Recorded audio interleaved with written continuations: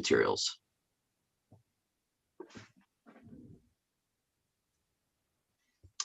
Good morning and welcome to the Joint Standing Committee on Innovation Development, Economic Advancement, and Business. We are meeting today for the purpose of hearing testimony for bills before this committee. The meeting is currently being live streamed on the committee's YouTube channel. That means that anyone who is a participant in the meeting via Zoom can be seen and also heard if their microphone is unmuted. People testifying cannot be seen or heard until they've been promoted into what is called the panelist section. And at that point, their cameras will be, if their cameras are on, they'll be visible, and if their mics are open, they'll be heard. In a moment, I'll have committee members introduce themselves. Before I do, I'll ask committee members to check their names. It looks like we all put our titles on there, and I appreciate that. If folks who will be giving testimony would like to put their title or their pronouns, that would be helpful for us to more respectfully introduce you. At this point, I'd like to ask the committee members to introduce themselves. So, Ms. Geiger.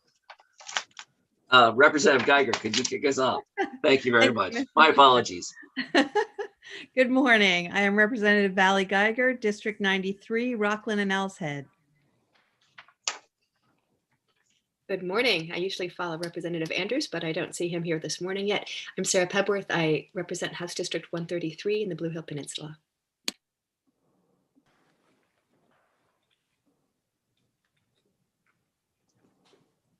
And who is next?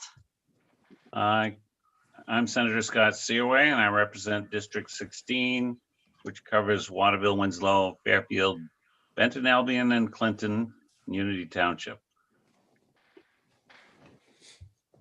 Good morning, Representative Jack Ducharme, representing House District 111, which is Solon, Norridgewock, and most of Madison.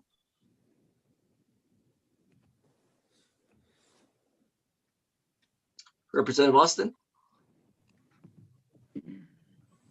Good morning, everyone. I'm Representative Sue Austin. I represent portions of Gray, my hometown, and portions of Raymond, Casco, and Olive Fry Island.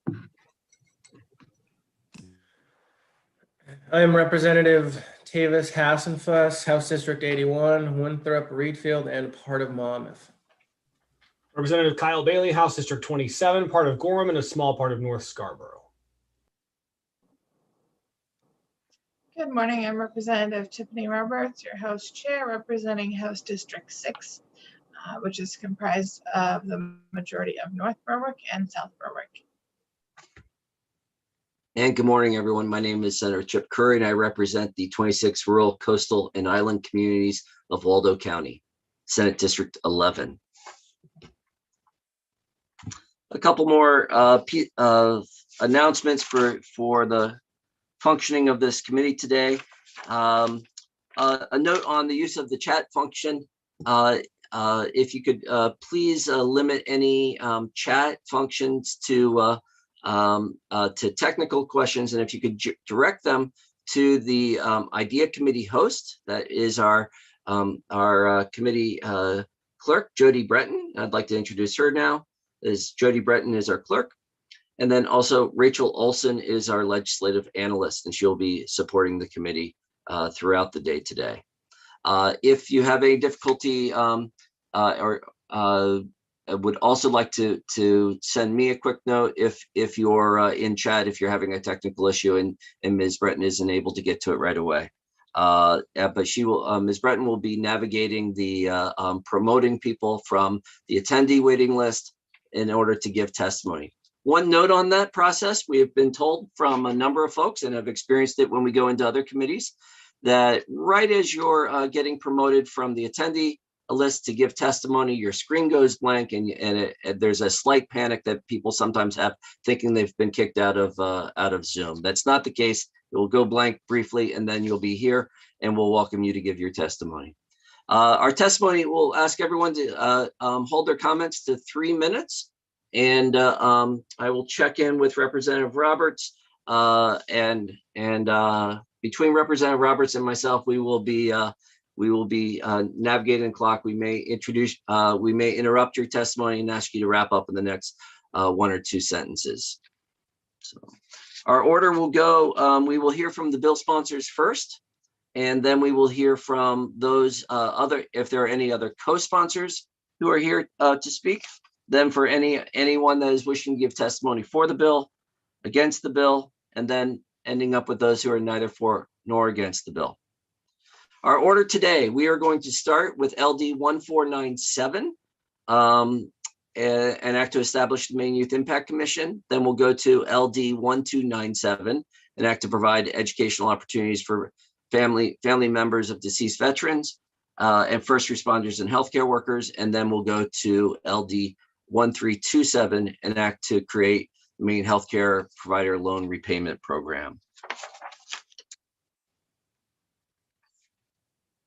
I think I have shared everything I need to share. So at this point, we will open the hearing on LD 1421.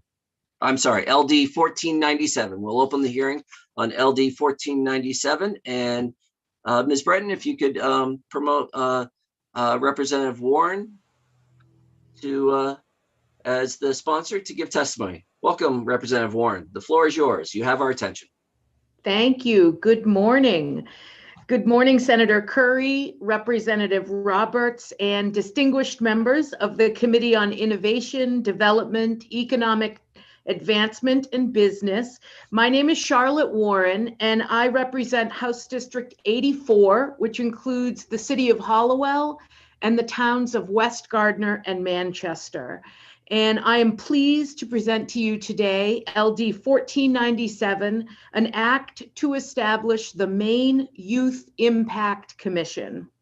And I just want to start off by saying that I was thrilled to have been asked to sponsor this bill by the young people that you're going to hear from today. The bill before you is a product of their work, their experience, and their vision. As lawmakers, we know that the use of data and our focused attention can create change. We can solve problems, but we also know that sometimes we talk about things for a really long time without actually doing anything about it. The question of how we get young people to stay in the state of Maine or to relocate and settle in Maine is a problem that we've been talking about for a long time. As a 7-year legislator, I know that this is true. And it's not just legislators who've been talking about it. Business owners are talking about how difficult it is to find workers. And school personnel talk about the declining numbers of students in their district and how many of their graduates they assume won't be able to stay in Maine. Me and my friends, we talk about our families. We share wishes for our children or our nieces and our nephews. We want to keep them in our beloved state. Well, it's time that we turn our attention and talk to our young people about it in search of a solution to this problem. They have the answers. And I'm not just talking about putting one young person on the Climate Council or one member of the youth community on the Broadband Access Working Group. If we want to get real about finding the solution to this problem, we've got to get real about the process. And that is what this proposal, created by the young people you will hear from today, will empower us to do. The Youth Impact Commission will be charged with promoting, coordinating, and implementing programs designed to improve opportunities for young people inside the state of Maine. Their mission will be to make sure that critical data is collected and used to directly inform policymakers about the issues affecting young people and to ensure that youth advocates and organizations have direct and coordinated access to policymakers and state government. Said another way, this is an opportunity for state government to build on the wisdom of Maine youth and bring it into our data-driven policy discussions. And that's why I'm so excited to listen as these youth present their ideas to you and to us today. We have asked, what can we do? We have asked, what will we do? Well, they have answered us, and you will hear their passion and their purpose. And I hope that together we'll listen and we will act. This Youth Impact Commission will push us, prod us, and inspire us to grow better, grow smarter, and do so with more vigor and attention to our main future. With the leave of the chairs, I'd like to request that Ms. Thea Sweet be allowed to speak first when you're ready to hear from proponents. She is the young woman who first contacted me with this idea, and she is also the young woman who has guided all of us in our work to this point with one simple statement: nothing about us without us. And again, I thank you for the opportunity to be here this morning to present this bill to you. I ask for your support, and I'm happy to answer any questions that you might have for me. Thank you very much, Representative Warren. Chair recognizes Senator Pebworth. Representative Pebworth. It feels like a Monday morning and I just got a promotion. Thank you, Representative Warren, for presenting this. My question is about data. We do love data, and I see that we are collecting data, but I wondered if you could give a little more information about what type of data would be collected and how that's going to happen. Thank you. Thank you for the question. Yeah, I definitely know that the folks behind me are going to do a really good job at answering this question. But we need focus groups, right? That's one of the things we need. We need data about what brought you back to Maine. Why did it take so long? Why'd you have to leave Maine, right? We need demographics. We need data about salary information, what jobs are available matched up to, college programs that we offer in this state. In addition to hearing from the young people, you're going to hear from Mr. Frank O'Hara, who has spent decades as a planner in the state of Maine. And he is somebody who has been collecting data and trying to get policy makers to pay attention to that data in order to solve this particular problem for decades. So sometimes, as we all know, as legislators, we embark on a lot of studies, and then things get really busy, and the data, not purposefully, but that data ends up sitting on a shelf. The other work that this Youth Impact Commission could provide is making sure we don't lose track of that. Right? If we're serious about keeping our young people in Maine and attracting young people to Maine, we'll make decisions based on that data. So I thank you so much for the question. Okay, thank you. Chair recognizes Representative Bailey. Thank you, Mr. Chair. Representative Warren, the bill itself, it seems to speak a lot to economic issues, economic development issues. Is that what you see the focus of this particular commission, or perhaps would it include any broader issues around education or healthcare? Obviously, the economy reaches into all facets of our lives, but could you just speak just a little bit to your vision and where the conversations have been with regards to that? Thank you. Yeah, thank you, Representative Bailey. You're absolutely right that the economy has to work for our youth in order for them to stay here, right? We want them to be able to raise their families here. We obviously the economy is a big part of it, but also climate change for these young people, as you'll hear. They are very interested in that topic, and they are very passionate and interested in doing something now, as Maine is on the forefront of these effects. And so they'll talk about that. But I think every place where we are at the table making decisions that affect the state of Maine, they should also be at the table.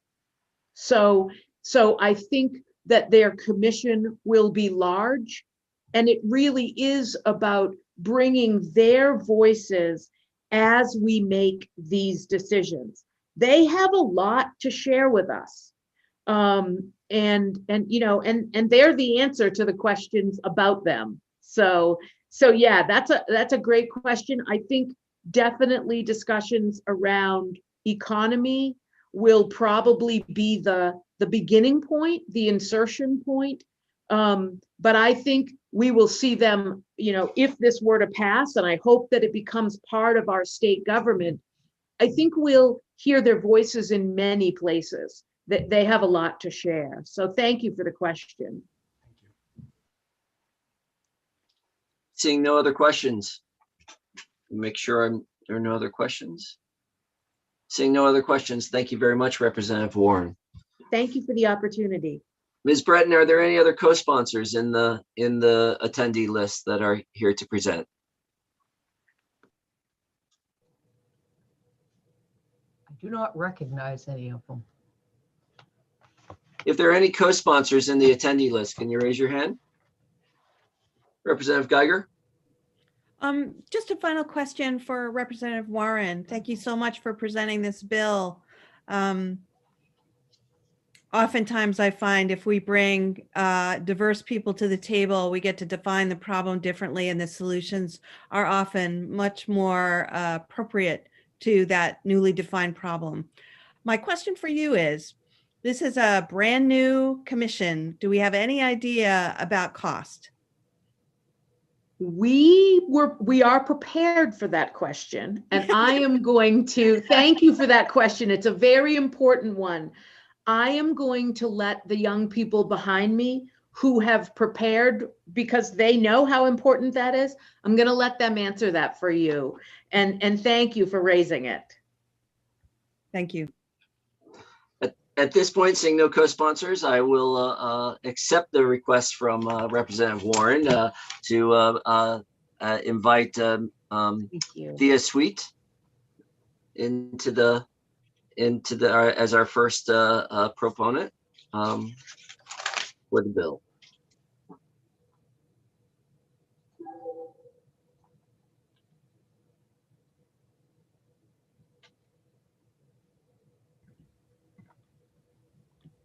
Welcome, Ms. Sweet. Morning. Good to have you here. You have the committee's attention. Thank you.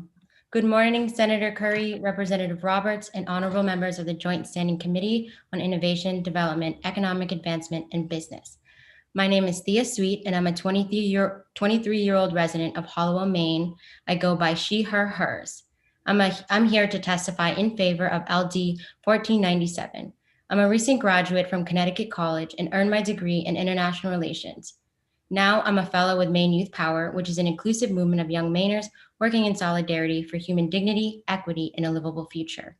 I am a co-organizing director of this initiative, working alongside Jane Dawson, who is a senior in high school and has contributed a great deal to this bill throughout the organizing journey. I saw a need to establish a Youth Impact Commission because currently there is no permanent part of state government whose sole purpose is dedicated to ensuring that our youth have a prosperous, sustainable, and secure future in Maine. Maine is the oldest state in the nation and needs to make a concerted effort to keep young people here, as well as to encourage young people from other states to call Maine home. To have the most impact, I believe that we need a structural and permanent vehicle for young people to be represented in government, where their visions for the future of our state are heard and implemented through policy. We envision that the commission will consist of 15 members appointed by the governor, Speaker of the House, and President of the Senate. We are asking for 3 staff people that it is housed in the Office of Policy, Innovation, and the Future. I encourage you to look through the powers and duties section of this bill in order to get a comprehensive glimpse of the impact young people could have in state government. As young people striving to find opportunity near home, I also truly want to make a difference and see my peers, neighbors, and fellow community members thrive. Young people, like all voters, want to believe in government and be civically engaged, but we don't have that focal point. More importantly, the creation of this commission would send a powerful message to young people across our state and nation that you want us here. By creating an agency that gives power to youth voices, it enables us to have input on a wide variety of issues as we chart Maine's future, whether it be finding good paying job opportunities close to home, finding housing, and meeting basic survival needs. Young people know our own and our peers' experiences better than anybody else. It is time to listen to our expertise and value our voices so that we can ensure that Maine is vibrant and thriving for many generations to come. In closing, I'd like to personally thank all the people that have worked so hard on this legislation and have submitted testimony, although they are unable to testify in person. In addition, I'd also like to add that I have a petition with close to 500 people who have signed supporting this bill. I hope you will too. Please vote ought to pass and create this Youth Impact Commission. Thank you. Thank you, Ms. Sweet. Are there any questions for Ms. Sweet? I do have a question. Have you modeled this after other states? Have you seen something similar or different that you've adjusted from any other state? And if so, how is that working? So currently, I have not modeled it from other states because I know that Maine in particularly is very different from a lot of the makeup and demographics of other states. And I wanted it to work for young people here in particularly. Thank you. Chair recognizes Representative Geiger. Thank you, Mr. Chair. Ms. Sweet, can you just walk me through how you envision this working? You've chose to make it an independent commission with its own financing and its own staff. 15 members, all of whom have advocacy. It looked like there's a desire to make sure they have advocacy background. So can you help me envision what it looks like? Do you come to public hearings on bills? Do you ask different representatives to sponsor bills? How do you see this working in a concrete way that will make a real difference for young people? Yes, thank you for that question. So in terms of the last part of your question, I envision that the purpose of the commission is also to act as a resource for departments and state government on how their policies will impact young people. But also, I envision that the commission will schedule public hearings frequently in order to hear the concerns from and establish relationships with young people. There will be a comment section of full Youth Impact Commission meetings, including regional commission meetings and forums. And the commission would be dedicated to maintaining open discussion with all different parties and will act as a liaison to share information from government to organizations or individuals that work to create a better future for young people here. Additionally, I would like to address that the commission would establish subcommittees that would take on specific issues and address them through advocacy, outreach, and research development, and that would be from within the members of the commission as well. Thank you.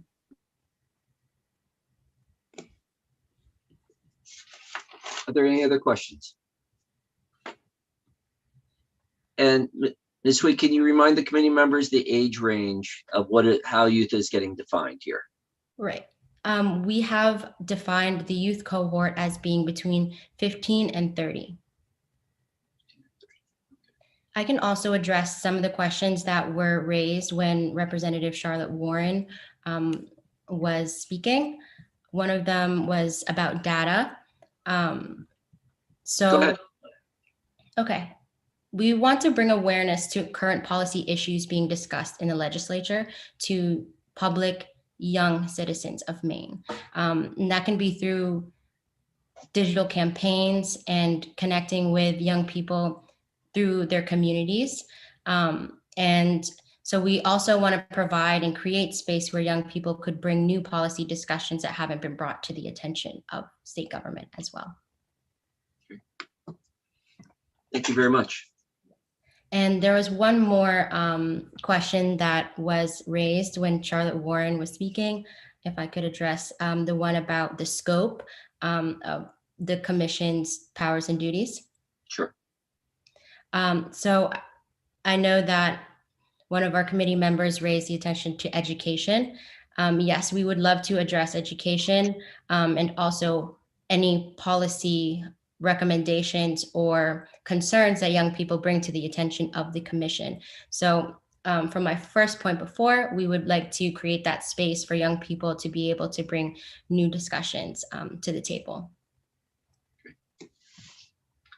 Seeing no further questions. Oh, Representative Hassenfuss. Thank you, Mr. Chair. Ms. Sweet, I'm just curious in your in the work that you've been doing to promote this, what's the overall feeling that many of the youth that you've talked to have about their government?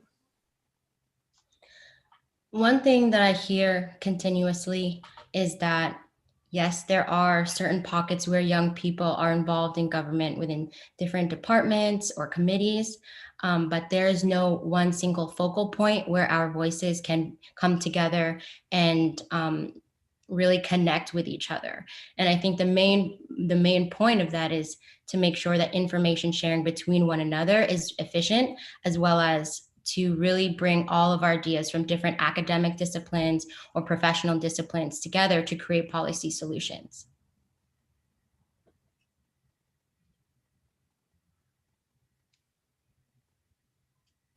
Thank you. And seeing no further questions, thank you very much for your testimony. Ms. Breton, if you can promote, I think we'll work down the list here. Caroline Blanchard and Jane Dawson to get promote both of those folks. Thank you.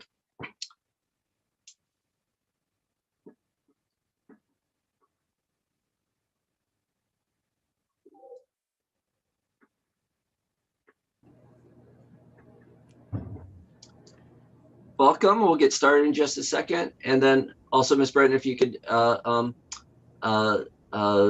move Ms. Sweet back to the attendee list. Thank you. And Caroline Blanchard, welcome. You have the committee's attention. Good morning, Senator Curry, Representative Roberts, and honorable members of the Joint Standing Committee on Innovation, Development, Economic Advancement, and Business. My name is Caroline Blanchard. I'm 23 years old and a resident of Hallowell, Maine. I'm here today to testify on behalf of LD 1497, an act to establish the Maine Youth Impact Commission. I believe establishing this commission is essential for ensuring a prosperous future for Maine, considering we are the future. Among the many reasons mentioned today, I believe this commission will help bridge the gap between education and government through this perspective of youth. So, as a young person, I struggled a lot in the Maine school system, mainly because I have a learning disorder. Trying to make the educational system work for me was like trying to fit a square peg in a round hole.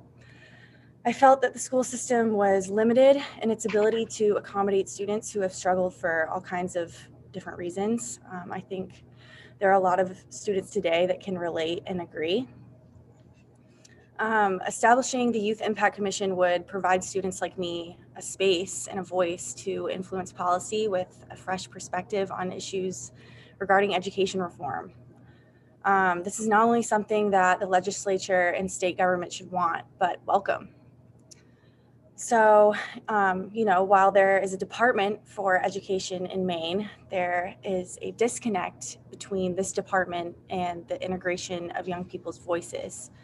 Having a place in government whose first job is to listen to and amplify our voices would be incredible. It would also help, I think, eliminate some of the cynicism that so many young people have towards a government that they think doesn't care about them. This is not only an incredible opportunity for young people of Maine, but an incredible opportunity for you guys as well. So this is why I ask that you pass LD 1497.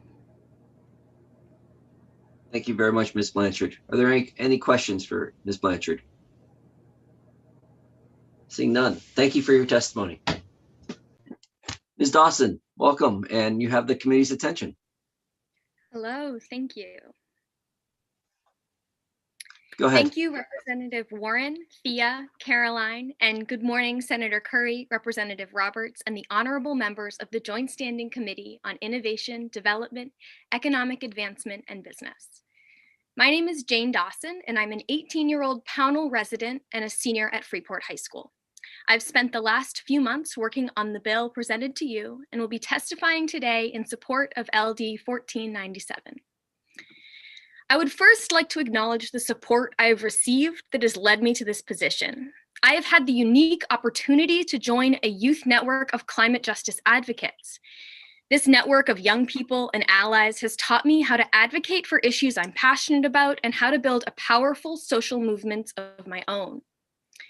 It is this independent network that has introduced me to THEA, the Youth Impact Commission, and the dire need for youth representation in government. As a high school student, I never even considered the possibility that young people and young voters could have a voice at the metaphorical legislative table. I instead approached the need for a youth voice through community projects and relational organizing, designed to give other youth access to the network that has inspired me. As the scope of my work has expanded, I have faced more and more roadblocks explicitly because of my age. The most common barrier comes in the form of a lack of information. Young people are not made aware of the issues that affect them because, it appears, they should not have an opinion. The young people I've met over the past several years are my inspiration and role models. Some of them are younger than I am, but that does not matter. The Youth Impact Commission would not only aid young people in developing a role within the Maine state government, it gives a voice to the youth in Maine who have not had the privilege of connecting with a network. Maine is a rural and statistically old state. The Youth Impact Commission seeks to unite young people, to connect them in a space designed to give them a voice. In regards to the accessibility of information, I encourage you to look at the powers and duties section of the bill. Points D and E focus on expanding the research capabilities of the youth demographic and developing communication methods designed to reach our target population. In my written testimony, I also attached a 2-page document with the mission statement of the Youth Impact Commission, along with frequently asked questions to provide you with a better understanding of the Youth Impact Commission's purpose and implementation plan. The Youth Impact Commission is more than just an opportunity to educate Maine youth. It is an opportunity to welcome a marginalized section of Maine to give an opinion and, I believe, strengthen our state. I urge you to vote to pass on this bill, and I'm available to answer any and all questions you may have. Thank you. Thank you very much for your presentation. A question I have is what benefit do you see by having this within government rather than outside of government? There are, as you know, lots of organizations, nonprofit organizations or lobbying organizations that have similar interests that are outside of government. What are the benefits? I'm sure you considered this in various, when you're looking at this and you chose to move forward with a commission. What benefits do you see with it being a commission rather than a separate, lobbying or interest organization? Thank you for your question. Both Thea and Representative Warren spoke to the fact that by having this commission be a part of government, youth in lots of different committees already within government would have a space to come together along with the 15 appointed members. In addition, by being directly integrated within the government, we hope to coordinate and connect both with nonprofits and those youth already in the government. Mm-hmm. Furthermore, this commission would allow youth legislators to also be a part as members, as appointed by the president of the House and the Senate. So for me, I think that one of the reasons why having this commission as a part of government allows it to be a part of both worlds. It can both be a lobbying and policy development space, but it also has a role in government in giving youth a voice and giving them the support that they need. Thank you. Thank you. Chair recognizes Representative Geiger. Thank you, Mr. Chair. Welcome, Ms. Dawson. Thank you so much for coming before us today. That's not always an easy thing to do. I wanted to ask you specifically, so this is a youth commission, and I assume that one of the reasons you're bringing it here is that, or I'd like to ask you to expand on why you think the issues you care about are different than the issues of other Maine people, and that in some way those issues are not being heard or addressed. Thank you for your question. I think that young people have a unique perspective on many issues and also should be encouraged to contribute to the conversation. At present time, youth are often appointed as one single member of a committee to provide a youth perspective, which is not representative of the large amount of youth in Maine and the diverse opinions that they may have.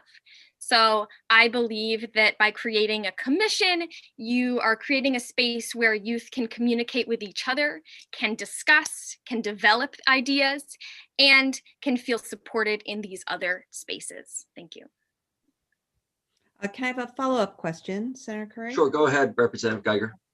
So Ms. Dawson, I know as a city councilor, we would have people come to testify for us. And one of the things it seemed like to me, and I'd like to get a sense of if what you think it's true, their feelings about climate change were quite different than older people. They saw it as an emergency, as a urgency that other people didn't seem to have. They were coming to us with large school loans, seeking jobs that would help pay both those school loans and the ability to afford rent. They had different issues around housing. They weren't looking to protect neighborhoods. They were looking to expand housing, make it more affordable, allow it to be smaller. Is that your sense that the youth voice has a different perspective, not just that your voice isn't heard or a part of the table, but that you bring something completely different in terms of your desires and wants?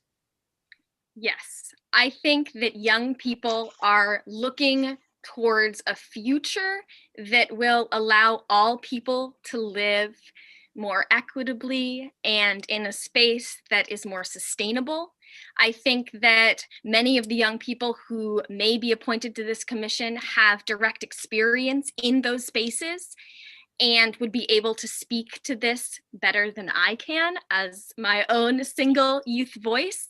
But I do believe that youth have a completely different idea of how the future should be driven and what priorities need to be addressed first. Thank you so much. Thank you. Thank you. Seeing no other questions, I will thank you for your testimony. And Ms. Breton, if you could promote, let's see, Phoebe Dolan and Sylvia Fenderson.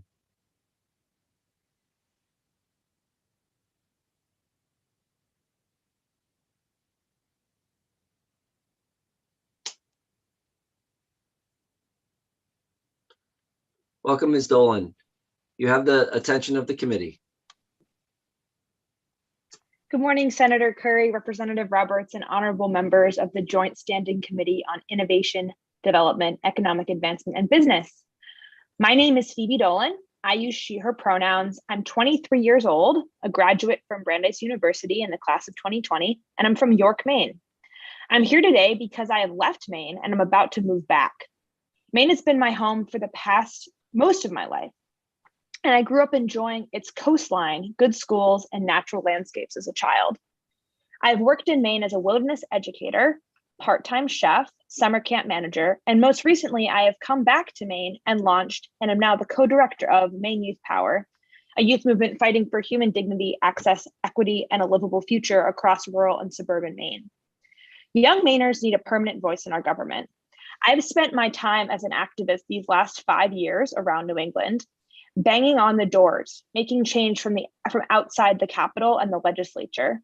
And it is time that young people from all parts of Maine are heard equally.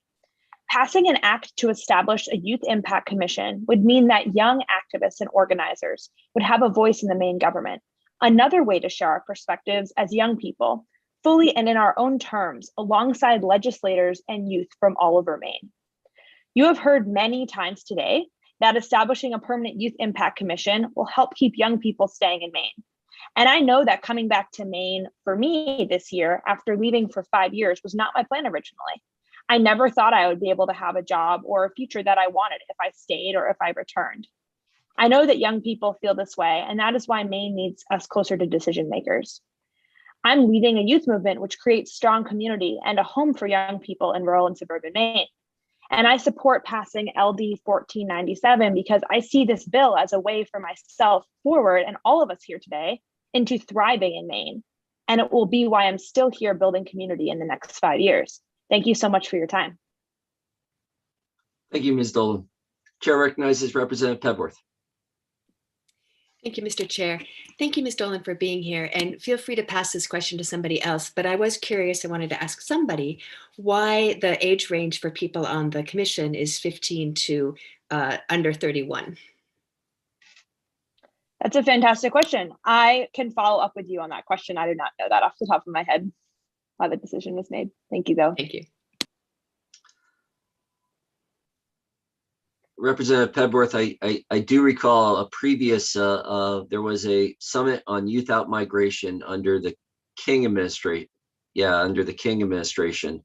And it was, they used the Department of Labor definition of youth. And I think that started at 24 or 22, like 22 to 35. It was a little disjointed for everybody, you know, of how we commonly use the definition of youth. But so I don't have any added information, but I just remember it being a higher number than we anticipated. Representative Geiger.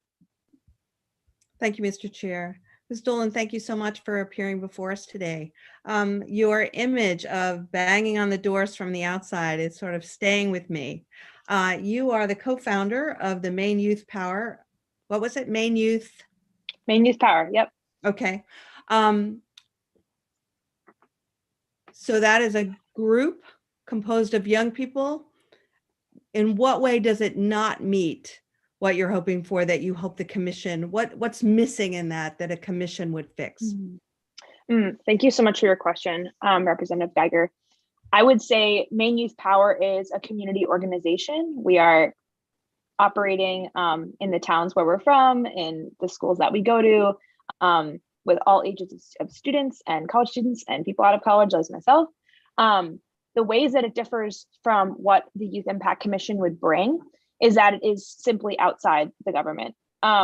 It would be a wonderful opportunity for all the people in Maine Youth Power and all the wonderful community organizations built and led by young people to have a commission where they could come and interact with people who are just way closer to lawmakers, the lawmakers themselves, and other young people who are genuinely role modeling and leading behavior on how to make policy and make change, which we just simply do not have in the community organizing space in the same way. So that to me is a major reason why why I'm here today, because I genuinely believe that a Youth Impact Commission would change so much the way that young people are engaged in the government and make, obviously, as we've all been saying, make it Maine a better place for young people. Thank you. Chair recognizes Representative Roberts. Thank you, Mr. Chair. Thank you, Ms. Dolan, for coming today. You said you were from York, correct? Yes. So you're probably aware that one of my children is a town councilor in South Berwick and was, at the time of his election, the youngest elected official in the country at 19. I look at the makeup of this commission and I can't help but wonder, with the broad age range that you have, would you see any value, not saying that person in particular, but in having a municipal official if there are other young people that are in local government? So I see you've got state government in here, and members of the public, but I think there are issues in towns and in municipalities that affect our youth, and whether it's access to affordable housing for them to stay or things like that. I'm wondering what your thoughts are there on maybe expanding the membership or tweaking it to try to include some more local government people. Thank you so much for that comment, Representative Roberts. I am familiar with your son. I can speak for myself on this, but I do know that the Youth Impact Commission has been being worked on with City Councilor Sophia Khalid from Lewiston. And we have been talking a lot about the different ways that we would engage people sort of in all types, local and state government in the Youth Impact Commission. So I would say that the fact that town councils, city councilors, and selectmen are not part of the language is probably just simply to make the language shorter. I doubt it's to exclude them. And I'll definitely follow up more on what we're exactly thinking, but to me, that sounds like a wonderful idea and a great way to engage with more of the on the ground local issues that folks are facing in their own towns. Thank you. And thank you for coming today. Wonderful. Seeing no other questions, thank you very much, Ms. Dolan. And now, Ms. Fenderson, Good morning. welcome. The floor is yours. Good morning, Senator Curry, Representative Roberts, and honorable members of the Committee on Innovation, Development, Economic Advancement, and Business. My name is Sylvie Fenderson. I use she, her pronouns, and I live in Farmington. I'm here today to testify in favor of LD 1497. Growing up close to the forest, mountains, and coast, I've always had a close relationship with this land and feel deeply blessed to call Maine home. I love that even in Maine's largest city, I'm only a short drive away from a beautiful forest hike. And yet being a young person in such a rural state comes with its challenges. Relative to other states, there are few young people here and we're often spread out from one another. It can be isolating. It can be hard to connect with other youth around issues that we care about. My experience has been that it's not uncommon to drive 2 or more hours to Portland, Augusta, or Bangor just to feel heard and connect with other young people politically, because those opportunities are few and far between in more rural corners of the state like Farmington. That isolation has been even more acute during the pandemic. We've seen how important it is to be near our family and community support systems during hard times, and yet we shouldn't have to wonder if someone is advocating for us in Augusta when we don't have the opportunity to be there ourselves.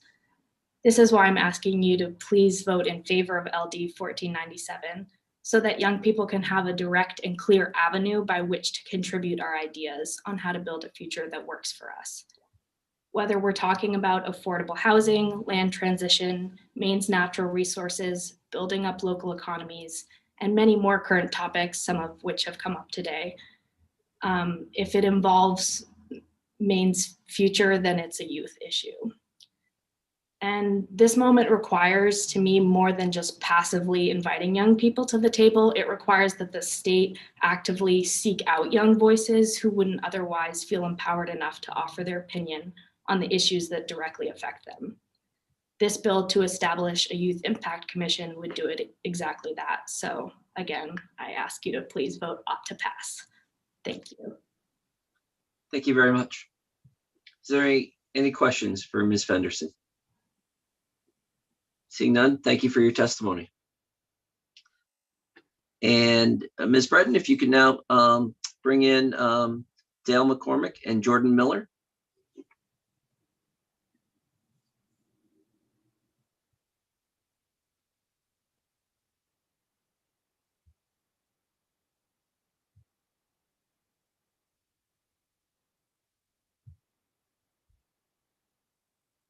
See Miss McCormick. Dale McCormick's not in the attendee list. Okay. I'm not seeing her right now. Okay. I'll double check.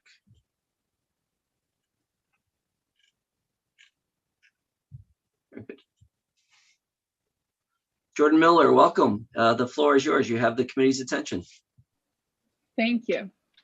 Good morning, Senator Curry, Representative Roberts, and honorable members of the Joint Standing Committee on Innovation, Development, Economic Advancement, and Business. My name is Jordan Miller. I use she, her pronouns, and I am an 18-year-old resident of Dedham, Maine. Currently, I am a first-year student at the University of Maine and a fellow with Maine Youth Power, the new inclusive organization here in Maine. I am here to testify in favor of LD 1497, which is an act to establish a Youth Impact Commission within the Maine state government. Living in Maine my entire life, I have firsthand experienced the problems that young people face here It is no secret that Maine is an aging state, and I see this as my fellow young Mainers leave the state and thrive in other places. As a state, it is necessary that we address this. Young people deserve a sustainable, livable future. If we want young people to stay in Maine, we need to provide them opportunities to have a say in their future by creating a space for young people to feel welcome, heard, and important in the state's government. I know for a fact that I will be leaving Maine in a few years because there is no option for me to pursue my education in veterinary sciences at a higher level. And as of right now, I find it really hard to see myself returning to Maine. Am I going to be one of the many young people that leave the state for better opportunities and never return? This possibility is extremely likely because if nothing changes, I will not see a space to have a say in my future. My older sister left Maine right after high school and has no intentions of returning. She does not see good opportunities for work here or good opportunities for her to raise a family here. As a college student at the University of Maine, I hear the same worries from my peers. My friends here at college are constantly talking about how they regret coming to Maine because they see no opportunities for personal growth. As a youth organizer and activist, I hear from young people around the state who feel like they have little power over their lives, both in the present and in the future. And this is heartbreaking to me because I do love Maine. It's a beautiful state. I have loved growing up here, but I can't blame them for saying these things because they are true and I feel the same way. However, right now, there's a chance to change this. The Youth Impact Commission, written for young people by young people, would ensure that this problem is addressed. And it would allow people to create a future that they want for themselves in the state of Maine. When I heard about the commission, I was extremely excited and hopeful for the future of Maine.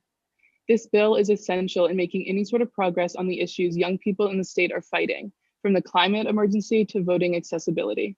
There is no better time than right now to implement the necessary change. I am here today as a young, lifelong Mainer who tries her hardest every single day to make the state better, to ask you to please support the Youth Impact Commission for every single present and future young person in the state of Maine. We deserve to be heard. We deserve a space in the government that is making decisions for us every single day. Thank you for your consideration. And once again, I am asking you to support this commission. Thank you. Chair recognizes Representative Hassenfuss. Thank you, Mr. Chair. Ms. Miller, how would this commission, this bill establishing this commission, help to keep young Mainers like yourself and your colleagues in the state? Yes, thank you for your question. So this commission is essential because it's going to make young people feel more important in the state government, which makes decisions for them every single day. Right now, I feel like I have little power over my future and the decisions that the state legislators are making for my future that impact my future. And quite frankly, living in a state where you feel like you have no say is, Sylvie mentioned it earlier, very isolating.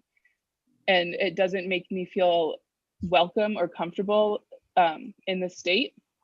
I feel like young people are overheard, and when they don't get the recognition and support that they need, they will leave.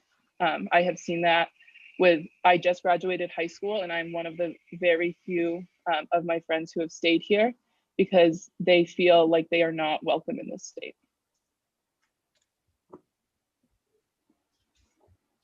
Thank you, Ms. Miller.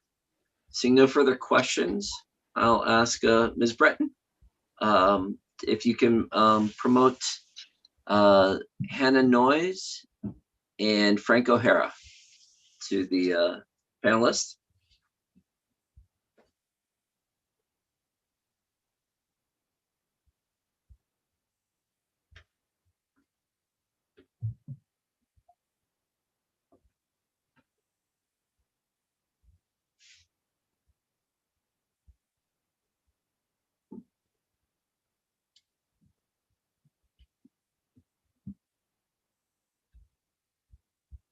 Ms. Breton?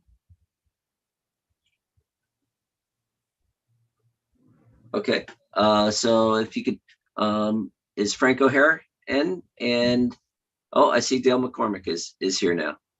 So, So Ms. Breton, if you can, let's see, the next three up we'll go to Dale McCormick, then to Frank O'Hara, and then to Sophia Schul.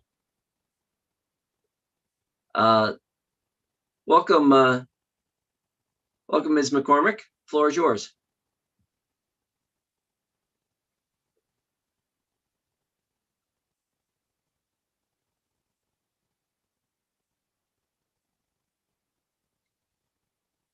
Dale McCormick, are you there? Mr. Chair. Can you hear me now, Senator? I can hear you now. Go ahead. I'm sorry, okay, here, look, I'll even have the regular, okay. You'd think I'd never done this before. Senator Curry and Representative Roberts and members of the Committee on Innovation, Development, Economic Advancement, and Business. My name is Dale McCormick. I live in Augusta, and I have come to urge you to vote ought to pass on LD 1497. Over the years, I have watched as so much energy has been wasted by me and other LGBTQ people who for decades fought just to get a seat at the table where our futures would be decided. I can now see the millions of lives and the billions of dollars that would have been saved had we had that precious seat. But let's fast forward to today. Here come a group of rambunctious, creative, with it young people who want to save the day. They want to help make policy so that it considers their needs and their future. They want to share their excitement with other youth and bring them in. They have even thought of how to begin. The Youth Impact Commission, or LD 1497. I've watched them as they've organized for this day, writing legislation, creating an online petition to engage others, creating social media PSAs about the Youth Impact Commission, holding Zoom meetings to teach young people how to do this. Clearly, I needed that. As a lifelong organizer, I am on my knees at their energy and their organization. We need to add the Youth Impact Commission to our toolbox so we, meaning you, can see farther into the future and create policies that nurture a Maine where young people and all Mainers are thriving. Thank you. I'd be happy to answer any questions that you might have. Are there any questions for Ms. McCormick? Seeing none, thank you very much. And we'll now hear from Sophia, is it Schul? Am I saying that right? It's Shuli, but. Shuli, welcome. You have the committee's attention. Thank you. Good morning, Senator Curry, Representative Roberts, and honorable members of the Joint Standing Committee on Innovation, Development, Economic Advancement, and Business. I'm Sophie Shuli. I use she, her pronouns. I'm 18 and I live in Brunswick, Maine. I am testifying in support of LD 1497. Young people are often the least likely to vote or participate in politics at all, which is a trend I see all the time at Shevers High School, where I'm a senior.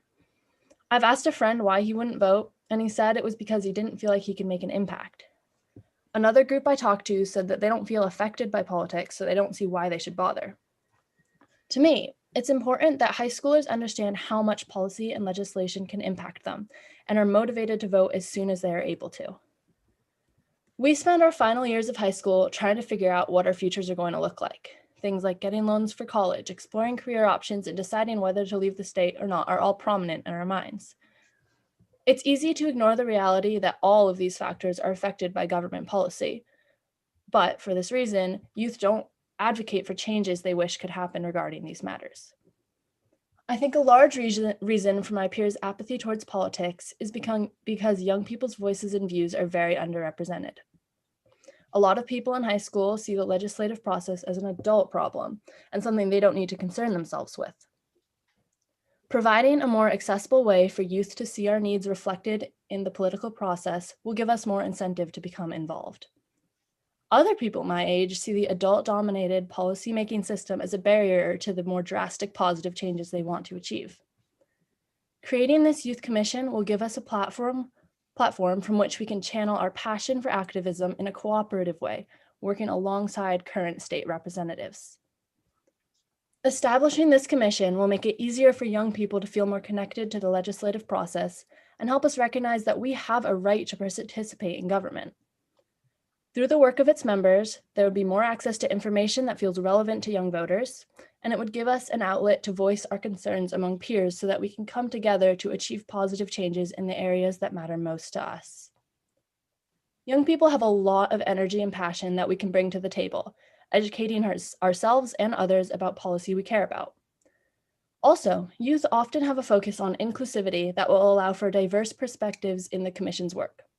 Though we are young, the experience of working with this commission will establish a base of youth who can lead the state in a direction of cooperative, inclusive policymaking. Thank you. Thank you very much. Any questions? Seeing none, thank you very much for your testimony. And the chair will now hear from Mr. Frank O'Hara. Thank you, Senator Curry, Representative Roberts, members of the Committee on Innovation. I'm Frank O'Hara. I live in Hollowell, and I have no self-interest in this because no matter how generously you define the limits of the commission members, I'm not going to be able to make it. I'm 70 years old, and my particular qualification and interest here is in the last 40 years or so, I've done a lot of public policy, community development, housing, economic development studies in Maine, the local, regional, and state level. Probably in the last 25 years, the issue of the aging of the Maine population, the workforce shortage, those kinds of things have been prominent. And I've given a few examples of my written testimony in Chamber of Commerce studies, Maine Housing Authority studies, Department of Labor studies, and most recently the State Economic Development Plan, which I helped to write, highlighted this. And so it's been on the public policy agenda for many years that we have to do more to attract and retain young talent in the state. But for different reasons, it hasn't really had a major impact on public policy development. You know, that it's easier to generate a bond issue for senior housing than it is for starter homes or workforce apartments. It's easier to get a proposal, as there were a few years ago, about no income tax for retirees, you know, than it is to talk about college debt or some of the issues young people face. I thought Representative Geiger had a great example thinking about zoning for apartments and lower cost affordable housing when all the neighbors are single family homeowners and are older. You know, there's kind of a weight against the younger voice. I think the reason for this is kind of natural. It's because most voters are older and, you know, they also have more money, more likely to own houses, more likely to contribute to campaigns, more likely to do all sorts of things, you know, so it's natural that the older voters have more of a voice in public policy. But so this particular bill would do something to kind of offset the natural weight that exists in the Maine politics and to give young people and their point of view a voice in major public decisions, and maybe bring some of this priority that we create in our plans for economic development and for community development, that where we say we want young people retained and we want them to be attracted and so forth, give them a voice and maybe make that more possible. So thank you for your listening. I'm glad to answer any questions. Does the committee member have any questions? Chair recognizes Representative Hassenfuss. Thank you, Mr. Chair. Mr. O'Hara, it's been asked a couple of times on here from different members of the committee about why an actual government agency is needed instead of just a, you know, political, you know, groups, political interest groups and stuff. Can you speak on that about why an actual government agency would be a benefit? Yeah. You know, I think the analogy might be the Committee on Aging that Maine state government has had for many years, and I'm not sure how active that is now. But that was a group that would speak that for the legislators' point of view, give a consistent professional point of view with that you would know as legislators the quality of the input you're getting, as opposed to outside groups where leadership changes and things come and go, and you're not necessarily confident. You know, in the senior process, again, there'd be outside advocacy groups pushing for things, but this Committee on Aging or the Bureau of Maine's Elderly would do the try to balance the studies and give you a viewpoint that you could rely on confidently that it was representative of a certain quality.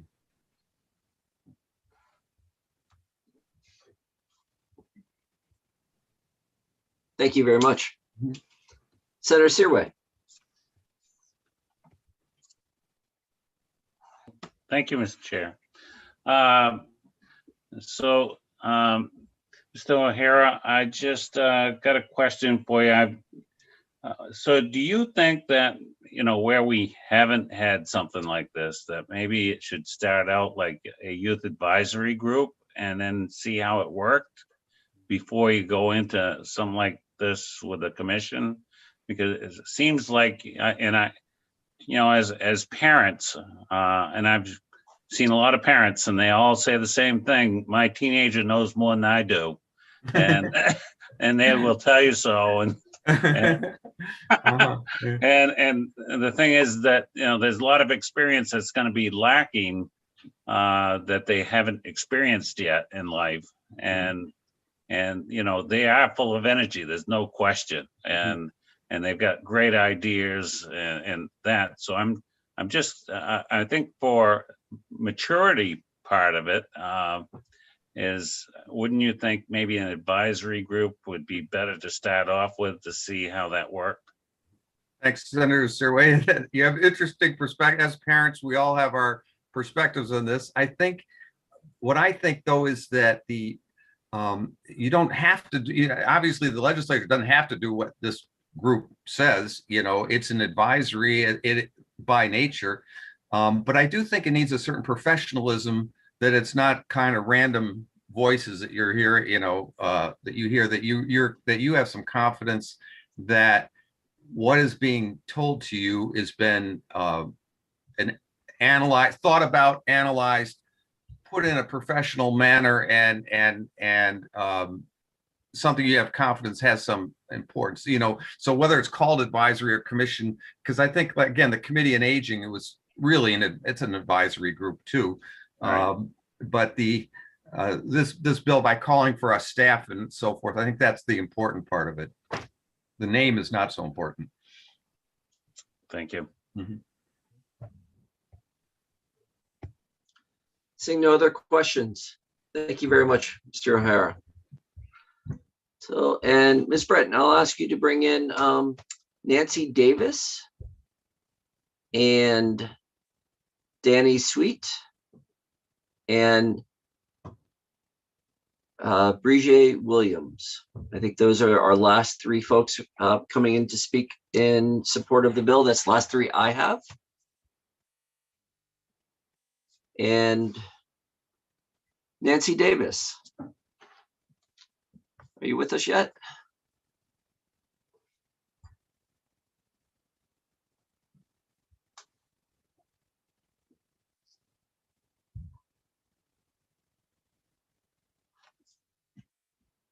Mute, start video. There we go. Am I here? Ms. Davis, you are here? Yes, you are. Go ahead.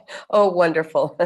Hi, I'm actually speaking to you from California, so I have to make sure that that my internet works properly. My name's Nancy Davis. I live in Owl's Head, Maine. Can you still hear me, sir? Okay. I am delighted to be able to testify on behalf of the proposed Maine Youth Impact Commission. Many thanks to Betsy and Thea Sweet for bringing it to my attention, because the future of Maine depends on our younger, more diverse population. We need to be listening to what they have to say. For most of my professional career, I've worked with young people in many capacities through my work in legal services and restorative justice, both in Santa Barbara, California and in Maine, as a teacher, a parent, foster parent. But I think I learned the most in a youth program that I directed for many years. And I, like Mr. O'Hara, I'm 78 years old as of yesterday, so I do not qualify for this. But my program, it was called City at Peace, and it combined training in peaceful conflict resolution with original theater. And the participants in this program were a real diverse group of teens, aged 13 to 19, including active gang members. And together with a committed group of local artists over the course of the school year, they learned about each other's lives, developed techniques for resolving conflicts, discovered how much they had in common, and wrote and produced an original full-length musical play based on their lives, which we presented in local theater for the public. This program was transformational, both for the youth that were involved and also for the adults who heard their stories, because every one of us has a story. But so many times, young folks' stories are not heard and appreciated. Unless we take the time to really listen, we may miss terrific opportunities for activism and positive change. When given a voice, young people will rise up and participate.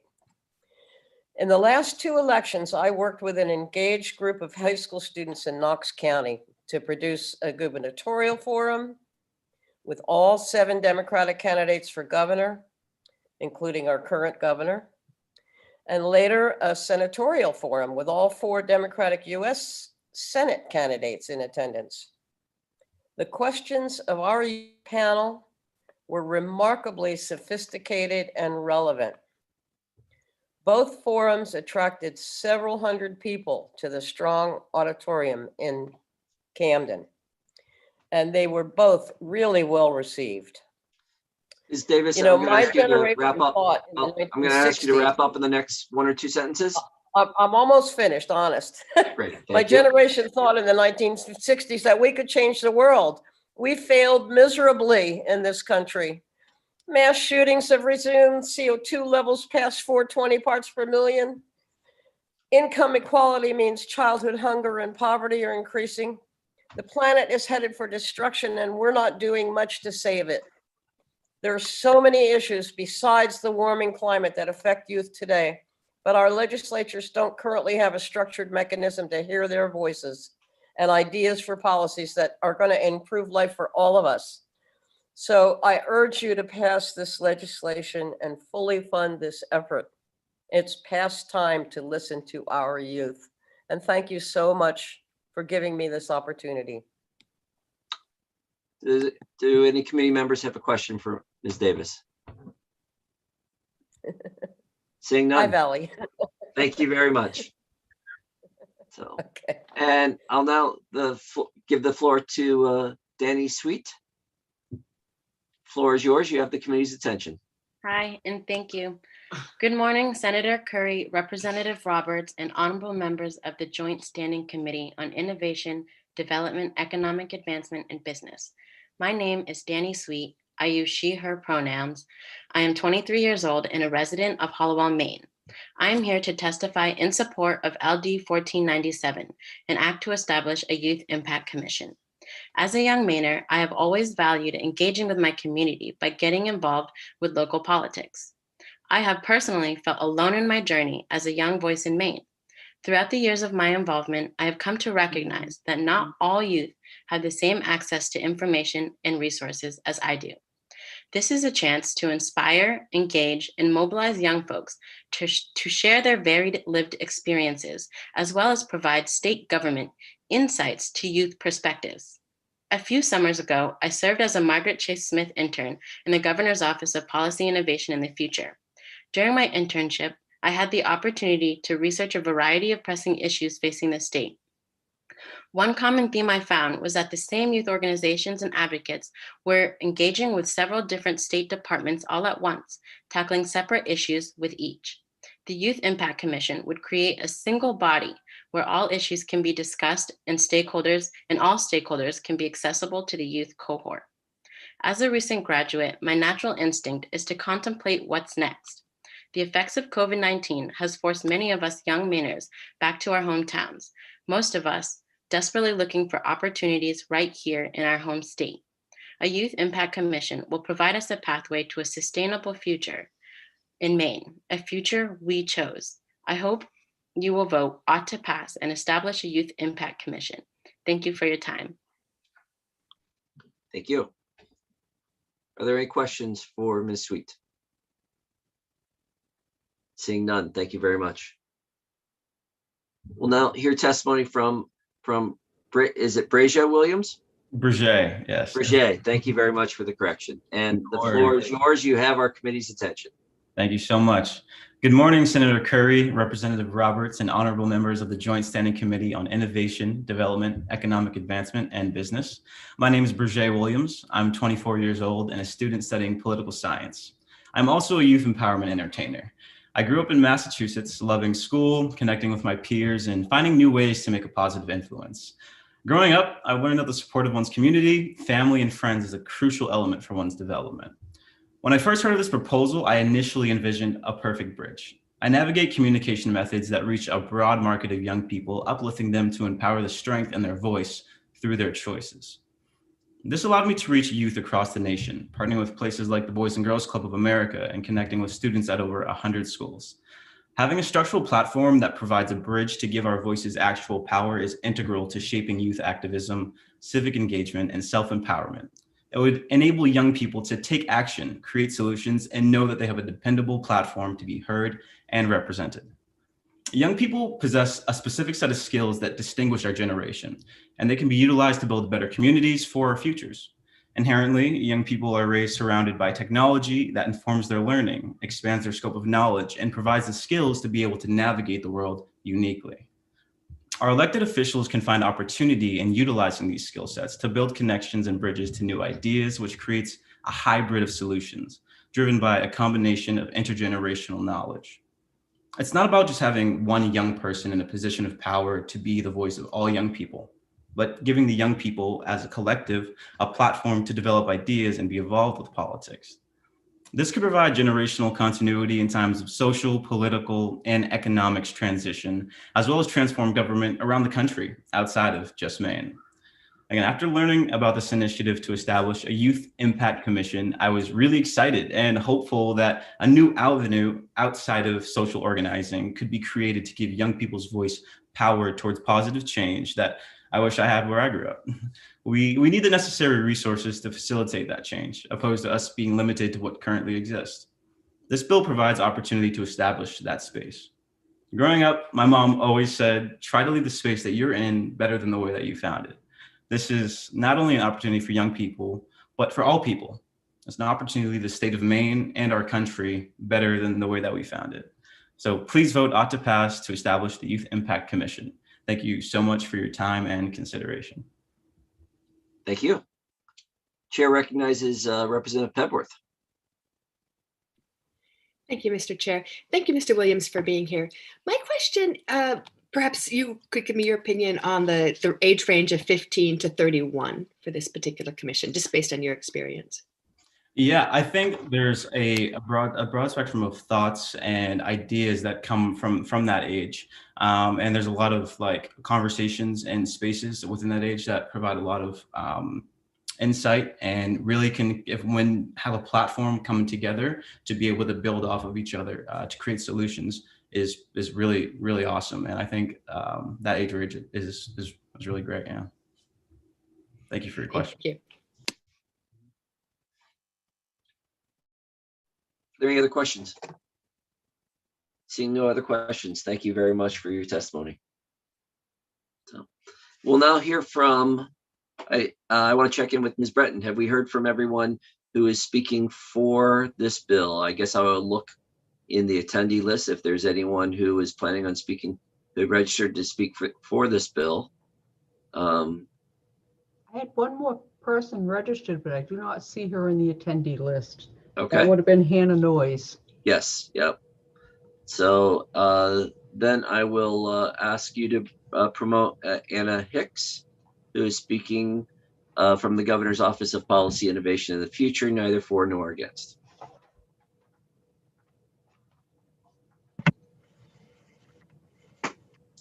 Welcome, Ms. Hicks. Thank you. The floor is yours. Good morning, Senator Curry, Representative Roberts, and members of the Committee on the Innovation, Development, Economic Advancement, and Business. My name is Anna Hicks, and I'm a Senior Policy Analyst and Children's Cabinet Coordinator in the Governor's Office of Policy Innovation in the Future. And I'm here to testify neither for nor against LD 1497, an act to establish the Maine Youth Impact Commission. In 2019, Governor Mills established the Governor's Office of Policy Innovation in the Future, and we are known as GOPIF, to address critical long-term issues facing Maine by engaging state agencies, stakeholders, and the public in the planning and implementation of innovative data-driven policy solutions. The office's current leadership areas include climate and energy policy, including the Maine Climate Council, opioid response and prevention, and the Governor's Children's Cabinet, which focuses on cross-agency collaboration to align and strengthen programs and policies for young children and youth, and economic innovation and workforce development policy. We thank Representative Warren, Thea Sweet, and the other young people who spoke today for bringing this proposal to engage young people to inform state policy and programming. As the state with the oldest population in the country, we strongly agree that engaging young people is crucial to ensure their voices are heard in policymaking. Successful youth engagement can ensure that policies and programs are developed and implemented in a way that truly meets the needs of young people. The Children's Cabinet and the Climate Council, which are housed in GOPIF, are committed to engaging youth in policy development and implementation. At the Children's Cabinet, which I coordinate, we have set a goal of ensuring that all Maine youth enter adulthood healthy and connected to the workforce and/or education. And we are working on a variety of measures across departments to support this goal. Across state agencies are partnering with key stakeholders to develop policies and programming to improve opportunities for young people in our state. For example, the Department of Labor is working to establish new youth apprenticeship programs, and staff from DCD are leading work groups to implement the recommendations of the 10-year state economic plan. And this includes the Maine Career Exploration Program to provide students with exposure to career opportunities to explore areas of interest and work-based learning opportunities. And we just wanted to share with all of you a few examples of current efforts to engage youth to help inform and drive policymaking in our state. While this is not an inclusive list of all the current youth-adult partnerships in state government or in the state, it does provide a snapshot of efforts underway right now. In 2019, Department of Education Commissioner Pender Macon established a student cabinet to advise and inform programming and policy at DOE. The cabinet is made up of approximately 30 students from 4th grade through the first year in college, and these students are from all over the state. And the purpose of the cabinet is to provide a forum for Maine students' voices to be heard by Maine DOE as they set policy and provide guidance to administrators and teachers and staff in school administrative units across the state. Several state agencies in the legislature partner with the Cutler Institute's Youth and Community Engagement Team at the University of Southern Maine and Maine Youth Action Network to engage youth in informing policy development and the implementation of new programming and policies. And I listed 3 different examples of that. Many of you may be familiar with the Young People's Caucus, which was established through a partnership between Representative Victoria Morales, the Youth and Community Engagement Team, and Maine Youth Action Network.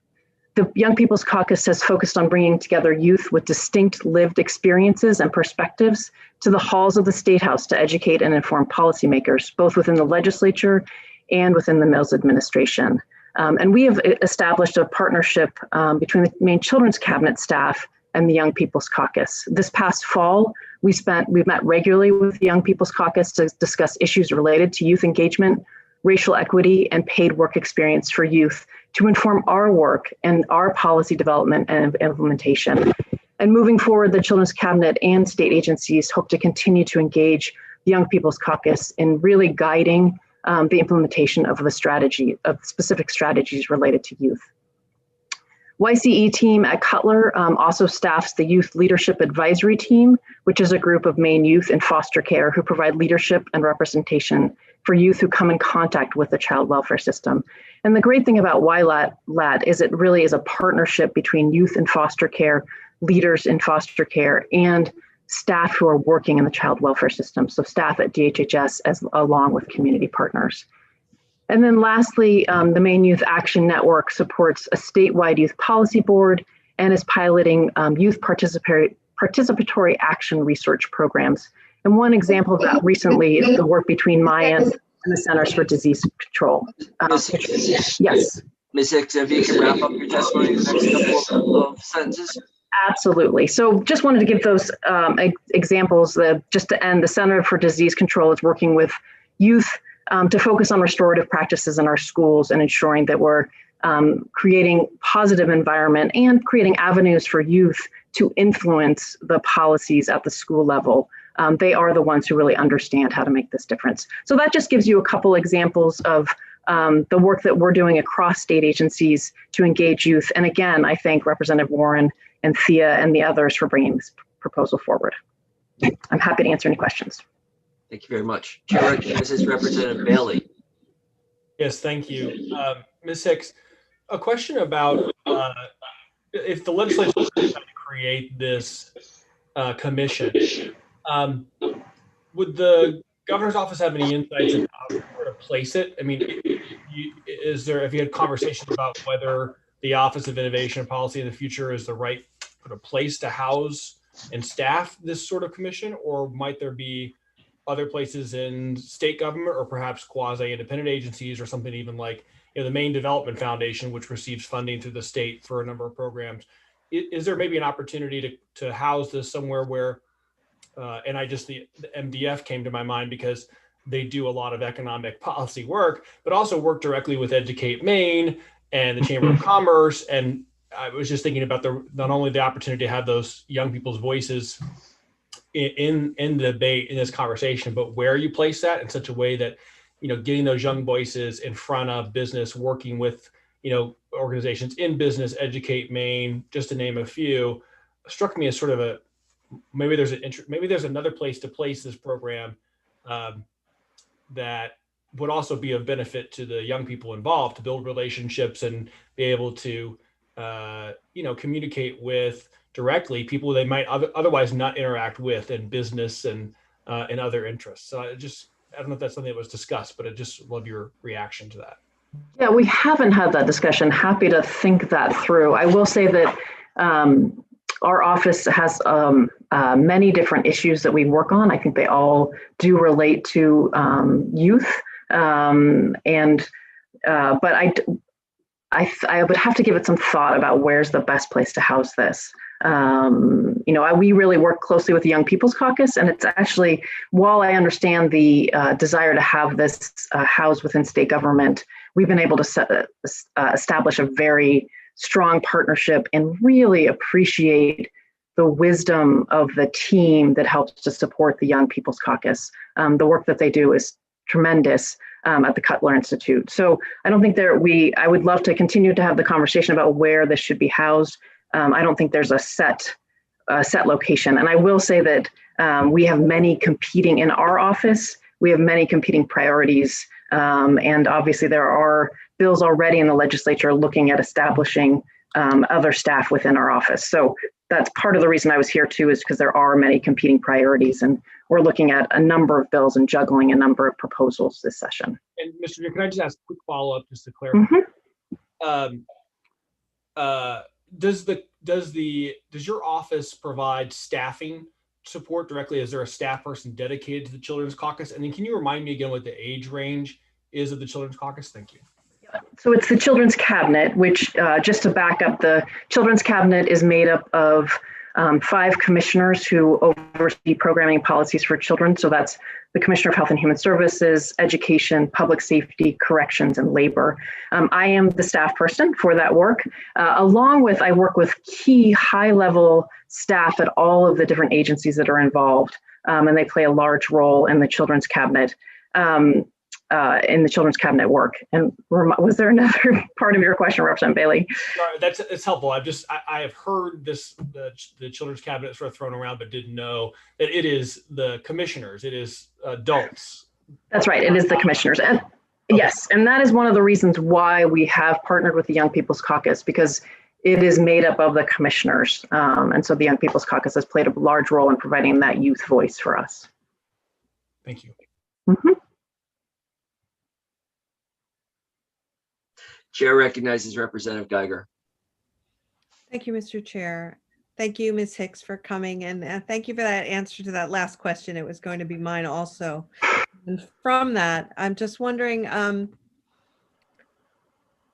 it looks like the difference to me, and I just want you to extrapolate between what is being suggested and currently how the Children's Cabinet works, is that you are focused on issues that affect children and how to streamline and improve those. And it looks like what this bill is looking to do is to bring young people to the table on a wide variety of things, not just things that affect them.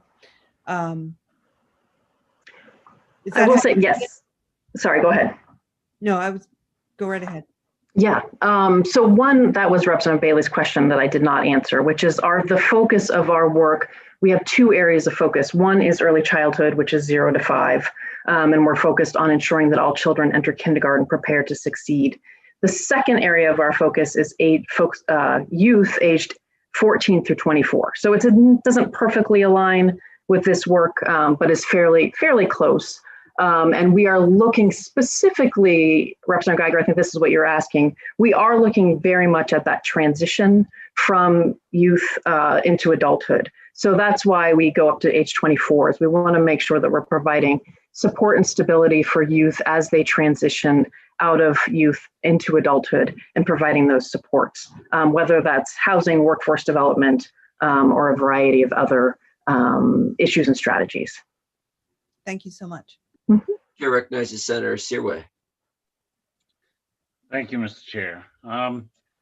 So I'm just trying to grasp this a little bit because, I look at, the energy and the enthusiasm and whatever, but also I'm concerned because of lack of experience.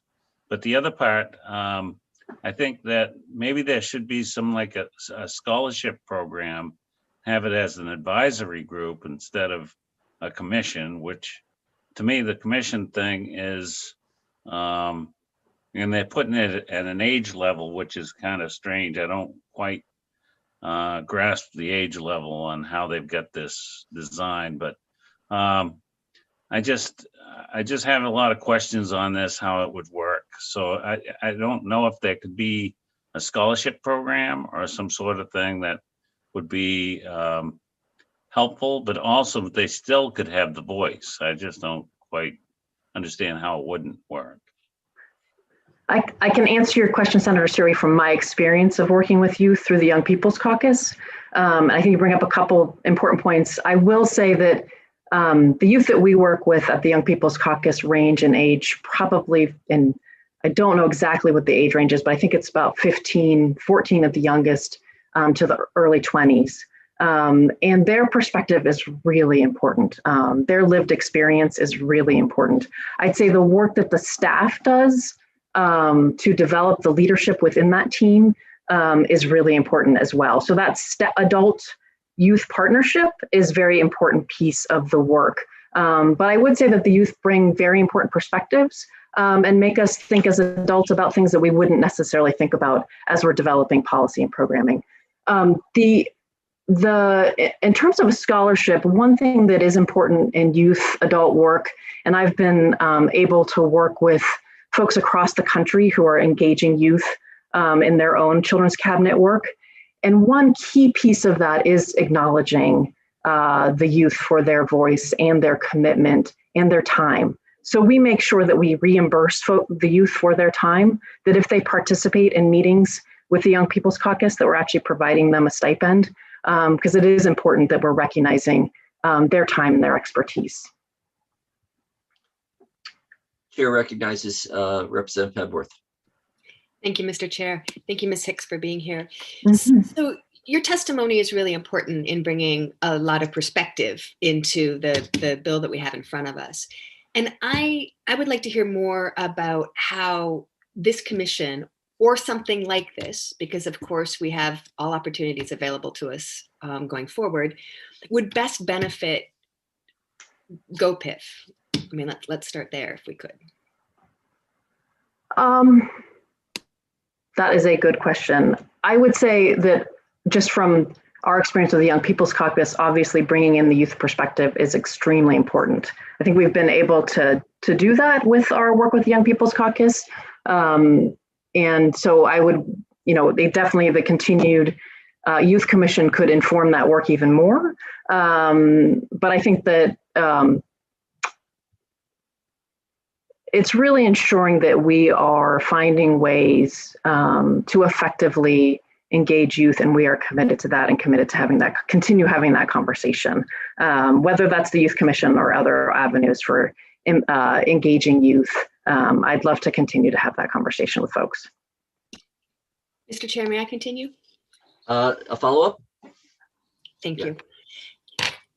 So as the commission is put forth now, it will inform your work, it will inform your office.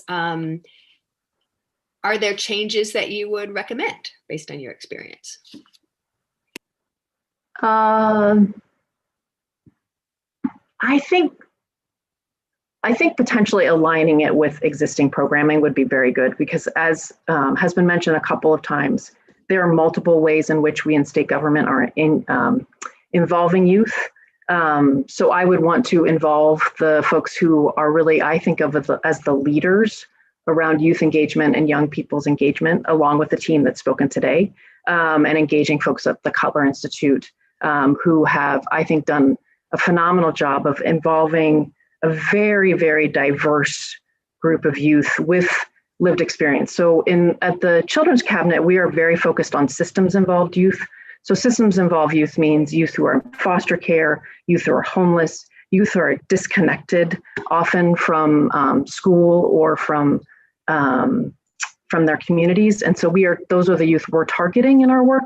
And I think making sure that those youth have a voice is very, very important. Seeing no other questions, thank you very much for your testimony today. Great, thank you. Ms. Breton, is there anyone else here to give testimony on LD 1497? I do not believe so. Okay. At this point, is there any background information we would ask for from our analyst? And I will kick off with, I'm wondering, Ms. Olson, if you could reach out to Maine Development Foundation. I believe they've had a role historically in the Realize Maine effort, which was kind of dealing with the same population around outmigration, and to just get a sense of where that is at this point, that project, and how it might relate. Is there any other information that we are seeking from Ms. Olson? Seeing none, would anyone, Representative Geiger? This to you too, Mr. Chair. Just wondering about when will we have the fiscal impact when we go to discuss this bill in work session? There's no way for me to know that. I can call the fiscal office and ask if there's any way for them to expedite it before it's scheduled for work session.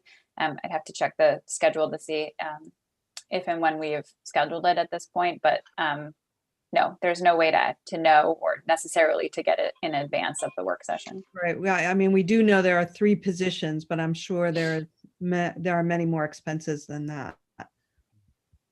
So we can request. So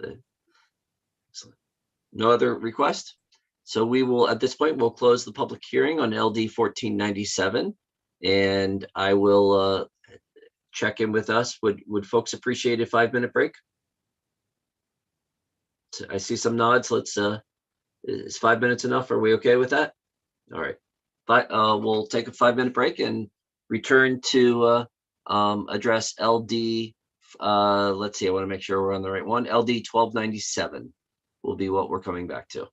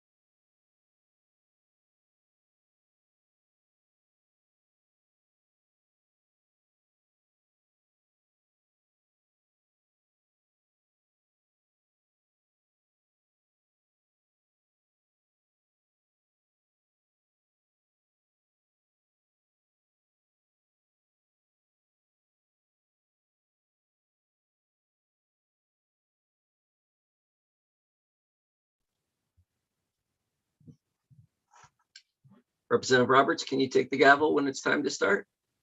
Yes, I can. Thank you very much. For 1297. 1297, yes. I think I gave 5 minutes, but I didn't check the clock, so I don't know where we are on that. We're past it. Oh, we're past it. Okay. We'll get started then. I set a timer on my phone. When-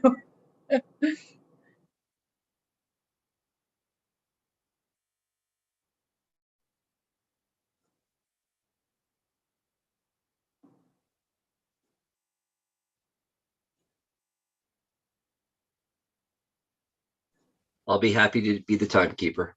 Okay, I think we can probably get started now, right? Yeah. I'd like to open the public hearing for LD 1297, an act to provide educational opportunities for family members of deceased veterans, first responders, and healthcare workers, presented by Representative Brooks. And Representative Brooks. Here we go.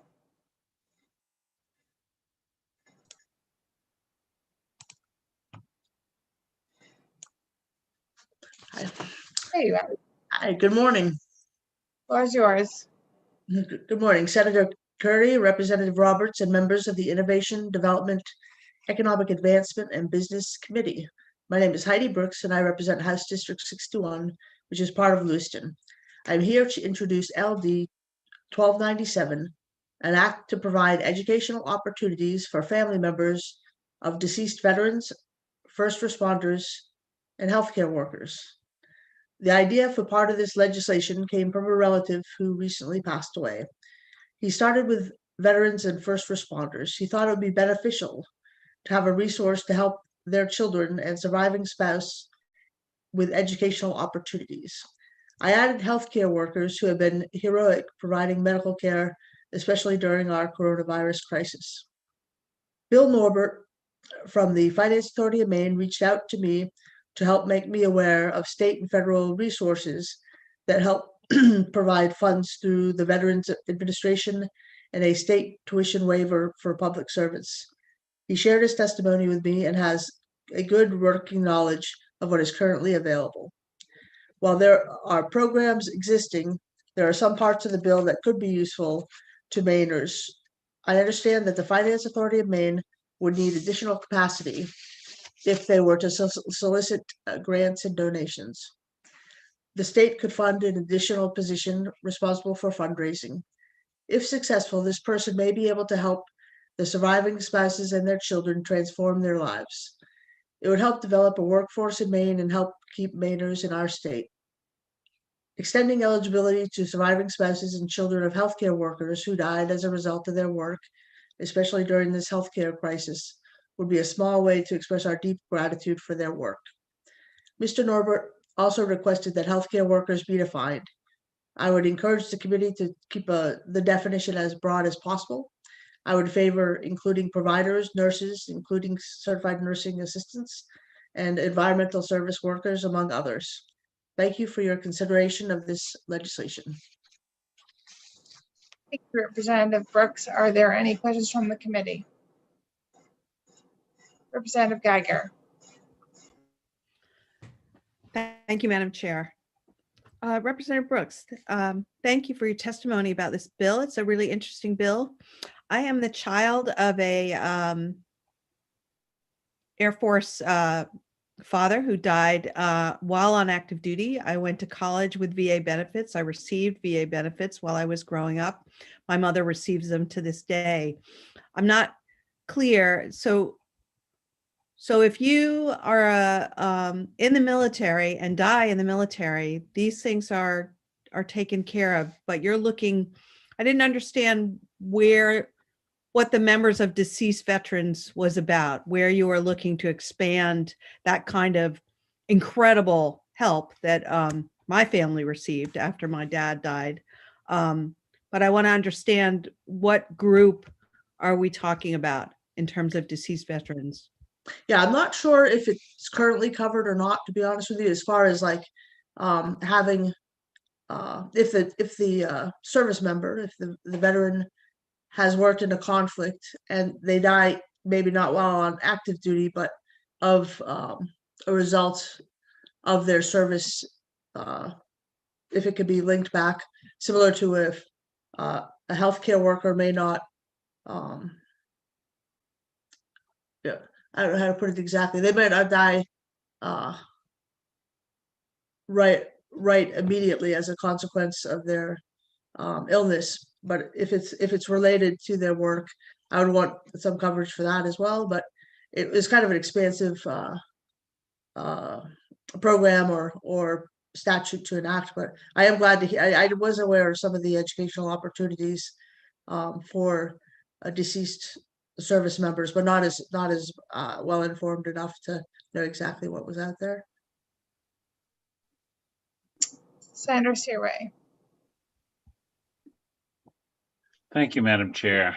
Yeah, I just was concerned about the question Representative Geiger brought up, but also I do think that, yeah, I don't know if there is a person already that does that or not, but I know, you know, from being in law enforcement, we've had several officers got killed, and they usually have young families, and I didn't know how you would manage it or have that person manage when they needed the education and when they wouldn't, and how it would be all come together. I just, what's your thought about that?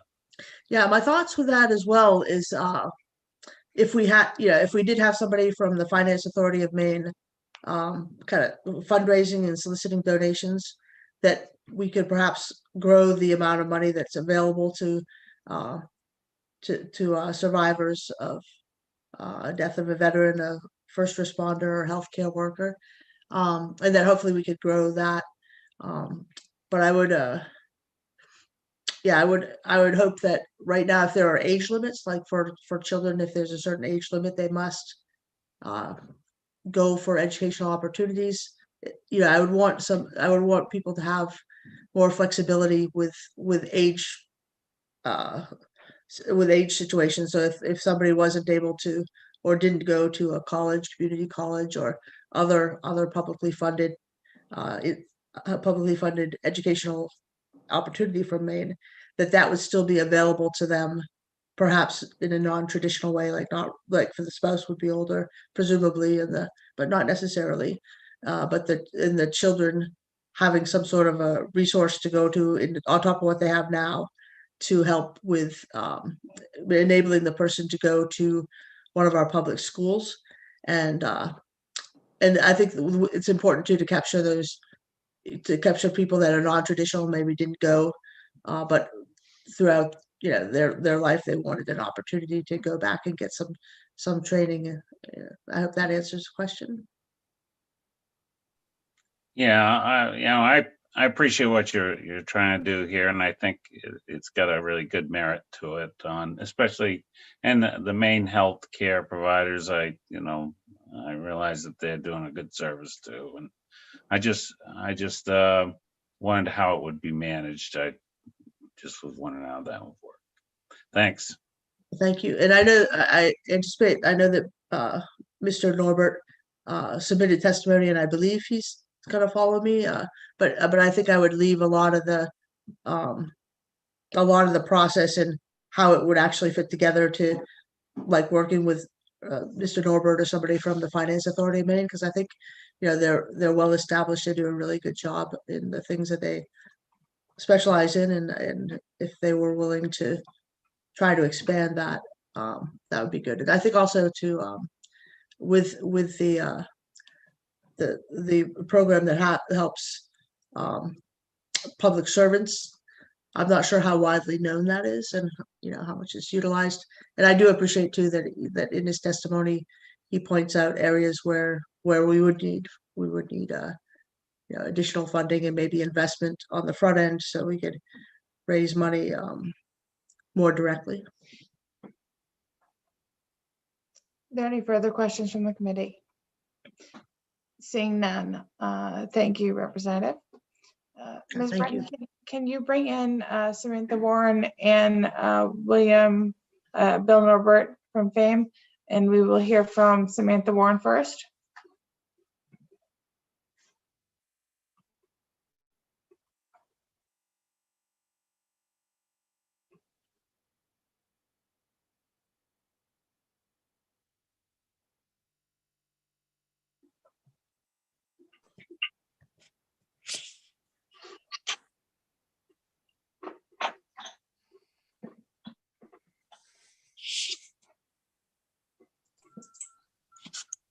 Representative Roberts, if it pleases the committee, I would recommend that Mr. Norbert from FAME go first, given all of the references to him in the previous testimony. I hate to steal his thunder, and I'm happy to follow him. Thank you. Absolutely. Mr. Norbert, the floor is yours. Thank you very much, Representative Roberts, Senator Curry, and distinguished members of the IDEA Committee. My name is Bill Norbert, and I am the Government Affairs Manager at the Finance Authority of Maine. And I'm here to speak neither for nor against this bill, LD 1297. I won't repeat my first paragraph. You've heard what the bill would do. It would create a new grant program for certain professions to be administered by FAME. And at the outset, as Representative Brooks kindly mentioned, we did communicate, and I have pointed out to her that parts of the bill really would be redundant because thankfully services do exist at both the federal and state level for certain of these populations. For veterans, there is a tuition waiver benefits for spouses and benefits of military members who pass away while in service. That's administered by the United States Veterans Administration. There are additional benefits through that program for a service member, spouse, and dependents. FAME administers a state-created tuition waiver program for public servants. And through that program, children or spouses of Maine firefighters, law enforcement officers, or emergency medical services providers killed in the line of duty can receive a tuition waiver of one of Maine's public post-secondary institutions. And that cost, which Ms. Warren, I'm sure will bring up, is absorbed by the institutions themselves. There's no appropriation for it. They absorb that. So to their credit. So my suggestions were if the committee wanted to go forward with part of this bill, there's no program currently that the state runs, to my knowledge, FAME doesn't run, for these healthcare providers who may have died somehow in the line of duty by contracting COVID or some other illness. You could amend the existing tuition waiver program and to add them healthcare workers. Funding really would be needed for this. I don't have an estimate as to how many folks might be eligible for this, sadly, but funding would be needed. And typically that's through an appropriation, to FAME. We don't have a current appropriation, again, for this tuition waiver program. We absorb our cost of administration.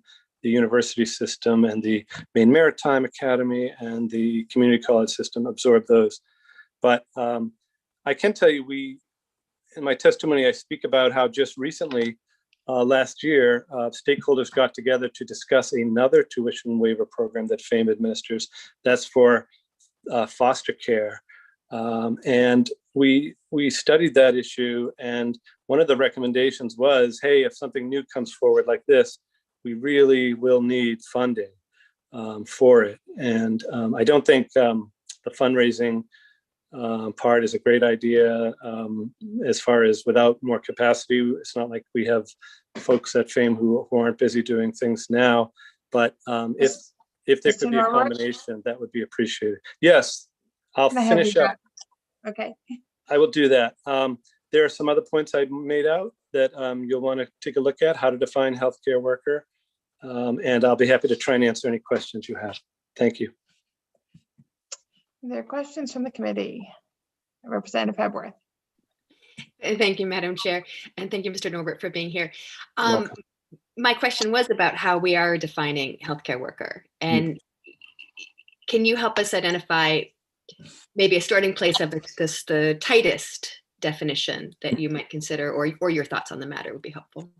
Yeah, I don't, we welcome your thoughts. It always helps when you're creating a program that the legislature make clear its intent. We don't like to, just make up things, but we can be thoughtful in the rulemaking process. But based on input, it would be great. Are these going to be folks who are working in the hospital only, or are these folks who might administer a vaccine at a clinic, or are they the home visiting healthcare providers? Are they, and within healthcare, there are so many levels of folks who participate. So, I think maybe the sponsor, I don't know if Representative Brooks had clear thoughts on that, but we're just suggesting you give us as much input as you can before we would set up the program and rulemaking. Senator Seaway. Thank you, Madam Chair. Who would you think would be the one to kind of put this all together, to be managing it, and how would they, figure out who's got to go for what education and all that? I guess you'd have to have somebody managing this, right? Yes, Senator. Well, FAME manages these other tuition waiver programs in partnership with our public post-secondary institutions. We're in close contact with them, notifying them how many folks are eligible. And then, basically they go on to these institutions and aren't charged their tuition. I will point out that in Representative Brooks's bill, she goes further than tuition. She also would like other expenses like books, meals and lodging, other expenses associated with the higher educational experience to be covered. So that increases the fiscal cost, really. It's not just tuition, it's all those other costs. And I'm sure some of the other representatives can speak to what those might look like. A follow-up, Senator Seaway?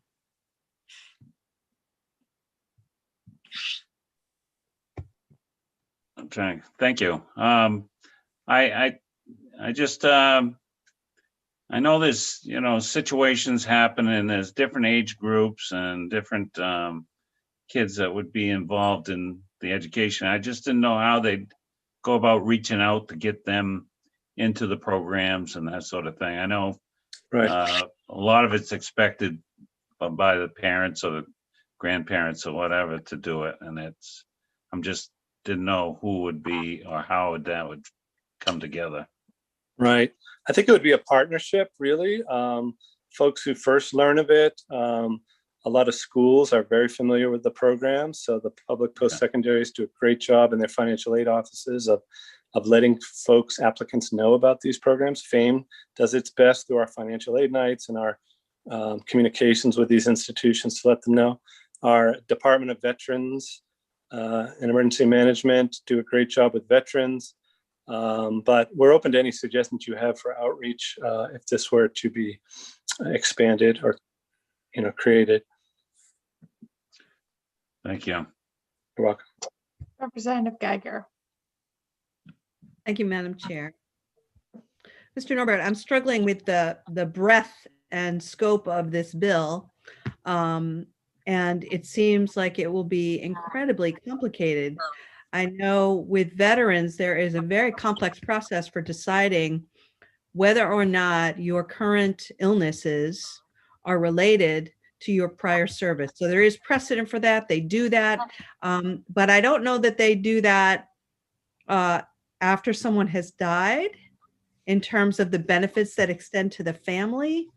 And as you pointed out, we already have some programs for first responders. So it really feels like this is children of veterans that we need to prove died in service related to the service of their country. And we need to look at first responders who are not police or fire, but instead are healthcare workers, and that somehow there's a process for deciding that their deaths are related or that their illnesses are related, or are we just saying anyone who is a first responder and anyone who's in healthcare, we will provide grants for their children as well? Yes, there is a lot to it. You're absolutely right, Representative Geiger.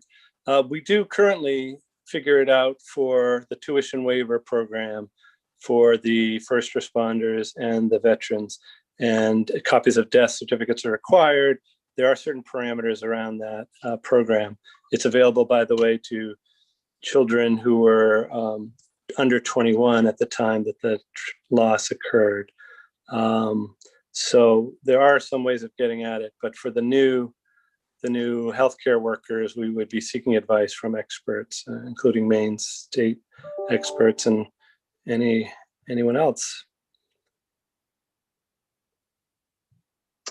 Any other questions from the committee? Seeing none. Thank you, Mr. Norbert. You're welcome. And Ms. Warren, the floor is yours.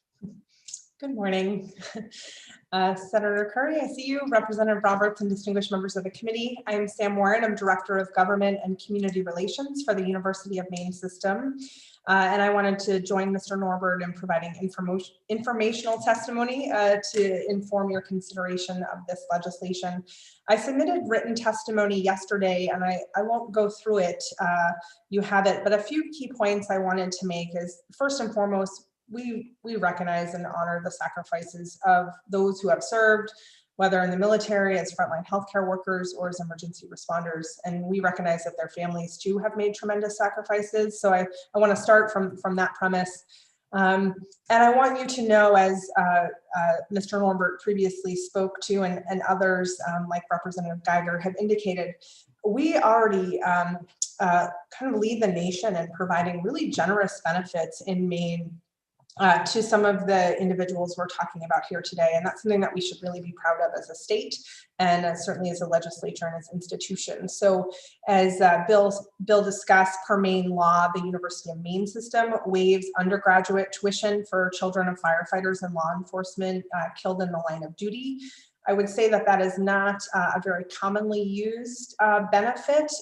In this, the most recent academic year for which we have complete data, there was one student in our system of 30,000 students or so who were receiving that benefit, and they had about $10,000 worth of tuition waived that year.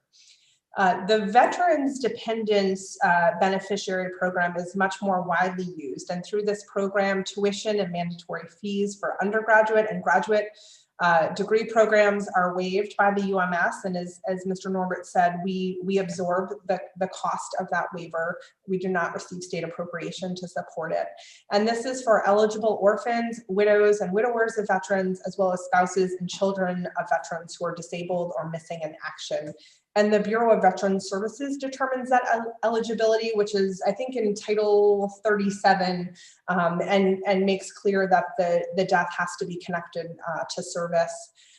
In 2019-20, we had 282 students receiving this benefit, and the average amount that they had waived was $9,900. And so between these two waiver programs, our system is absorbing $2.5 million in tuition and fees every year. So it's a fairly significant program. We would recommend some language if you do move forward with this legislation to make clear that any benefit would be kind of a last dollar benefit, meaning other state, federal, and institutional aid like the Pell Grant or the Maine State Grant would first be provided before institutions were on the hook for waiving these costs, and preferably that you'd actually provide some state appropriation to do it. We don't think it's reasonable for FAME or the university system to be responsible for fundraising to support the scholarship, though we certainly want to support these students to the extent we can. And finally, I just added into my testimony, and I'm wrapping up, that we did, through the University of Southern Maine, provide $1,000 scholarships to 50 students who worked on the front lines this past year as essential workers, from paramedics to grocery store employees. And we had wonderful demand for that scholarship, and we're really proud of our students who are serving on the front lines during the pandemic. And with that, I'm happy to answer any of your questions. Are there any questions from the committee for Ms. Warren? Representative Geiger. Thank you, Madam Chair. Ms. Warren, just very specifically, is there any current group listed in this bill for which there is a gap?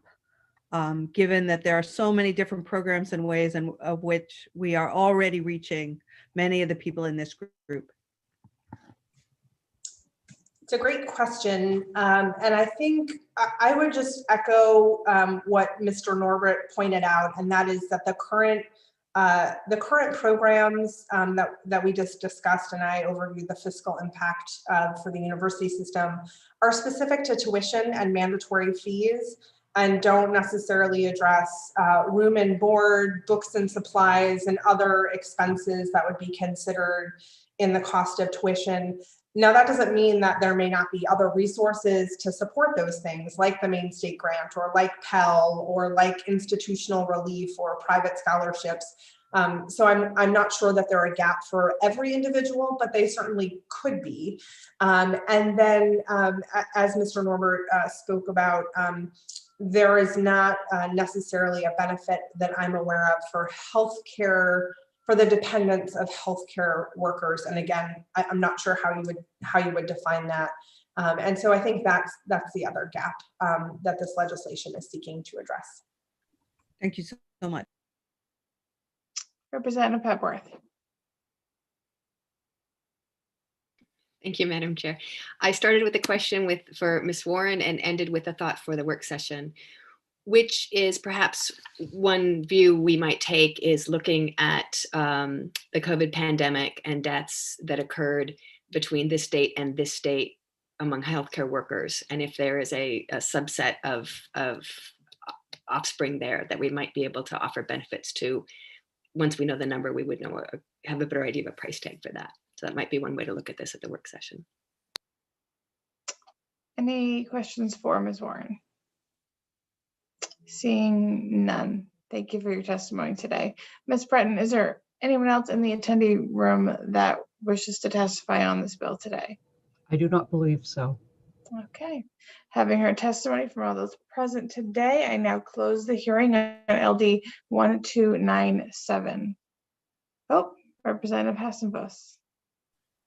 Thank you, Madam Chair. And you can close the hearing. I was just going to ask Ms. Olson, Representative Pepworth made one of my requests already to just get the data on how many healthcare workers or essential workers have passed away during the pandemic, and or in the last 10 years, whatever data you can come up with is fine on that. And also, Ms. Olson, if you could work with Mr. Norbert, if he's willing to do that, to see what the federal government and current state law already covers for tuition waiver programs, just so that we can see who is covered, who isn't covered, and how many people might be after this service in the future. Something along those lines would be great. Thanks so much. Thank you. Sorry, I skipped that part. Are there any other requests for Ms. Olson? Okay, seeing none. Senator Curry, would you like the gavel back? Sure. Thank you very much for taking that on. So we'll close the work session for this one, and this was the LD 1297, and we will now open up the work session for LD 1327. And at this point, I see Representative Bernard is with us. Representative Bernard, would you like to introduce yourself? Sure. Good morning still, everyone. I'm Sue Bernard. I represent District 149, which is Caribou, New Sweden, and Westmanland. And welcome. So we have LD 1327, an act to create the Maine Healthcare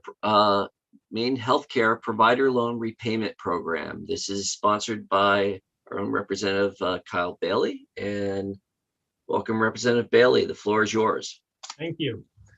Senator Curry, Representative Roberts, and distinguished colleagues of the IDEA Committee, thank you for the opportunity to present LD 1327, an act to create the Maine Healthcare Provider Loan Repayment Program. During the 129th legislature, the IDEA Committee collaborated with FAME and healthcare professionals to create a comprehensive and consolidated loan repayment program to accommodate the tremendous short-term and projected long-term needs across our state for healthcare professionals. The committee voted the bill ought to pass as amended. Unfortunately, due to the COVID-19 pandemic and early adjournment, the legislature never had an opportunity to vote on this bill. The second iteration of this bill, LD 1327, is nearly identical to the version that was voted ought to pass as amended by the IDEA Committee in the 129th. As you all know, Maine is the oldest state in the nation and getting older faster than any other state. We have worker shortages in healthcare, among other areas. Maine's road to recovery from the pandemic is more arduous because we have a declining workforce population. Thus, our state will take in less revenue than we would otherwise to address our toughest challenges. We must invest wisely in workforce development, but in pursuit of better outcomes, we must practice fiscal discipline, avoid duplication, and streamline costs wherever possible. LD 1327 will consolidate Maine's healthcare loan repayment programs to help us work efficiently and effectively in pursuit of the goals outlined in the 10-year economic development plan, while also making Mainers healthier. As a lawyer, former legislator, and our resident student loan finance expert, who also worked on this effort during the 129th, the Honorable Bill Norbert from FAME is likely the best person to walk you through the details of this proposal and answer any of your questions that relate to the intricacies of the program. But before I defer to Mr. Norbert, I'd like to take a moment to thank Representative Jess Fay for working with me to add direct care professionals to this version of the bill, and Vanessa Sylvester, who you may know happens to be the spouse of Representative Mike Sylvester. She works in Portland schools and helped to identify opportunities within this bill to address issues of access and equity for new Mainers in this iteration of the bill. Finally, I'd like to thank LD 1327 co-sponsors, Representative Roberts and Pedworth from our committee, the IDEA Committee, Representative Evans from Dover-Foxcroft, a surgeon and past president of the Maine Medical Association, Senator Daughtry, the former House chair of the IDEA Committee in the 129th, and Representative Crockett, a member of the IDEA Committee in the 129th. Thank you for the opportunity to present this bill, and I appreciate your thoughtful consideration. Thank you, Representative Bailey. Are there any questions for Representative Bailey?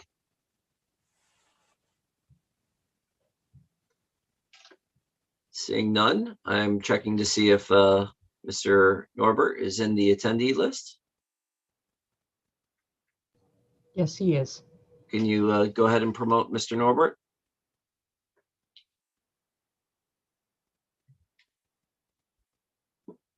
Welcome, Mr. Norbert. Hello, thank you again. Thank you, Senator Curry, Representative Roberts, distinguished members of the committee. I'm still Bill Norbert with FAME, and I'm pleased to speak in favor of Representative Bailey's bill, LD 1327.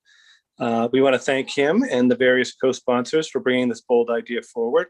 As he noted, 2 years ago, FAME worked on a very similar proposal with various legislators in this committee, and we testified in favor of the concept, and we're doing so again today. We don't take a position on the funding mechanism. We know it needs new funding.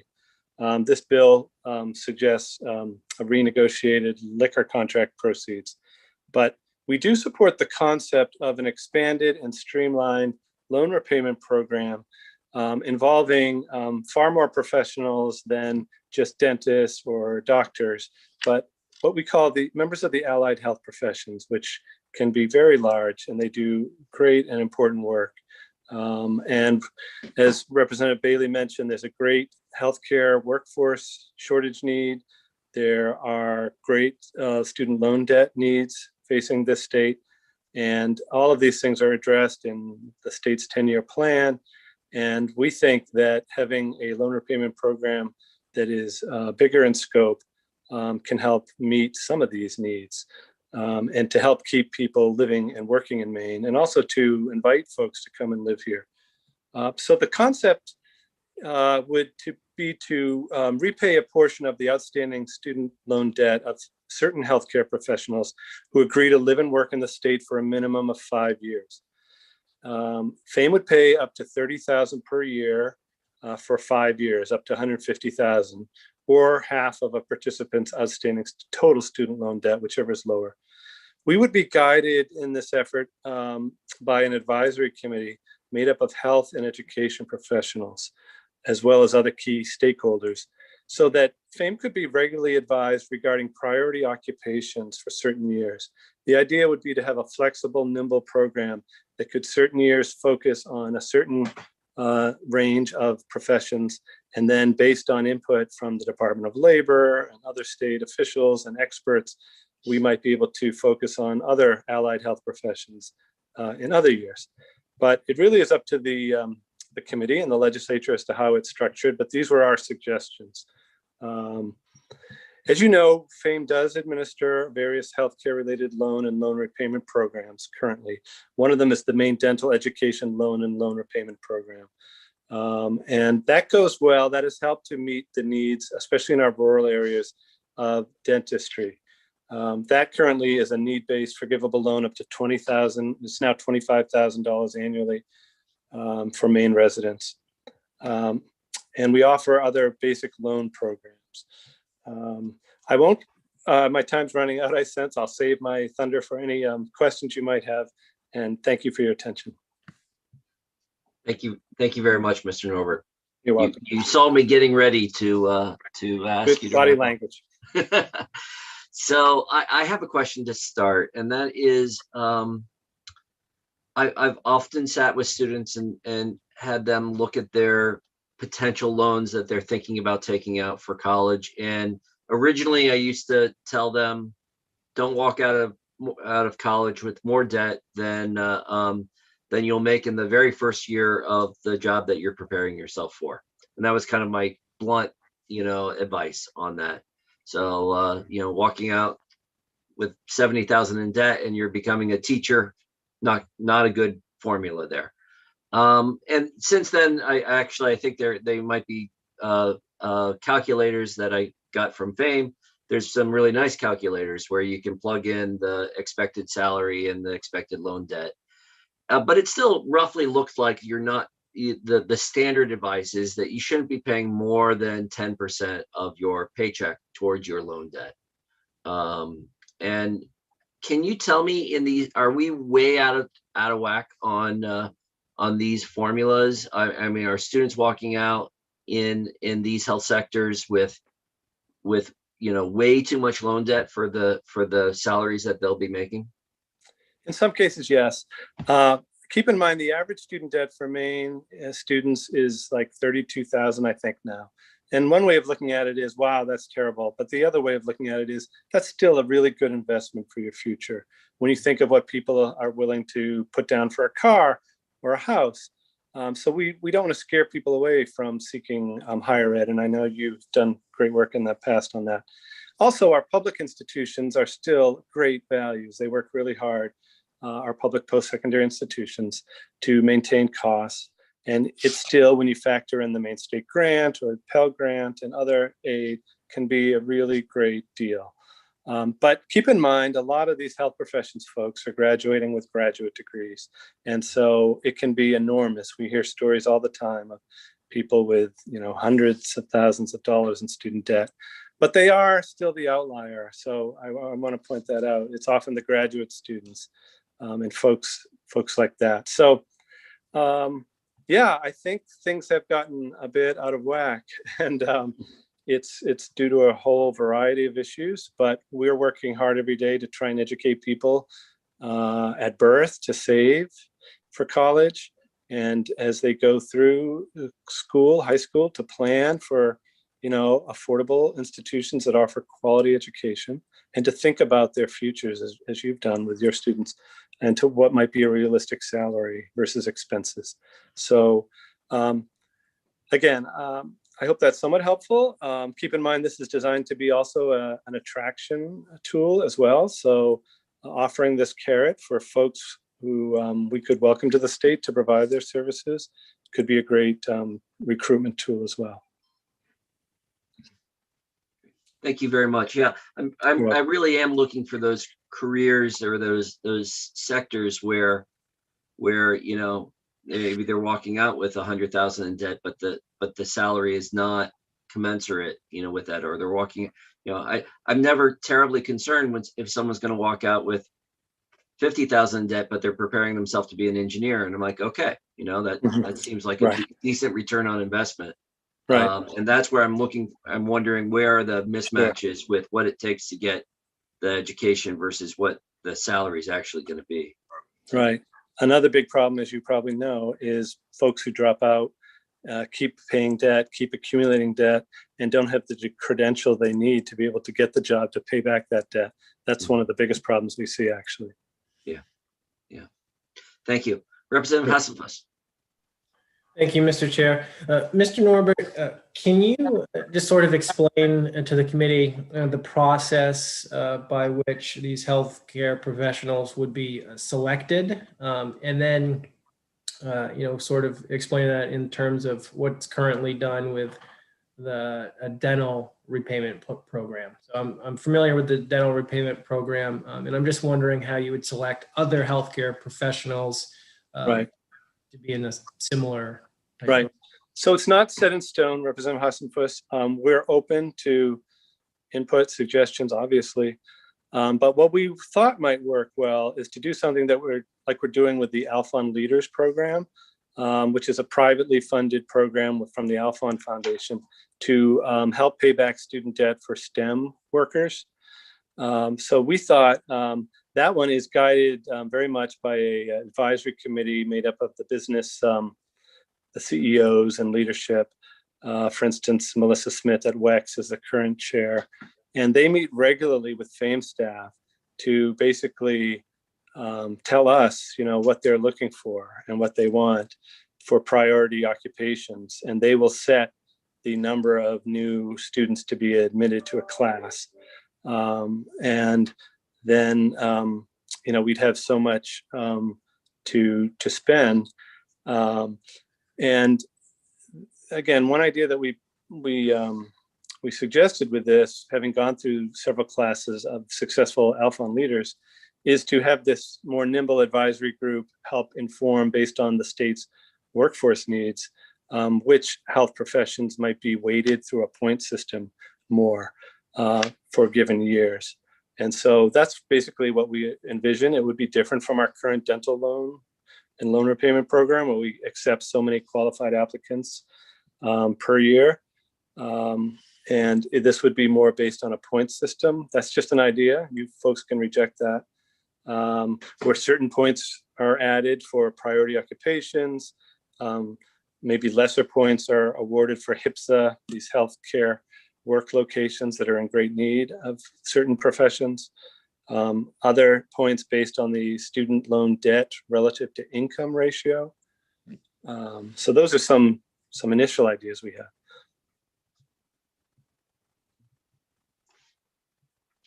Are there any other questions for Mr. Norbert?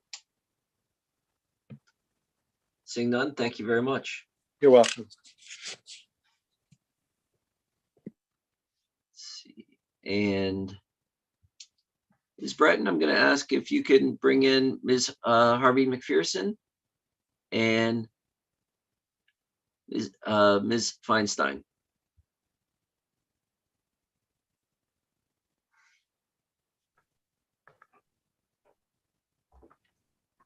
There. Welcome, Ms. Harvey McPherson. Welcome back. Thank you. It's good to be back. And I just checked. It is now good afternoon. Senator Curry, Representative Roberts, and committee members. My name is Lisa Harvey McPherson, and I'm here today to speak in support of this bill on behalf of Omni Nursing Leaders of Maine. We worked extensively with this committee during the last session in which the concept in this bill was negotiated, and we were in support of that concept, and we speak in support today. You've heard me speak many times about the nursing workforce shortage in Maine. We are on a projection to have a shortage of 2,700 RNs by 2025 until we increase nursing graduate capacity for new licensed nurses to 1,050 nurses every year. I am pleased to say we are making progress. In 2020, the Board of Nursing reports that 970 first-time candidates sat for the nursing licensure exam, the RN licensure exam. So we are certainly making progress.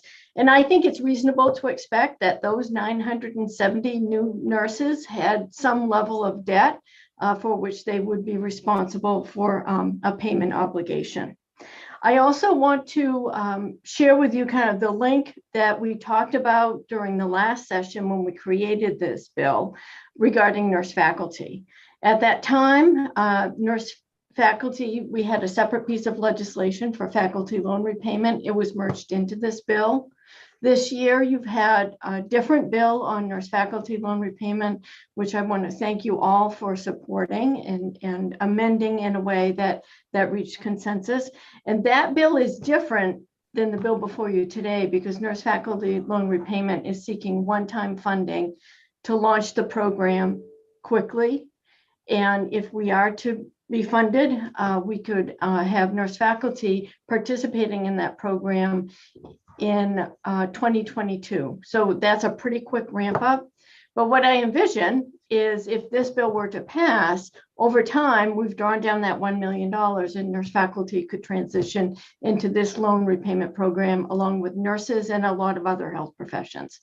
The other area that is of interest in this bill, it's entry level to those professions that have the highest degree credentials within healthcare. So there's wide latitude and flexibility to target the monies where the investment is needed most significantly. And by and large, because nursing is such a significant portion of the workforce in healthcare, we always envision that we would be somewhere on this scale. So with that, I welcome any questions that you have. And if you have questions about our thinking as we pulled this together with Mr. Norbert and others, I'd be glad to answer those questions too. Chair recognizes Representative Austin. Thank you, Mr. Chair, and welcome, Ms. Harvey McPherson. Maybe it would be helpful for all of us to know the range of receiving a nursing degree from, say, either our CCs, our main university system, and or other, perhaps even a private college. I know there's one in particular here in Maine that does quite a bit of nursing. Can you give us a range of the maybe lowest to highest?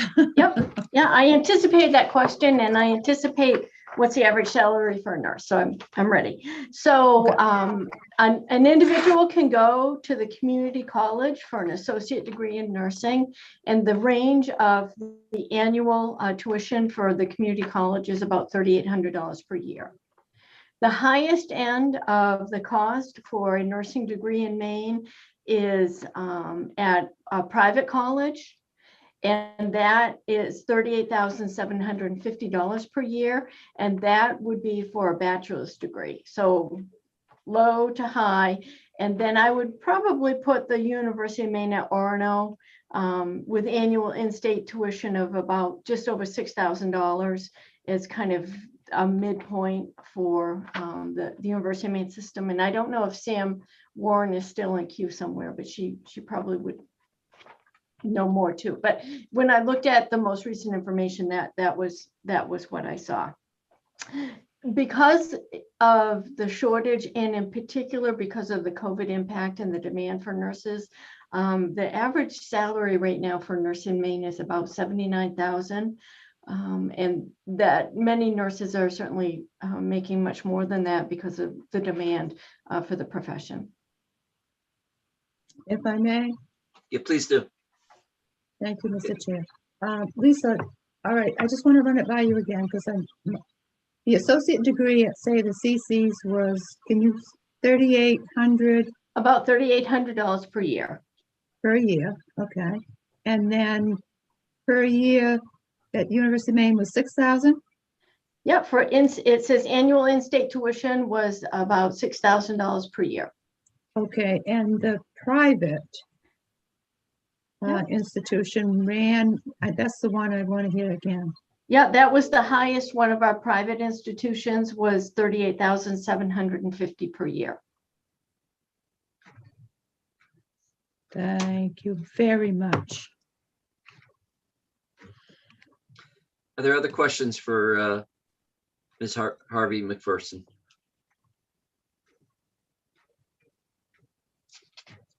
Seeing none. Thank you very much. Thank you. And Let's see, Ms. Feinstein. Hi, good Welcome. afternoon. Thank you for bringing me onto the screen. Senator Curry, Representative Roberts, and members of the committee. My name is Judy Feinstein, and I serve as the coordinator of the Maine Oral Health Coalition. Founded 20 years ago as the Maine Dental Access Coalition, we still maintain a close interest in policy and systems changes that can work to improve access to services and to oral health status in Maine. The coalition was very involved with the development and implementation, amazingly 20 years ago, of the Maine Dental Education Loan and Loan Repayment programs, which I think have made a very tangible difference in the ability of Maine residents to attend dental school, to return or stay in Maine to practice, and to manage the amount of debt that they incur in pursuing their professional education. Mr. Norbert spoke about the cost of a graduate education, and graduating dentists can incur a staggering amount of debt. FAME in that program has been a very reliable, careful, and responsible steward of those programs. I submitted written testimony, but I'm not going to recap it entirely because you have heard a lot of the details of the proposal. But similar to the other loan repayment programs, there would be a special fund established here with parameters for its administration, and that would include an advisory committee. And we're pleased to see that one of the seats on that committee is for, quote, an individual representing the interests of healthcare professionals in the field of oral health. Oral health is part of overall health, and it is tremendously consequential. We would like to suggest that allied dental professionals, particularly dental hygienists, dental therapists, and individuals who complete education programs specifically to certify as dental assistants, would be given some specified consideration in the program. Probably, as Mr. Norbert explained, there would be some variation from year to year or over time. The cost of education and training in these professions also can create barriers for those who want to pursue them or where they locate when they're going to practice them.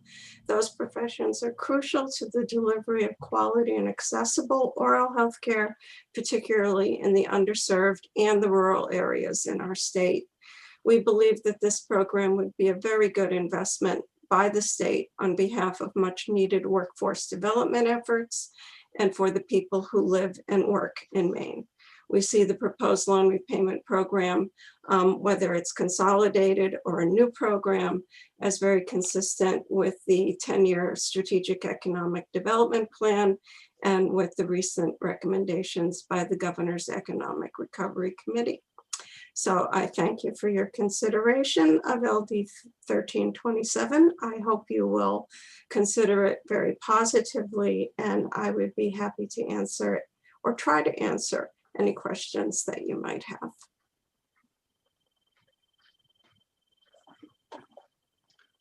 Thank you very much. Are there any questions? Seeing none. Thank you very much. Thank you.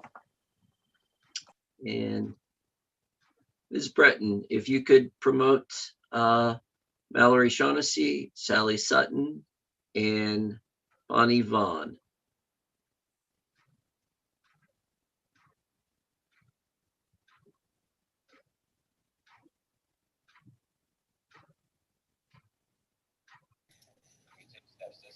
Welcome, Ms. Shaughnessy. The floor is yours. You have our attention.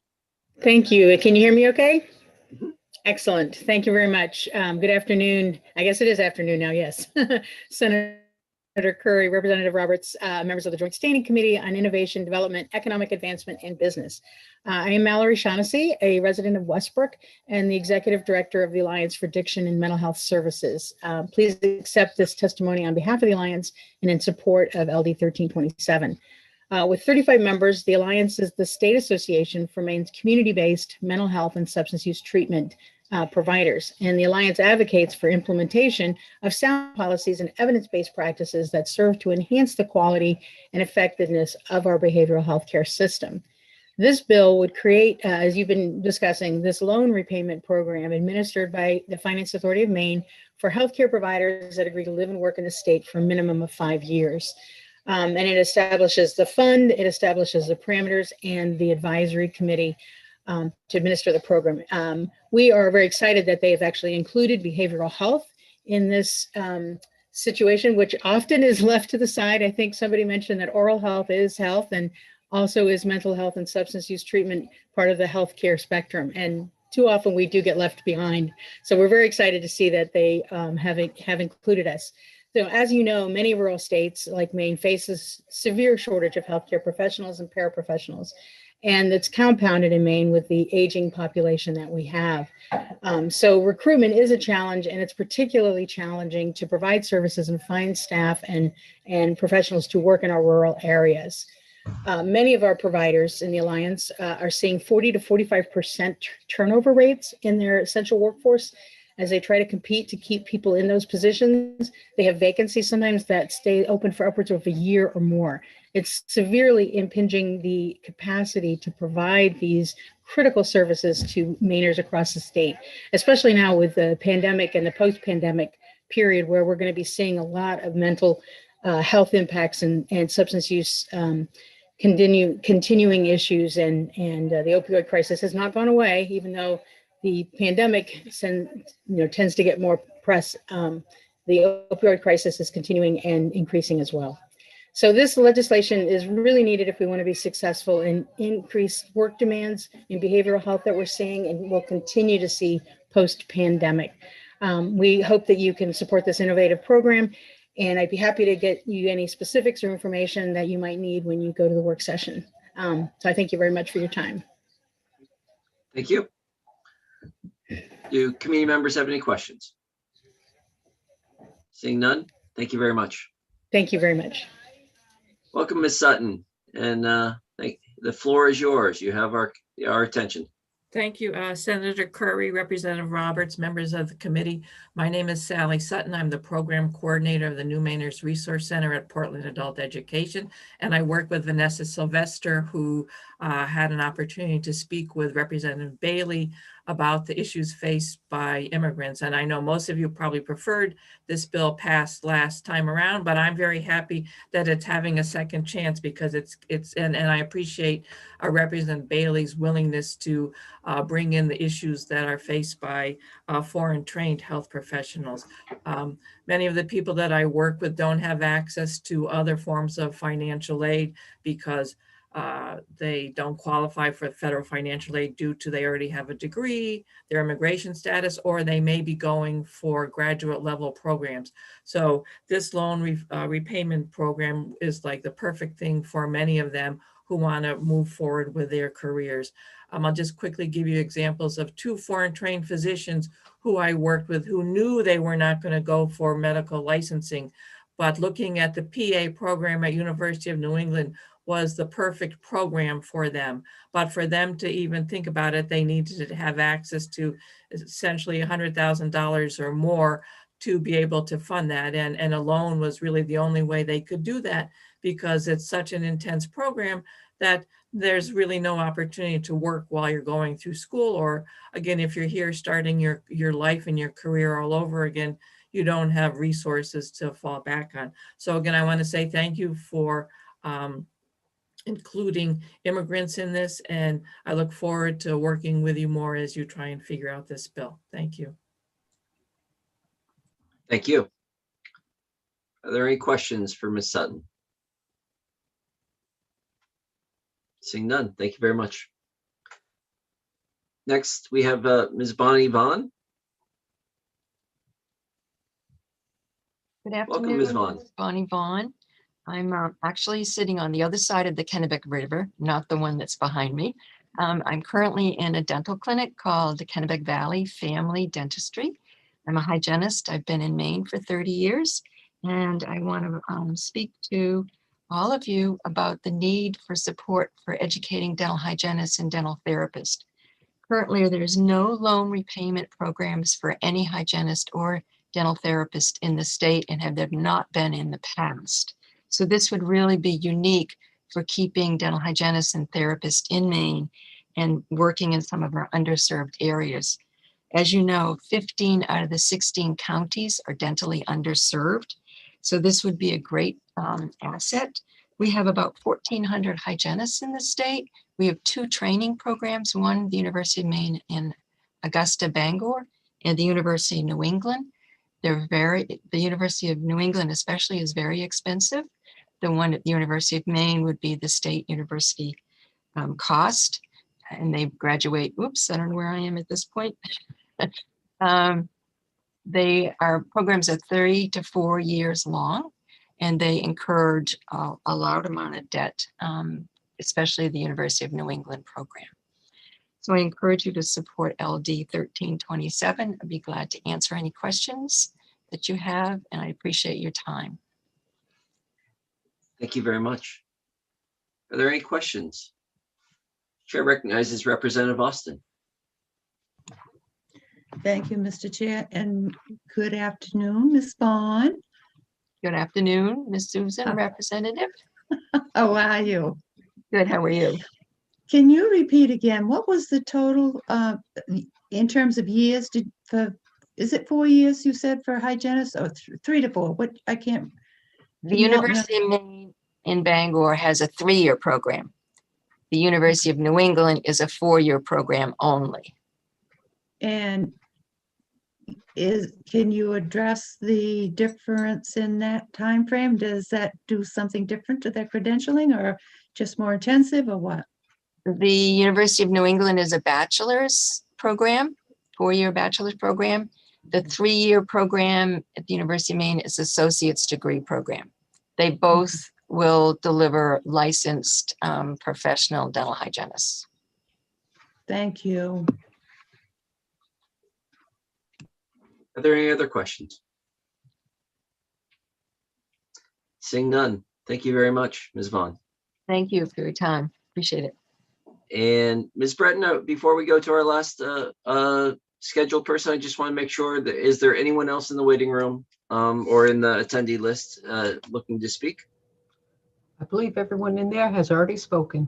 Okay. Mr. Wyatt, you have the floor. Welcome. Thank you and good afternoon. Senator Curry, Representative Roberts, and distinguished members of the Joint Standing Committee on Innovation, Development, Economic Advancement, and Business. My name is Brian Wyatt.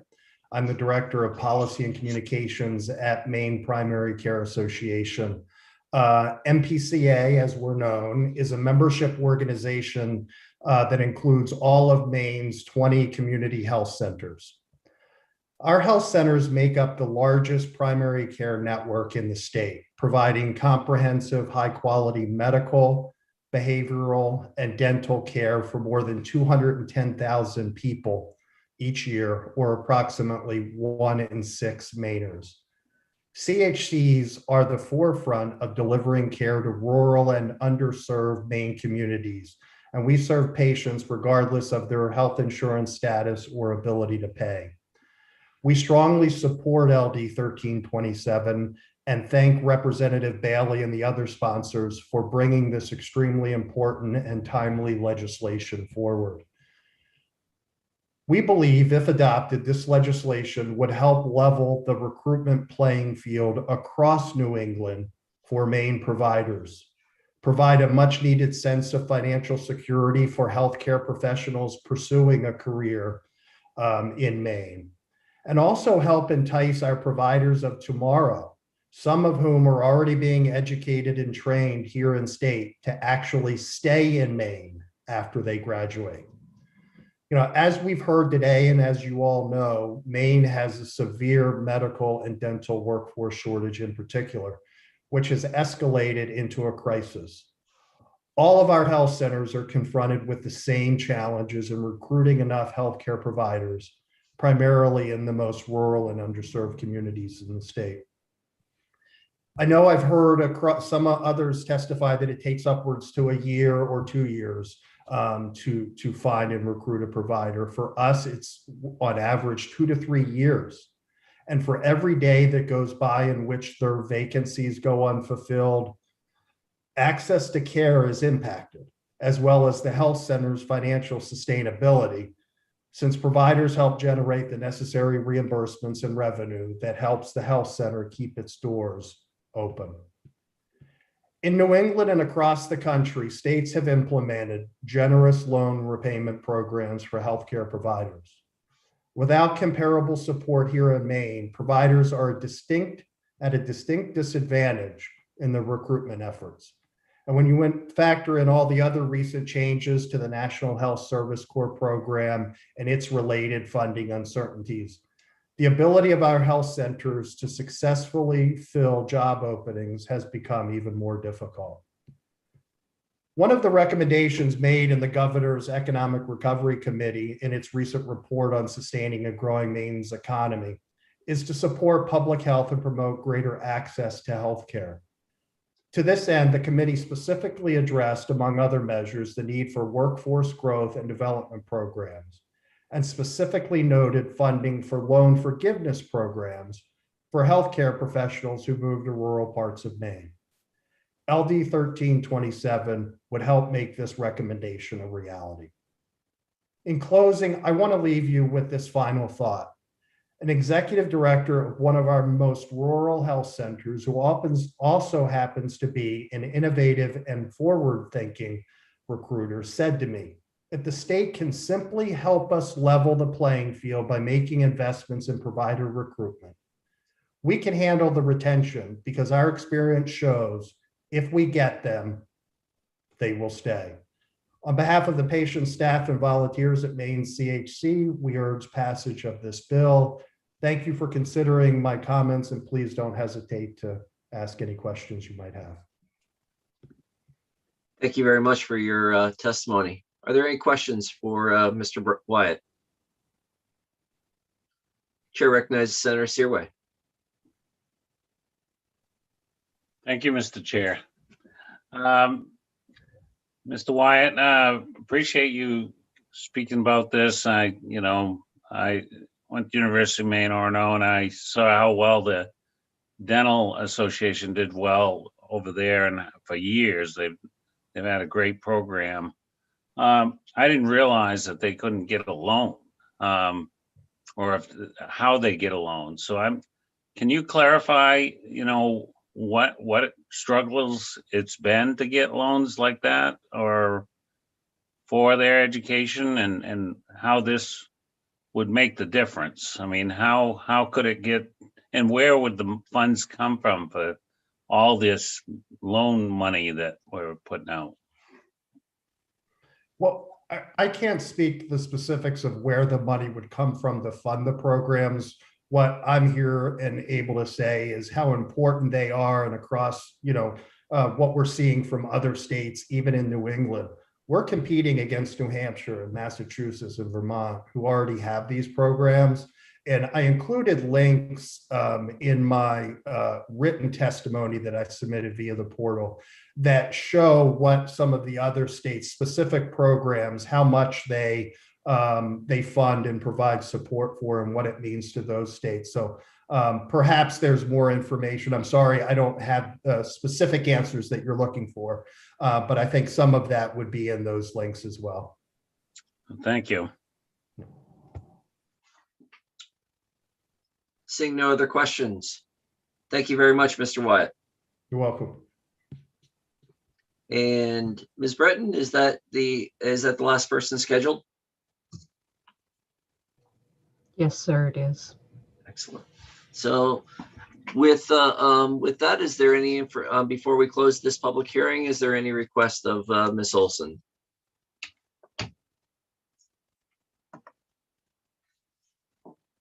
Seeing none, we'll close the public hearing on I've lost what track bill this is. Let's see, public hearing on 1327, LD 1327. We'll close the public hearing. And with that, it looks like we have, it's 12:32. I want to, is 45 minutes enough for folks to get lunch and come back? We'll come back at a little short of 45. We'll come back at 1:15. So we'll begin. So we'll be starting 15 minutes later than the scheduled time for our public hearings in the afternoon. So we'll see you then.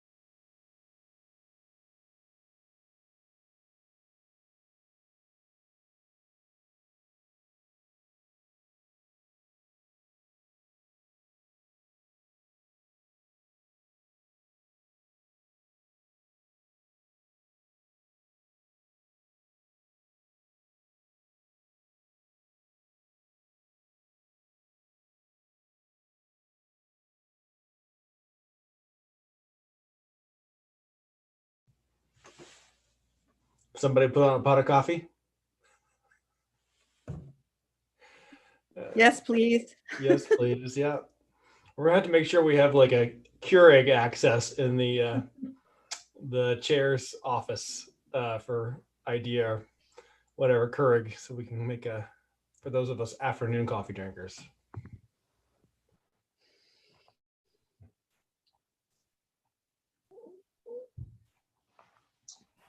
There's only one of the bills that has more than one or two signed up to testify. So Oh, nice. Those will move quickly.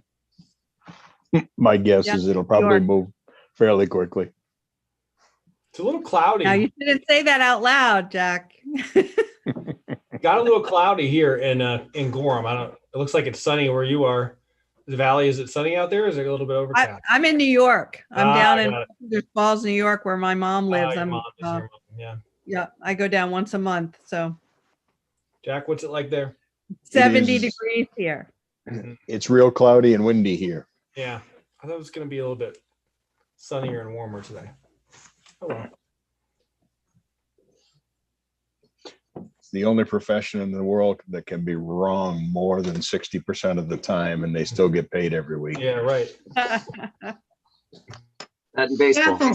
Careful now, the National Weather Service is right here in Greater Gray, 3 miles from my house. It has no windows, so that's probably why they sometimes are mistaken. It doesn't? No windows? Well, welcome back, everybody. I want to remind everybody we are live streaming again, and we are at let's see, we're at the 1 o'clock hour. So we're going to be addressing the work session for going straight in order. So we'll go from LD 1421 to LD 1476 to LD 1493.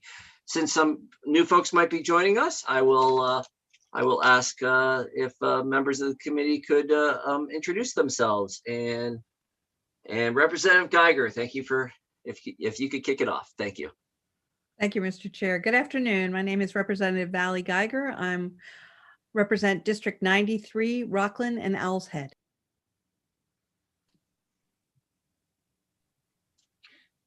And I'm Senator Scott Searway, represent District 16, which includes Waterville, Winslow, Fairfield, Benton, Albion, Clinton, and Unity Township. Good afternoon. As I said, I'm Representative Sue Lawson, located close to the National Weather Service here in Gray, which I represent, and I have portions of Raymond, Casco, and all of Fry Island. Representative Tavis Hassenfuss, House District 81, Winthrop, Reedfield, and part of Monmouth. Representative Kyle Bailey, House District 27, part of Gorham, and a small part of North Scarborough. Representative Jack Descharme, House District 111, Madison, Solon, and Norwich Walk.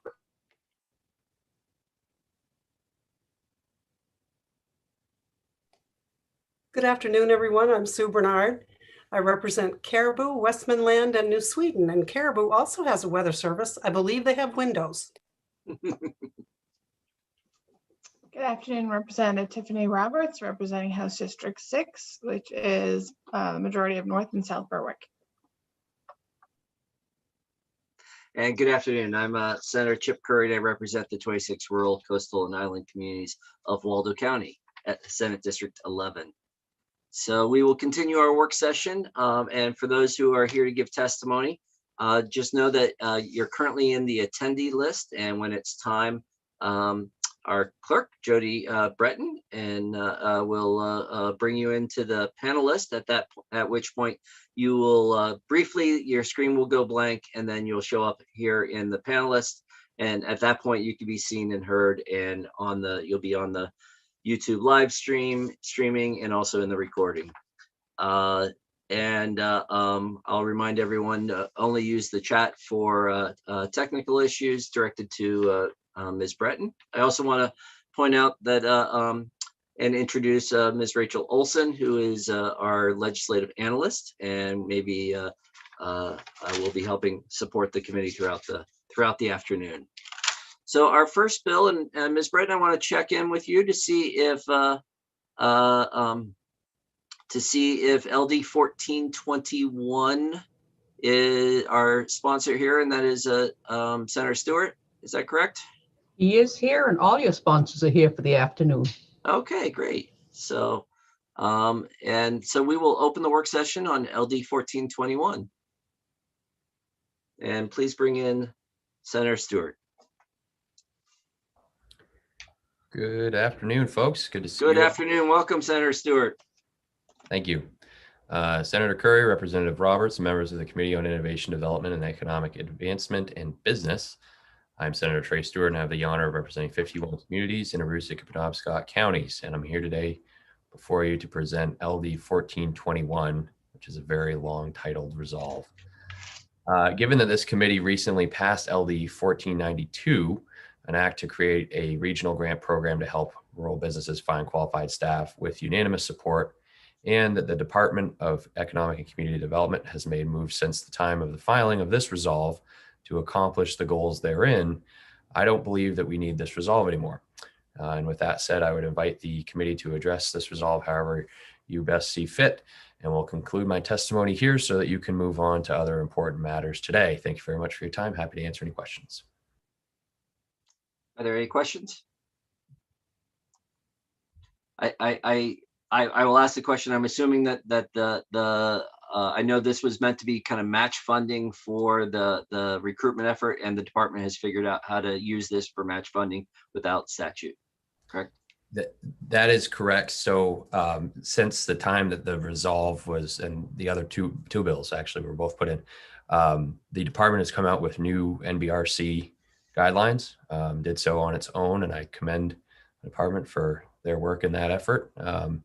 And I think that we're all set here. Great. Thank you very much. I do know because we have advertised this as a public hearing, I need to make sure people have an opportunity if anyone signed up to deliver testimony. So we'll do that, but I wanted to check in with Senator Searway. You have a question? Well, I was just gonna make sure that Senator Trey Stewart was all set if we ought not to pass on it, and just wanted to verify that.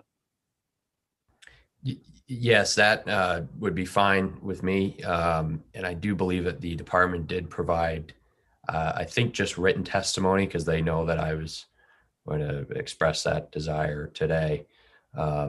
So I don't know if anybody else has signed up or not, but I do know that they at least provided some written testimony that in effect says the same thing. Ms. Bretton, is there anyone in the attendee list to give testimony on today's bill? There is no one signed up to testify on this bill. Seeing no other questions, shall we close this public hearing and entertain a motion to go right into work session? Yep. I'll close this public hearing. Senator Searway, did you want to? I'd like to request to go into work session for this bill. Great. Second by Representative Roberts. Is there any discussion? Are we ready for a vote? So let's call a roll call. We probably need a motion. Senator Searway, would you like to make the motion? Yeah, I'll make a motion ought not to pass on LD 1421. And seconded by Representative Roberts. Now, seeing no other conversation, Ms. Bretton, can you call the roll? Sure. So an ought not to pass motion made by Senator Searway, seconded by Representative Roberts. Representative Geiger. Voting yes for ought not to pass. Representative Geiger, yes. Representative Andrews is absent. Representative Pebworth. Yes. Representative Pebworth, yes. Representative Collmore is absent. Senator Lucchini is absent. Senator Searway. Yes. Senator Searway, yes. Representative Ducharme. Yes. Representative Ducharme, yes. Representative Austin. Yes. Representative Austin, yes. Representative Hassenfuss. Yes. Representative Hassenfuss, yes. Representative Bailey. Yes. Representative Bailey, yes. Representative Bernard. Yes. Representative Bernard, yes. Representative Roberts. Yes. Representative Roberts, yes. Senator Curry. Yes. Senator Curry, yes. That's 10 in the affirmative, none in the negative, and 3 absent. Having received a unanimous vote from those present, we will, our report out will be ought not to pass. So Thank you. It looks like he's no longer here, Senator Stewart. And we'll now open up the public hearing for LD 1476, resolve directing the Maine Economic Growth Council to create and share measures of progress. And is the bill sponsor here? Representative Gear is here. I'm moving her in.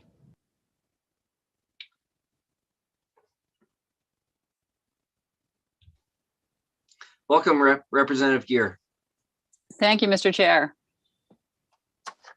Good afternoon, everyone. Senator Curry, Representative Roberts, and distinguished members of the Committee on Innovation, Development, Economic Advancement, and Business. I am Representative Tracy Gear, and I represent House District 9, which is Kennebunkport and the coastal parts of Biddeford and Kennebunk.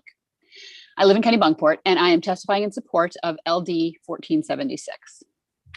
I'm a big believer in the maxim, you manage what you measure, meaning that when you plan to regularly assess, track, and reflect on progress toward a goal, you are more likely to maintain focus on and dedication to that goal and to ultimately achieve it. As we develop and put into action plans to invigorate Maine's economy, drive the implementation of green technologies and fight climate change, and address our challenges in social and physical infrastructure, it's vital that we track and communicate our progress as a state. I submitted LD 1476 to assure that we have a plan for independent measurement and communication on our progress on the 10-year strategic plan and the economic recovery plan. Having a measurement plan is essential to the relationship between the executive and the legislative branches of government. In the functioning of our partnership and oversight work as co-equal branches, legislators, departments, and the chief executive all benefit from general agreement on priorities, a common set of metrics, and a shared understanding of how progress will be assessed. Ideally, the measurement process is conducted by an independent entity, so all parties can be confident in the objectivity of the measurement and can rely on a third party for unbiased evaluation and advice. A robust measurement regime is also vital in communicating with our constituents. It allows Maine people to understand whether and how our efforts are having an impact and to see the effect of legislation and policies on our progress toward goals. It provides a common language whereby our constituents can communicate with us regarding what's working, what's not, and how we can improve. And it helps us to identify and celebrate successes and achievements and continue to inform a vision for our future, as well as recognize when we need to make changes or adjust course. It's for these reasons that Maine needs publicly facing measurements easily accessible by everyone on the internet.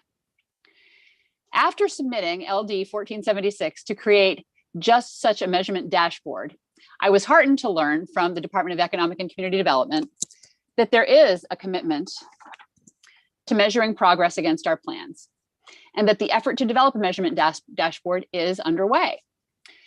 Based on that communication with the DECD, I am proposing here today to work with them to amend LD 1476 in time for the work session to include linking dashboard metrics to leading as opposed to lagging indicators tied to the strategic plan, identifying and including the most appropriate independent and technical partners in the measurement program, and outlining the financial requirements of the measurement approach and dashboard, including broad stakeholder outreach and engagement.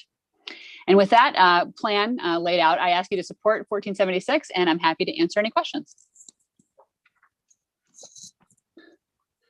Chair recognizes Representative Pepworth.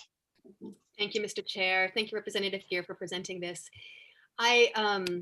We love our data and we love to manage things appropriately, effectively. Budgeting, funding?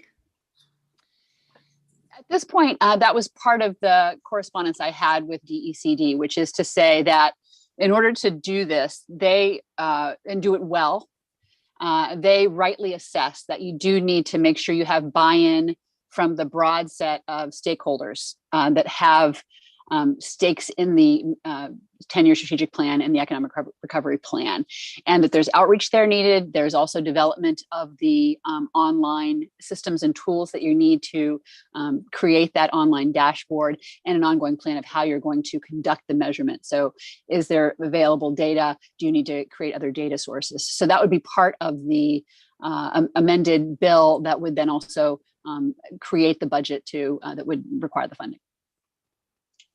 Great, thank you. Chair recognizes Senator Searway.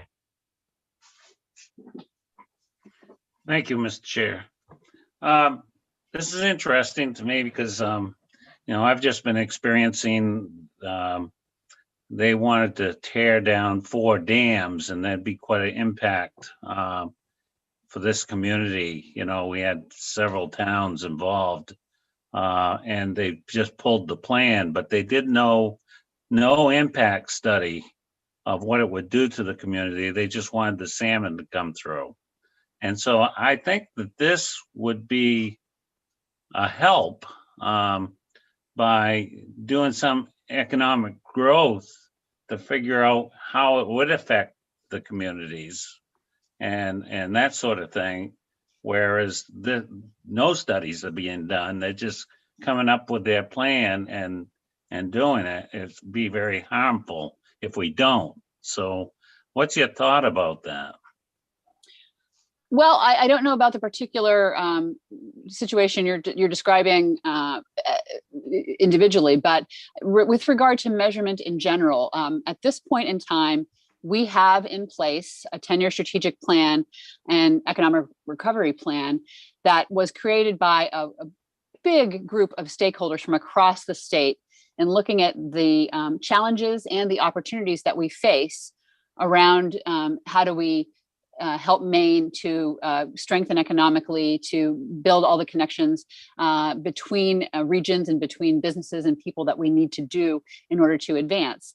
And at this point, in order to make sure that as we execute on those plans, we are achieving the goals that we're setting out to achieve, this would really focus on putting that process in place. So we'd have a way to have data that would appear regularly, be updated regularly, be available online so everyone could look at it. And that way you can, to your point, really understand what's working, what isn't, and what we need to improve on so that we can continue to move the plan forward. So that's the vision. So with this, I'm just, can I continue, Mr. Chair, just a little? Please do. So, for example, like if they had they took out the dams, it would have gone 20 feet down, and it would have closed Sappy Mill, which is a big devastation area for us because we have a lot of employees that work there and whatever.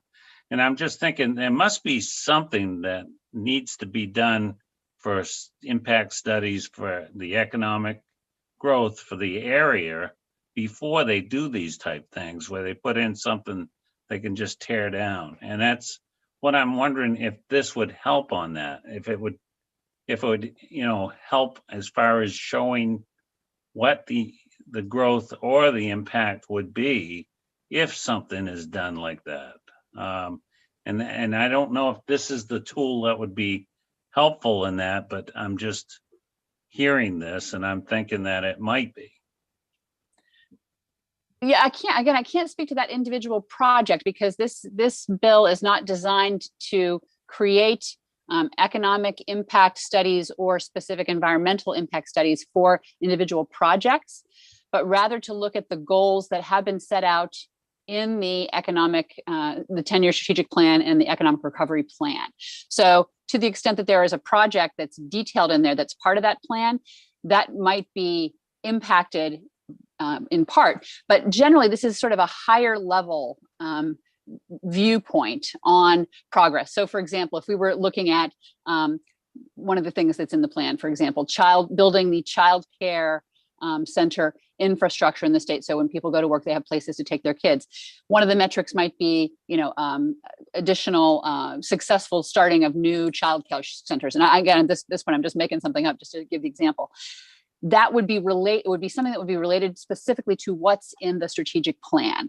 So I can't speak to how, certainly I support measurement and evaluation of all projects before they're conducted, so you can really understand all of the affected, parties and resources and infrastructure, everything that's affected. But in this case, looking at the strategic plan that's already in place, this would really focus on that in particular. But if something like this interrupts that, then it could take your growth calculations throw it out the window, because if you don't have the jobs, they're gone. You got a problem. But anyway, I understand what you're saying. Thank you. Chair recognizes Representative Geiger. Thank you, Mr. Chair. Representative Gear, I'm just curious. I too share a love of data and totally agree with your opening statement. Manage what you measure. Is there any reason you didn't bring in the Maine Development Foundation in as part of this bill? As a new legislator, they were the people who, for me, presented a series of economic and policy workshops and with measurement and research that really helped me get a better sense of where the state was struggling, what was working, what wasn't. Is there any reason we didn't include them in this as part of that sort of research and data development? Thanks for that question. And that is really part of what the amendment is designed to do, because when as anyone who's been a new legislature knows, when you're putting these bills in, in the beginning of the back in December, you don't know all the details of who's involved. And one of the right, 15 minutes after you're sworn in.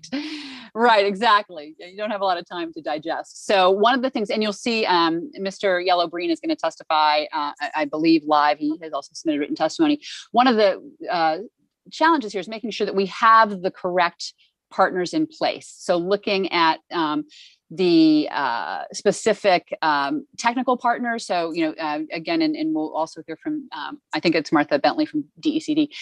There's folks that really bring specific expertise to the table when you're looking at measuring these kinds of things. And then also, to your point, groups like Maine Development Foundation that have a huge set of tie-ins with all of the different ways to measure things and the different areas of these kinds of plans and how to measure them moving forward. So I think that's really the one piece of that would be covered in the amendment, which would be making sure to put in all those players into place in a way that makes sense, and then also really reflects the budgetary requirements. So if we're going to do this, if you're going to do this right, it's one of those things that you do have to spend some money on, because you have to understand what's really happening on the ground after you're implementing your plans. And so that's the piece that is not yet detailed, but that would be part of the process under the amendment. Thank you so much. Are there any other questions? Seeing none. Thank you very much, Representative Gear. And are there any proponents, those speaking for the bill in the waiting room, in the attendee list? I have no proponents, no opponents, but two neither. Okay. So I will ask, can you bring in both Martha Bentley and Yellow Breen?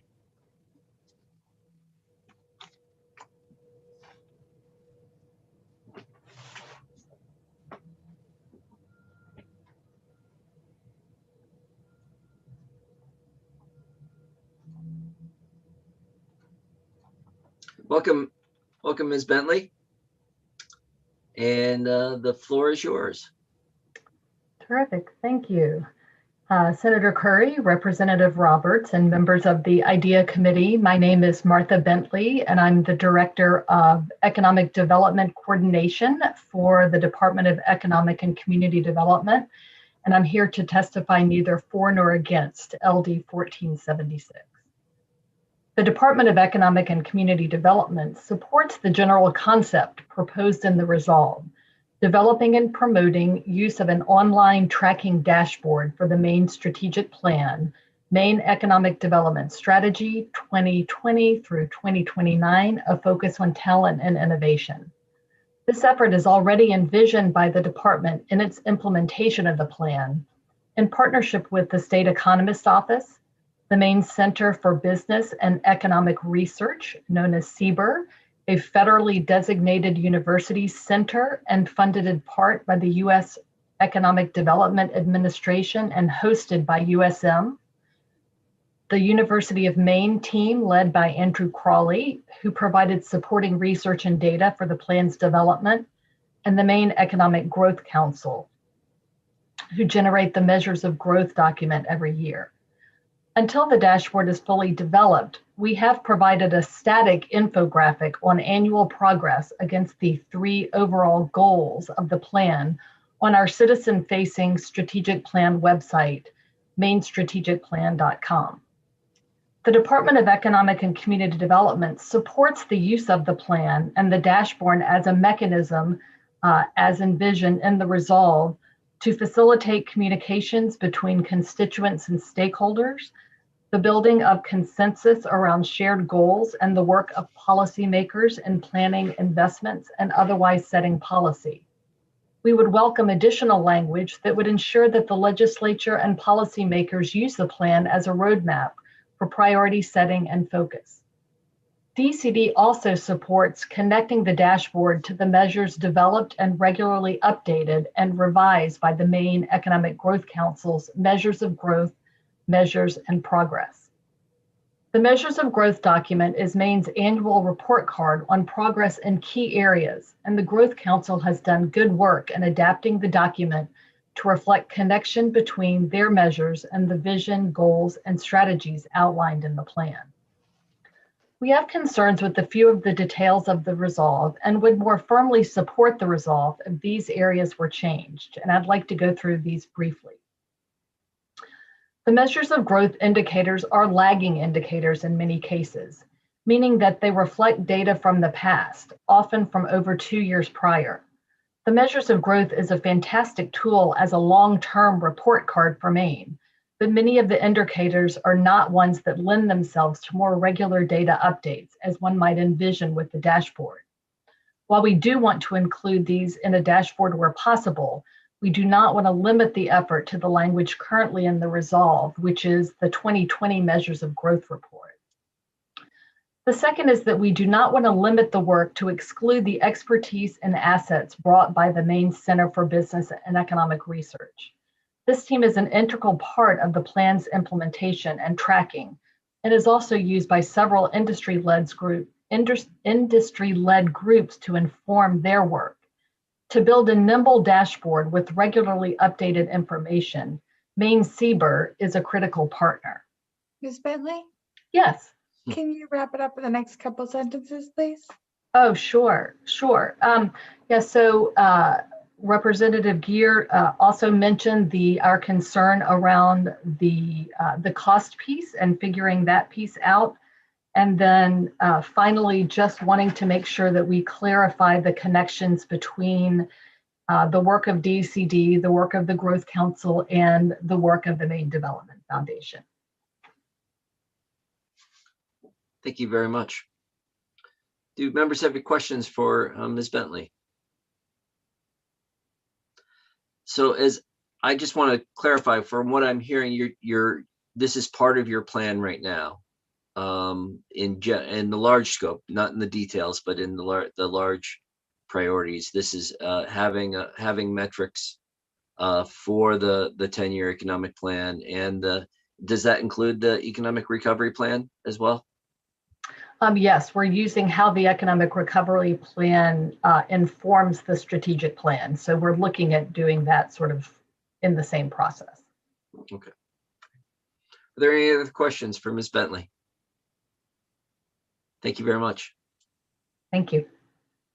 Thank you. And Mr. Breen, welcome. Welcome back. Thanks for having me. Good afternoon. My name is Yellow Light Breen. I'm the CEO of the Maine Development Foundation, and we are the staff by law to the Maine Economic Growth Council, which is a great privilege. I won't reiterate my written testimony, which you have, and it's neither for nor against. It could have been styled as for, with some caveats and contingencies, because we certainly, as the department indicated, are strongly in favor conceptually of what's in this bill, but we had enough, I think, observations and contingencies to cast it as neither for nor against.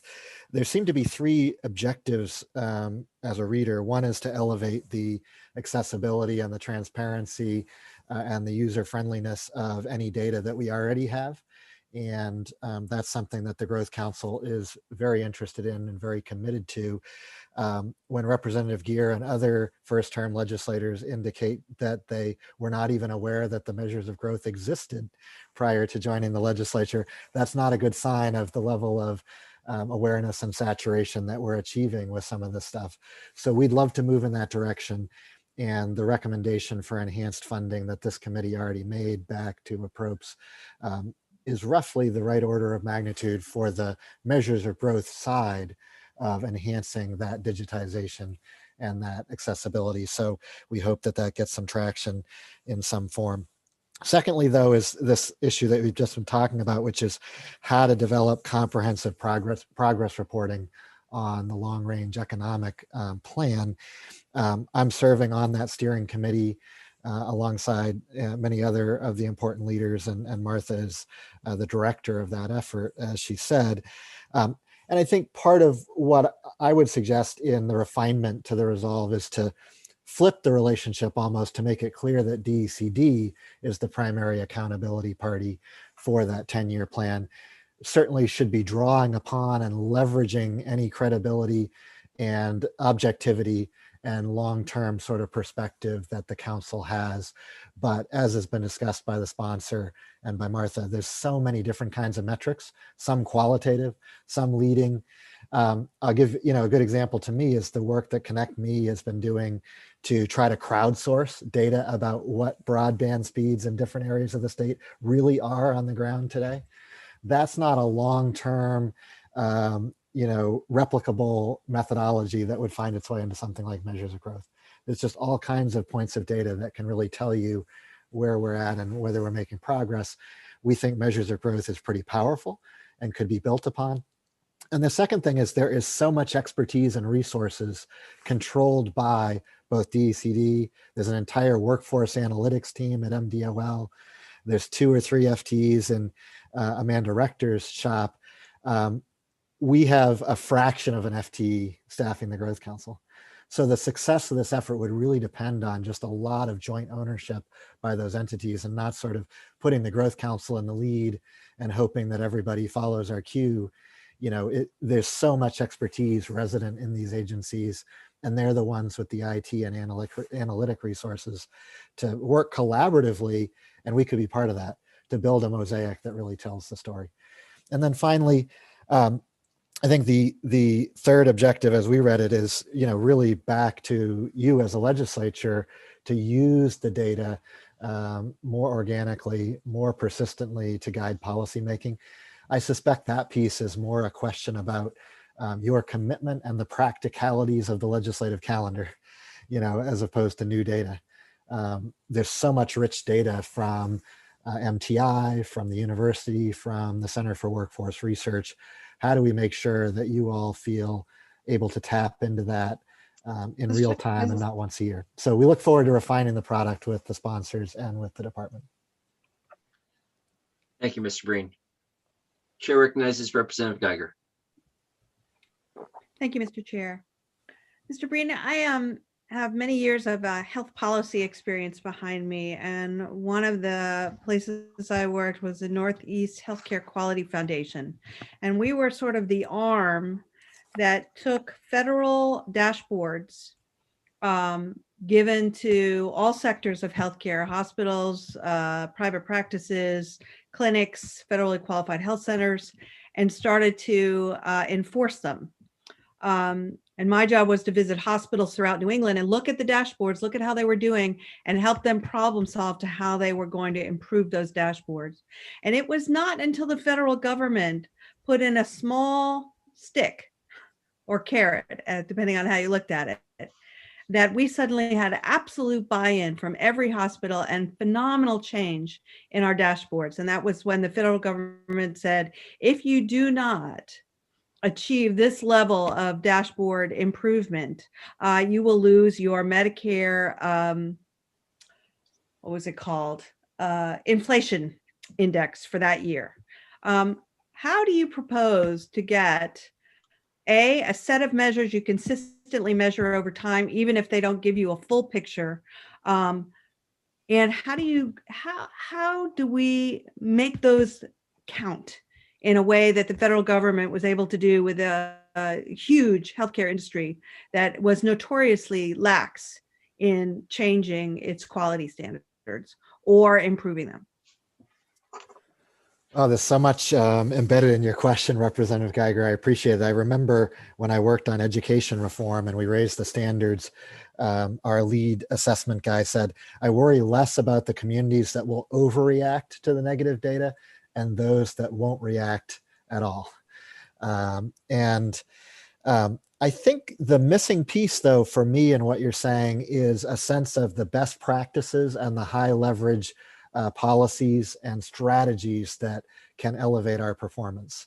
So measuring and then hoping that the results of that measurement are widely known and internalized enough that they galvanize a sense of urgency and a sense of commitment. But I don't think most people in Maine are walking around thinking our economy is hunky-dory, we're doing just great, we're on the trajectory we want. I think we all know that we've been in the bottom quarter or a third of states during pretty much most of our lifetime. And the question is, what do we do about it? So one of the things that we do the data a lot, but one of the things I wished we could do more, and I dare say that DECD and others would concur, is reach beyond our borders. We do some of it, but reach beyond our borders to the case studies that are backed by data that say, these are the leverage points where geographies similar to us have seen a step change, and how do they do it? That's the piece I'd love to evolve MDF to be able to do more of. And I know that the department is thinking similarly in some of its work.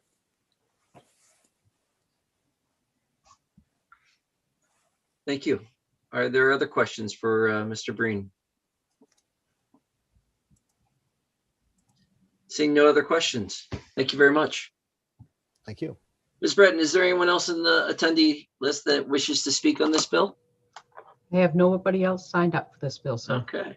With that, I will gavel that this public hearing on LD 1476 is closed. So, thank you everyone for giving testimony.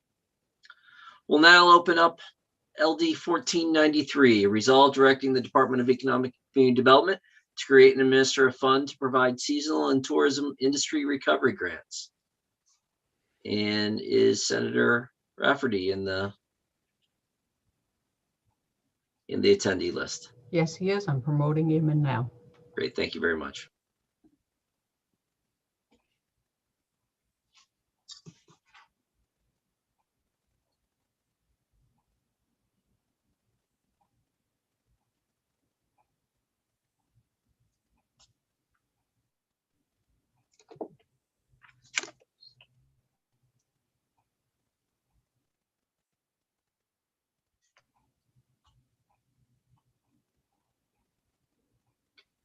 Welcome, Senator Rafferty. Are you with us?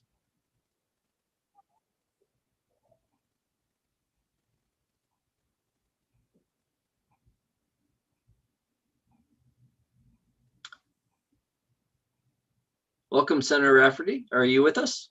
We can't see you.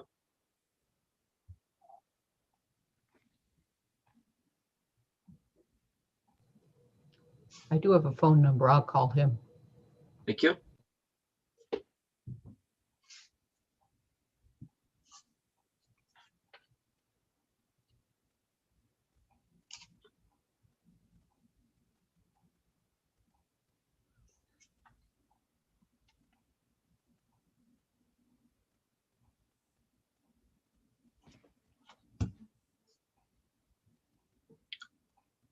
I'll see if I can ask him to unmute. Unmute and start There video. we go. Welcome, All Senator right, Rafferty. sorry about that. The transitioning from committee to committee is a little challenging. You hear me okay?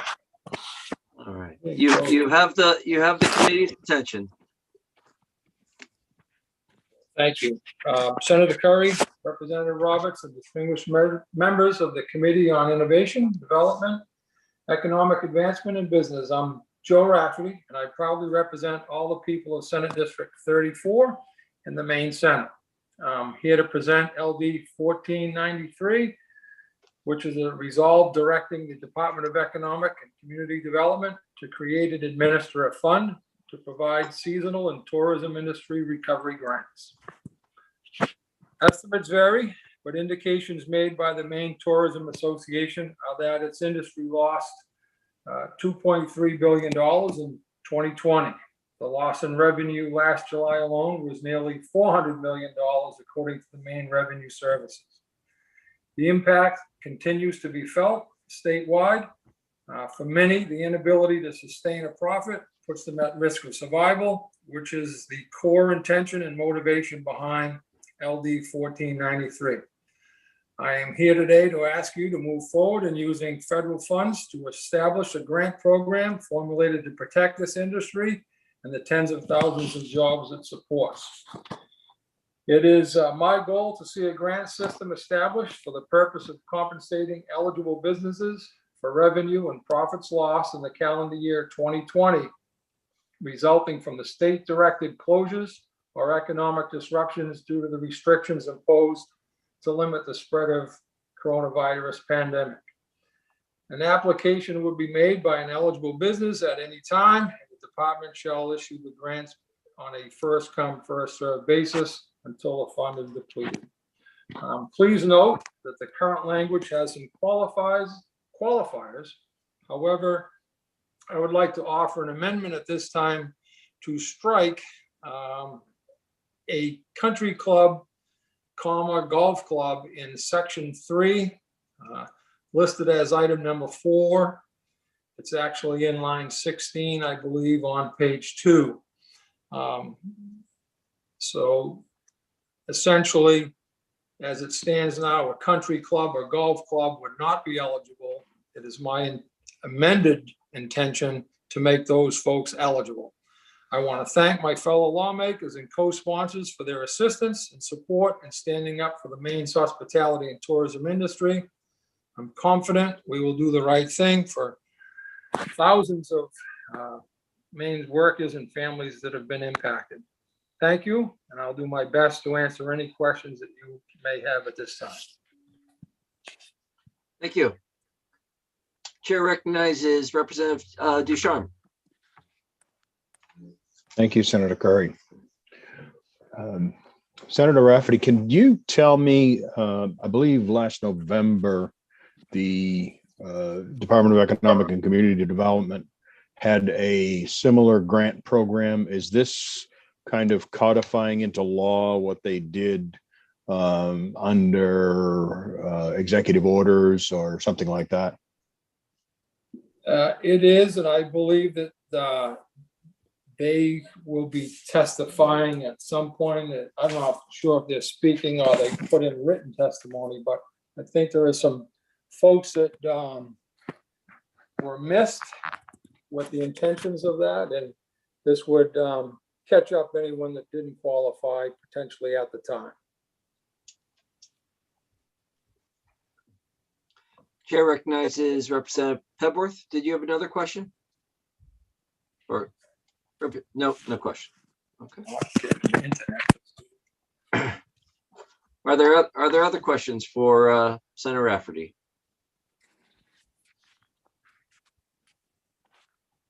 Chair recognizes Representative Austin. Thank you very much, Mr. Chair. Senator Rafferty, my question was going to be exactly what you did, and that was to put in the language on golfing clubs, etc. I had heard from several constituents. We have a few clubs in my area, and they were very concerned. So I'm very appreciative of that speedy, I will call it recovery, if you will, for those folks. So thank you so much. Well, thank you. And I heard from some of the same folks, and they made some very distinguishing, concerns were clarified on my end. So hopefully that'll work out well. I mean, what I didn't give those folks, enough credit in terms of, I guess, my initial thoughts, but my intention is to not overlook anyone that essentially suffered some financial difficulties resulting from COVID. So thank you. So Senator Rafferty, your hand is covering a bit of the camera here. Let's see. Chair recognizes Representative Geiger. Thank you, Mr. Chair. Senator Rafferty, and this is coming from a place of, I don't know, a significant amount of PPP loans have been made in this state to many businesses.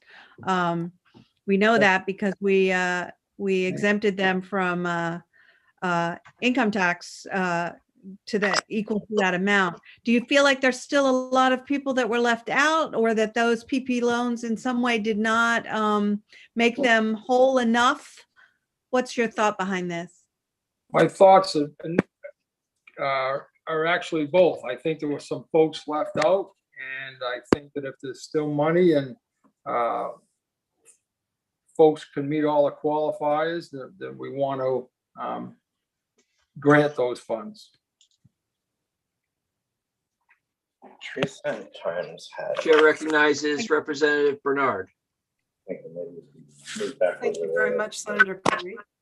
Senator Rafferty, I want to thank you as well for coming up with adding the golf courses in there, and also to throw in one of our premier golf course here in Aroostook County actually is bordering on Canada, and actually at least half of the people who are part of that particular golf course are from Canada, and they haven't been able to come in ever since COVID struck.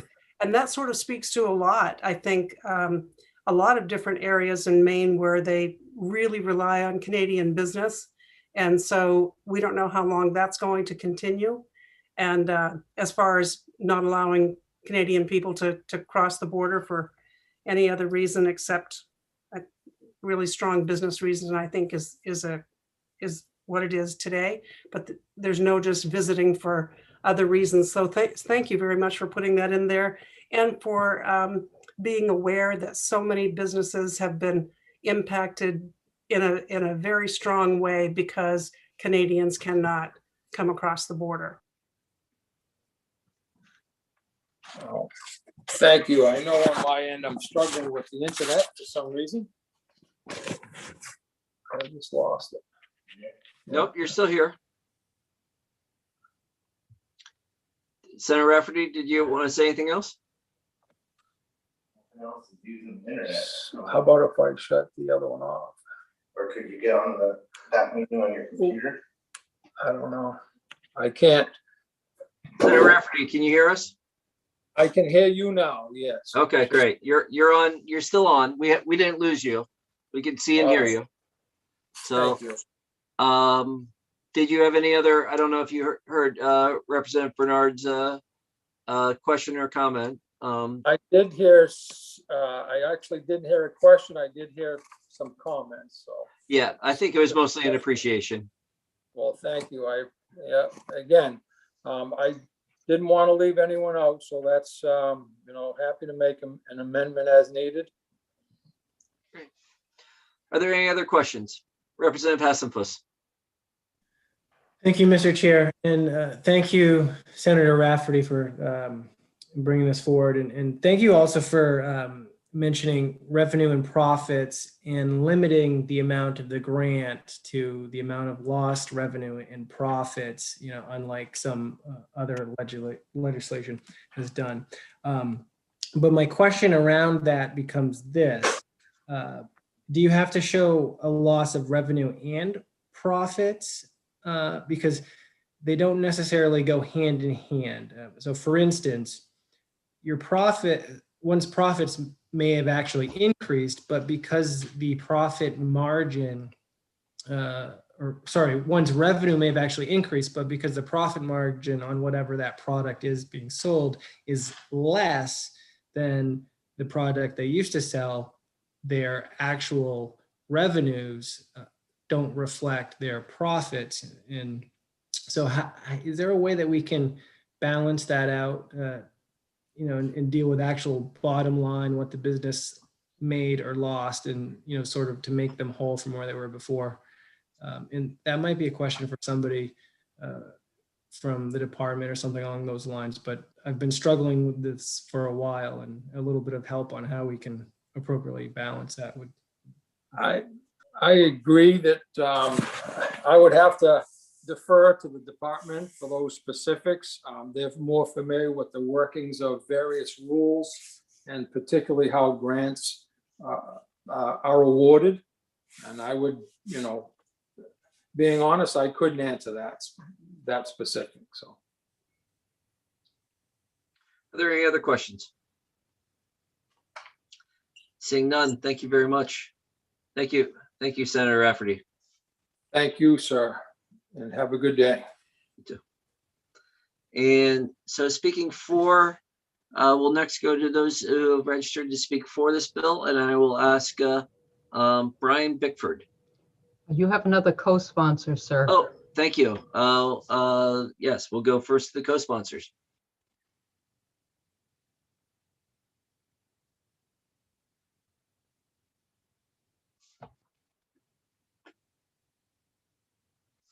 It should be Senator Baldacci. Yep. Welcome, Senator Baldacci. Hello. Good afternoon. Thank you for having me. I was going to say good morning, but it's good afternoon now. Good afternoon, Senator Curry, Representative Roberts, distinguished members of the Committee on Innovation, Development, Economic Advancement, and Business. I am Senator Joe Baldacci. I represent Senate District 9, which is made up of the city of Bangor and the town of Herman. I am here today to testify in support of LD 1493, a resolve directing the Department of Economic and Community Development to create and administer a fund to provide seasonal and tourism industry recovery grants. When Senator Rafferty reached out and asked me if I would like to co-sponsor the bill, I did not hesitate. Maine's tourism industry is a massive part of our economy and our identity. We are vacation land after all. The city of Bangor is a focal point for many of the 4.4 million people who travel to Acadia National Park in Bar Harbor every year. Bar Harbor is only 40 miles from Bangor, and the greater Bangor region is a prime retail community. And this bill will not only help businesses in Bangor, but all along US 1 from Bangor through Holden and Eddington, through Dedham and all the cities in Ellsworth, right down the line through the coast. And that's an important part of our economy in this region, and supporting those businesses is critical. I would point out that I know that the restaurant and lodging industries have taken the brunt of the pandemic in terms of economic losses. I think that's clear from all the evidence that we've received in the Bangor area, based on the state's taxable sales numbers that I looked at online. In 2019 versus 2020, Bangor restaurant and lodging went down almost $100 million. That's a pretty significant reduction that not only shuts businesses, but lays off employees and really hurts all of us. In Maine, our tourism industry accounts for 9.4% of all employment, which makes us more dependent on this industry than our more economically diverse neighbors in the Northeast. Over 60,000 Mainers were employed in the hospitality and tourism industry in the second quarter of 2019. Fast forward to November of 2020, this industry lost nearly 20,000 jobs. Small businesses in Maine, those with less than 500 employees, accounted for 99.2% of all businesses and 56.5% of the total workforce in 2019. I support this bill because it uses federal funds to provide support to one of our most critical economic industries in the state. We should be doing all we can to help our economies and businesses return to where they were before COVID-19 entered our lives. Passing this bill will help jumpstart the recovery process for many of these businesses, and I hope you will join me in supporting it. And I appreciate your time, and I'm happy to answer any questions. Thank you, Senator Baldacci. Are there any questions? Thank you very much, Mr. Chairman. Thank you. And next we'll go to speaking for the bill is Mr. Brian Bickford.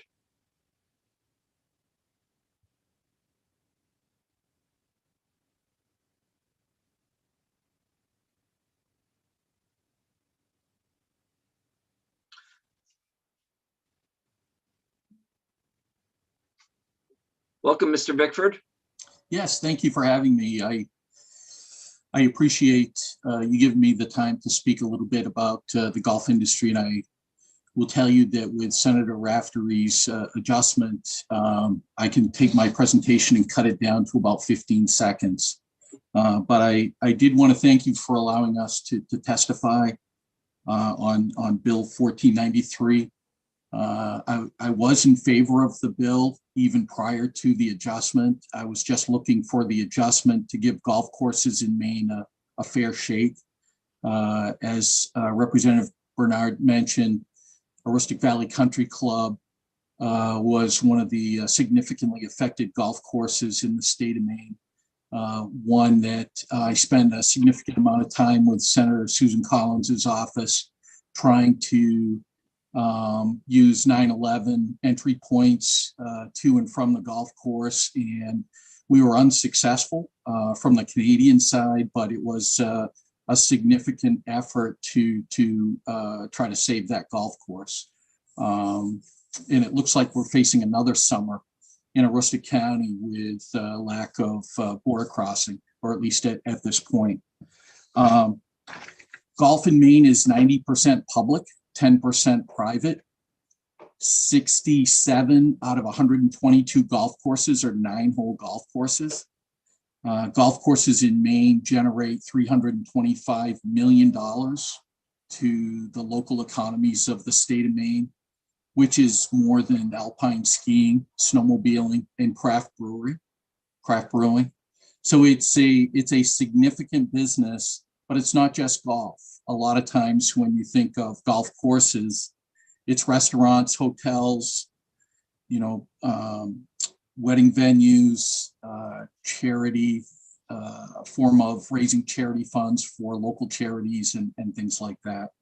So I did want to just kind of point that out. I know golf for many years, probably since its inception, has fought a perception problem, but we're working hard as a state to turn that around, and are excited to roll out junior golf programs that are making a difference in the state of Maine. And we're talking from Caribou to Wells and every golf course in between. So we have a big impact in the state.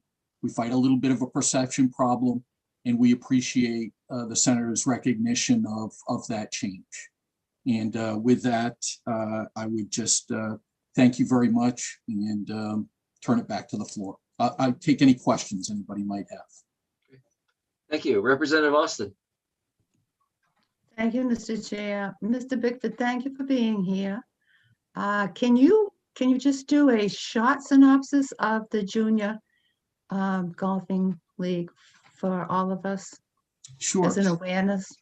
So I'm the golf coach for Liberty High School, and so I have a vested interest in this. But we in Maine have adopted Youth on Course, and it's a national program that creates access to public golf courses for juniors for a fee of $5 per junior.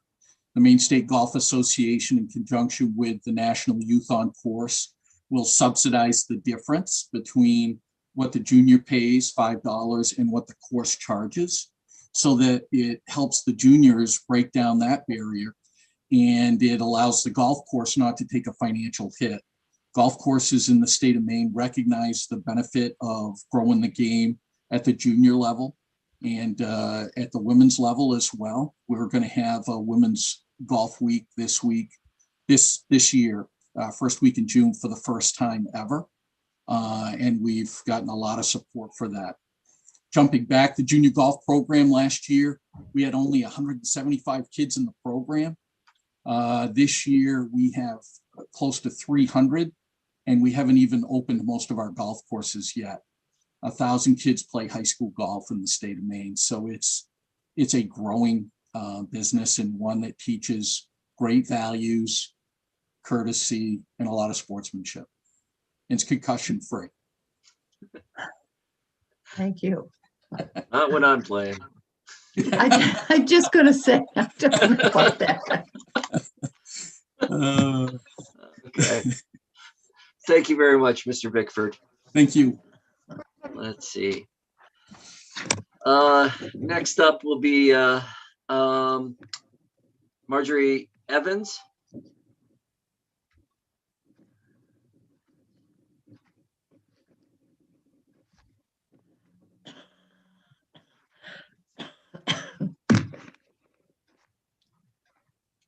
Welcome, Ms. Evans.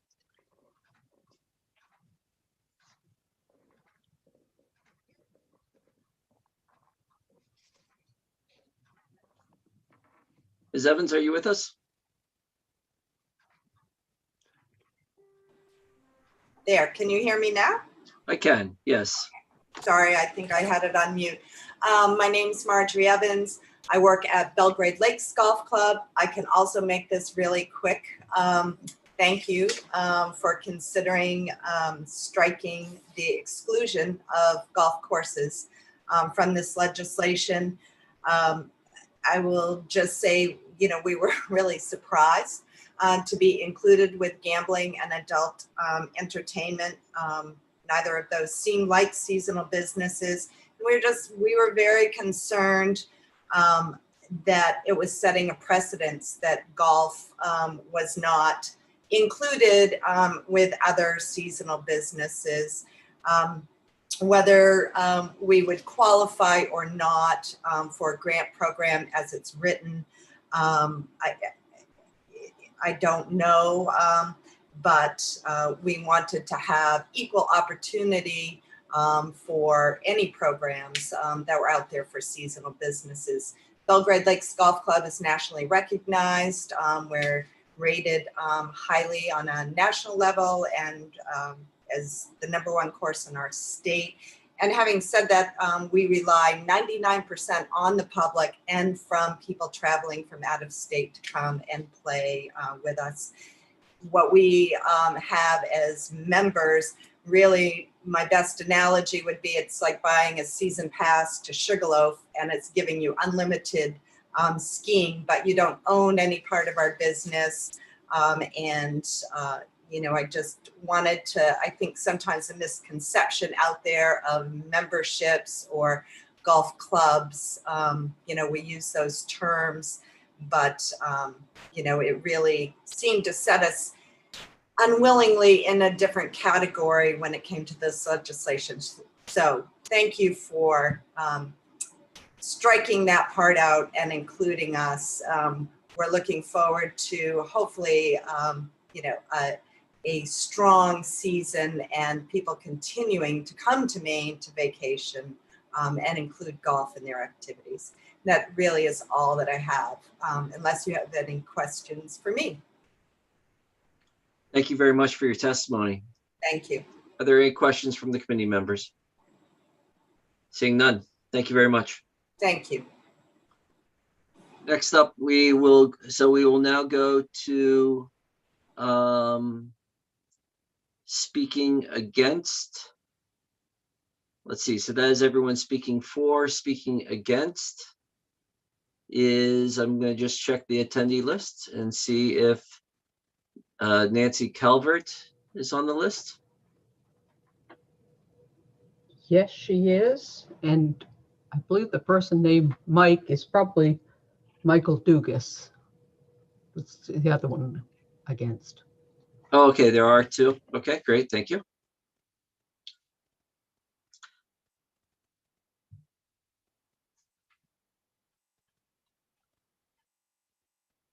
Welcome, Ms. Calvert.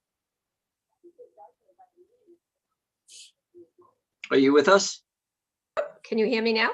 I can, yes. Welcome, Okay. Ms. Calvert. Hi. Actually, I wasn't opposed to the entire legislation.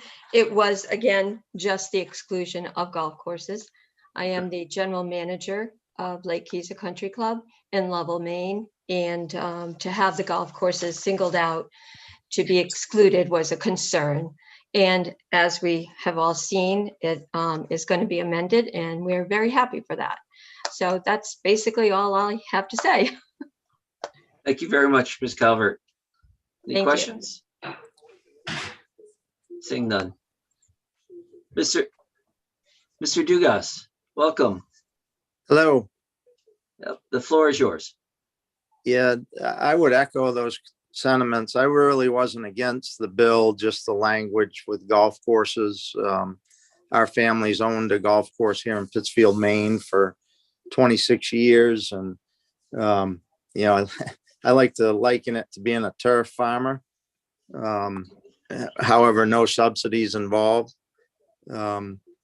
So, you know, I just felt like it was kind of a slight against the industry in terms of what we do in our communities and the amount of revenue that we produce and tax dollars that we generate as an industry here in Maine. And I'm just glad that that we're able to get through that. Senator Rafferty, you know, made that amendment, and that's perfect. So that's all I've got. Thank you very much, Mr. Dugas. And any questions? Seeing no questions. Thank you very much. And now we'll go to those speaking neither for nor against. And I have first up is Carol Ann Willett with Department of Economic and Community Development.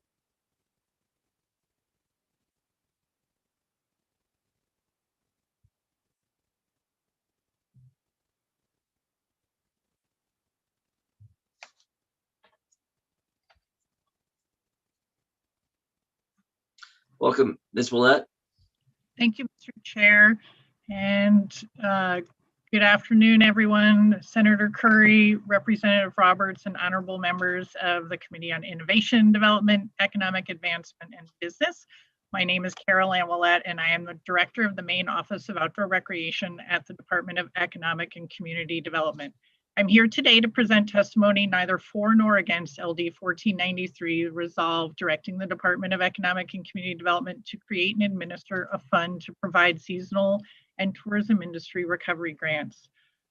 COVID-19 has created an unprecedented financial crisis for the tourism industry in Maine and throughout the country, and we know how incredibly challenging this last year has been for businesses in this industry, and are sincerely grateful for the hard work that all Maine businesses and organizations are doing to keep their doors open, their employees safe, and their community strong. We also know that the creation of another grant program would help to alleviate the disruption of operations suffered by Maine's customer-facing small businesses and organizations in the tourism, hospitality, and retail sectors due to the pandemic.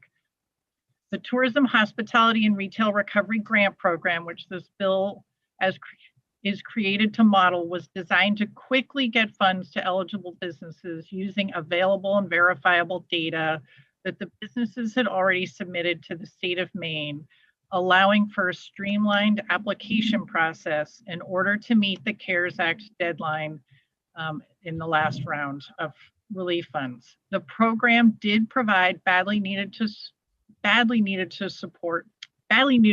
to over 1,500, actually more than 1,600 lodging, restaurant, and retail businesses. But we learned that many others were adversely affected did not meet the eligibility criteria as outlined, which did leave businesses out of the program. While we support the intent of this bill, which is to continue to provide resources to businesses that were adversely impacted by the pandemic, especially those in the hospitality industry, will respectfully request that the bill be carried over until next session so that we may understand the full scope of potential resources available. Thank you, and I'm happy to answer any questions. The committee members have questions for Ms. Willett.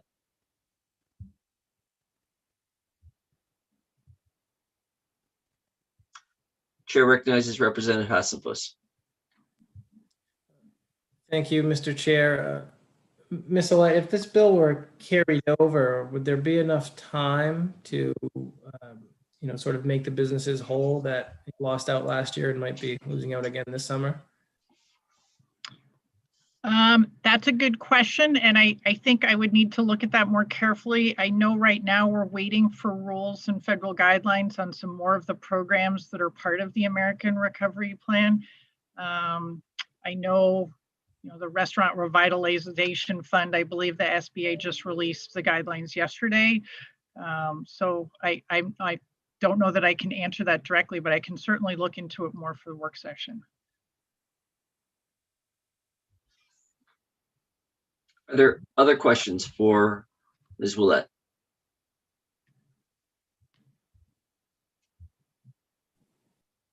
Seeing no other questions, thank you very much.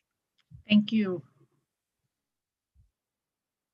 And let's see, Ms. Breton, if you could bring in, let's see, is Allison Susi? And is that, and Gregory Dugal? Welcome, Ms. Susi. Thank you. The floor is yours.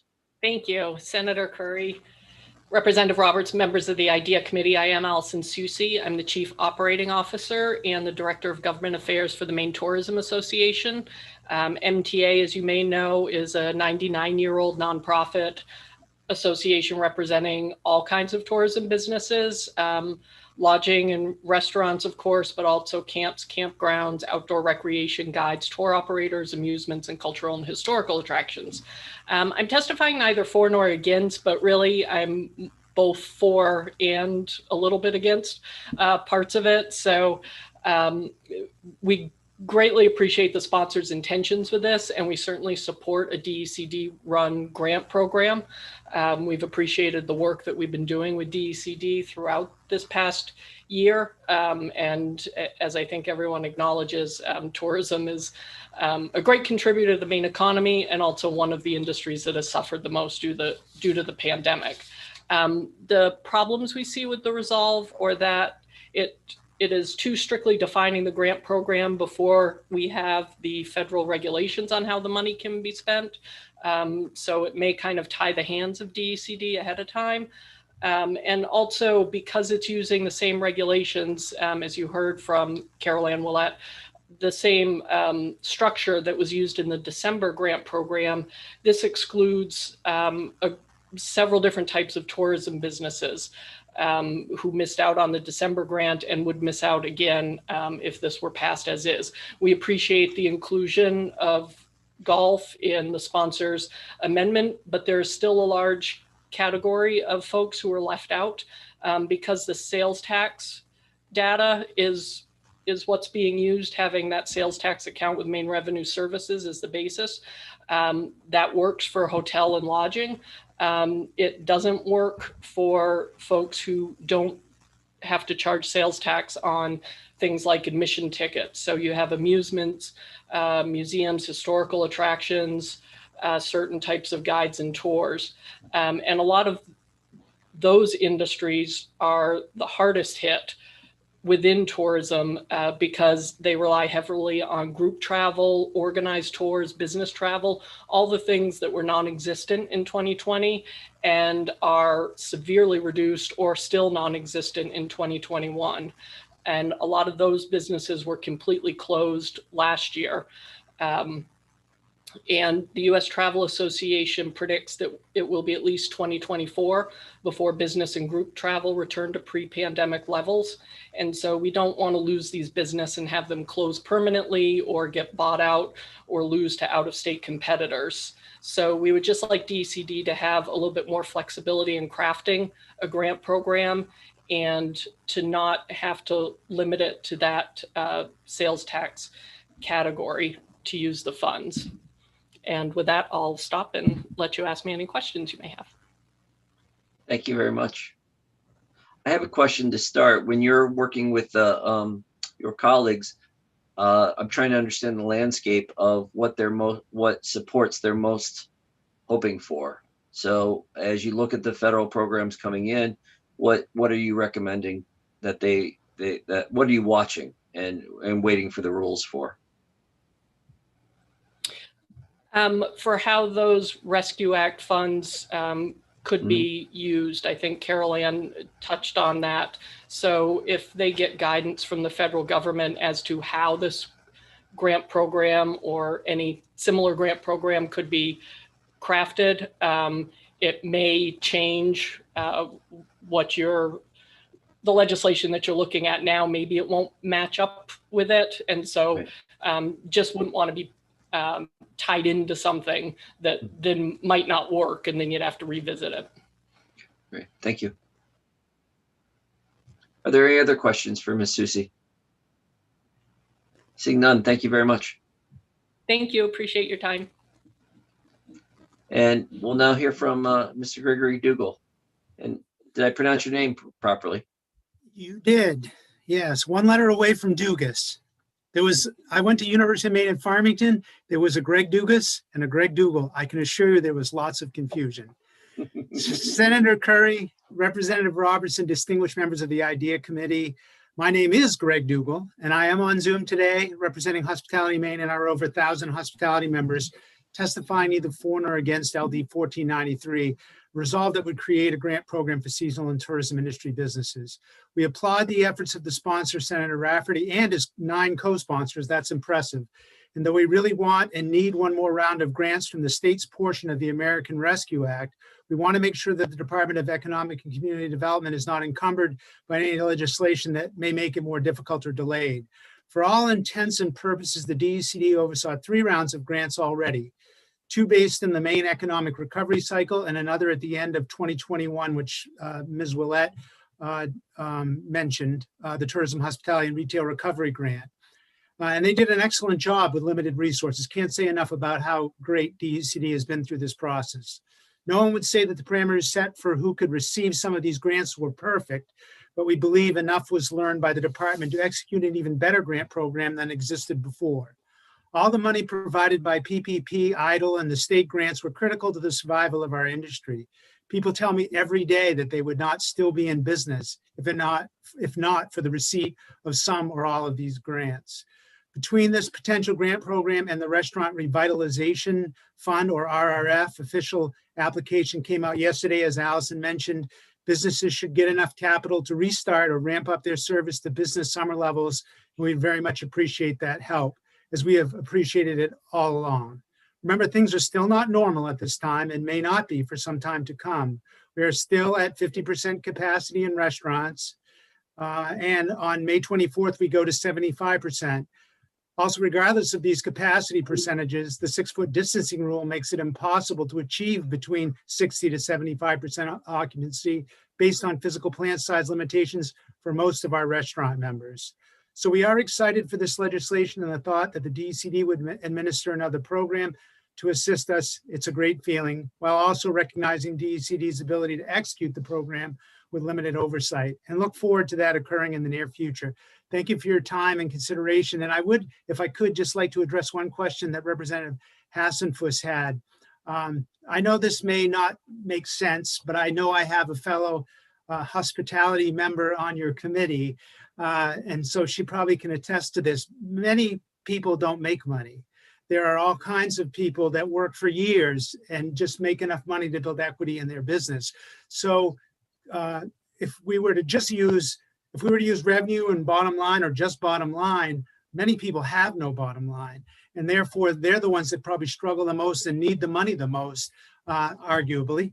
And that, that would be a concern for me. I know that the revenue side isn't the perfect equation. You've heard a few things here that make things different, and how this needs to be calculated. You have people that aren't taxed. I don't necessarily represent them, but certainly Allison Susi's organization does. So, that's probably the area that needs to be visited the most. And I'm happy to take any questions if I can help at all. Thank you. Thank you very much.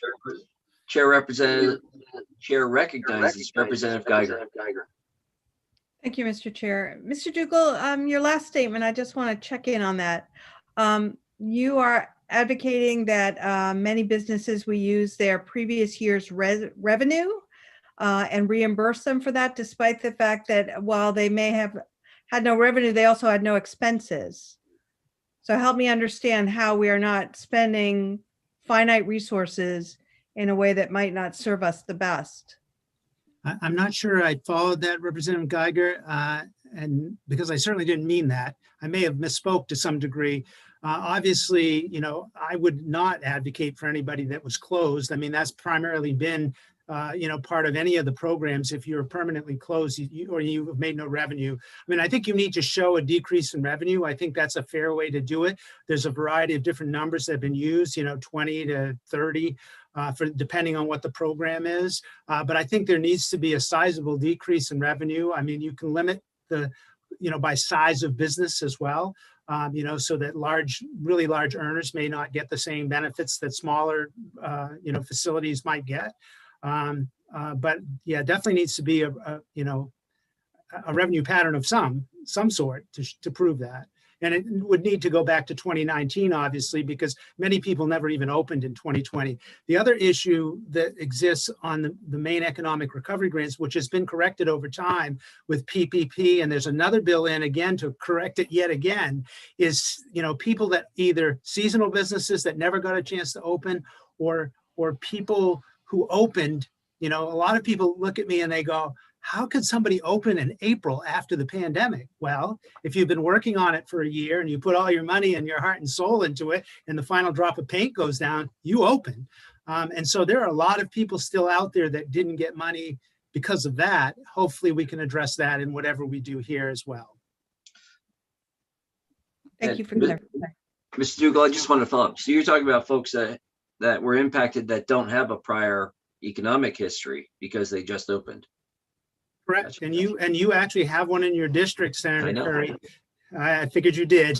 And I've spoken with her on a regular basis. And it's, it's not that it's unfair. Nobody's trying to do something wrong, but I think we have a chance to correct ourselves and we should do so if we can. Excellent. Are there any other questions? Seeing none, thank you very much. Thank you very much. Have a good day. You too. Ms. Breton, is there anyone else in the attendee list seeking to speak on this bill? I do not believe so. I believe everyone's spoken now. I think we have. Is there any request from the committee members for Ms. Olson?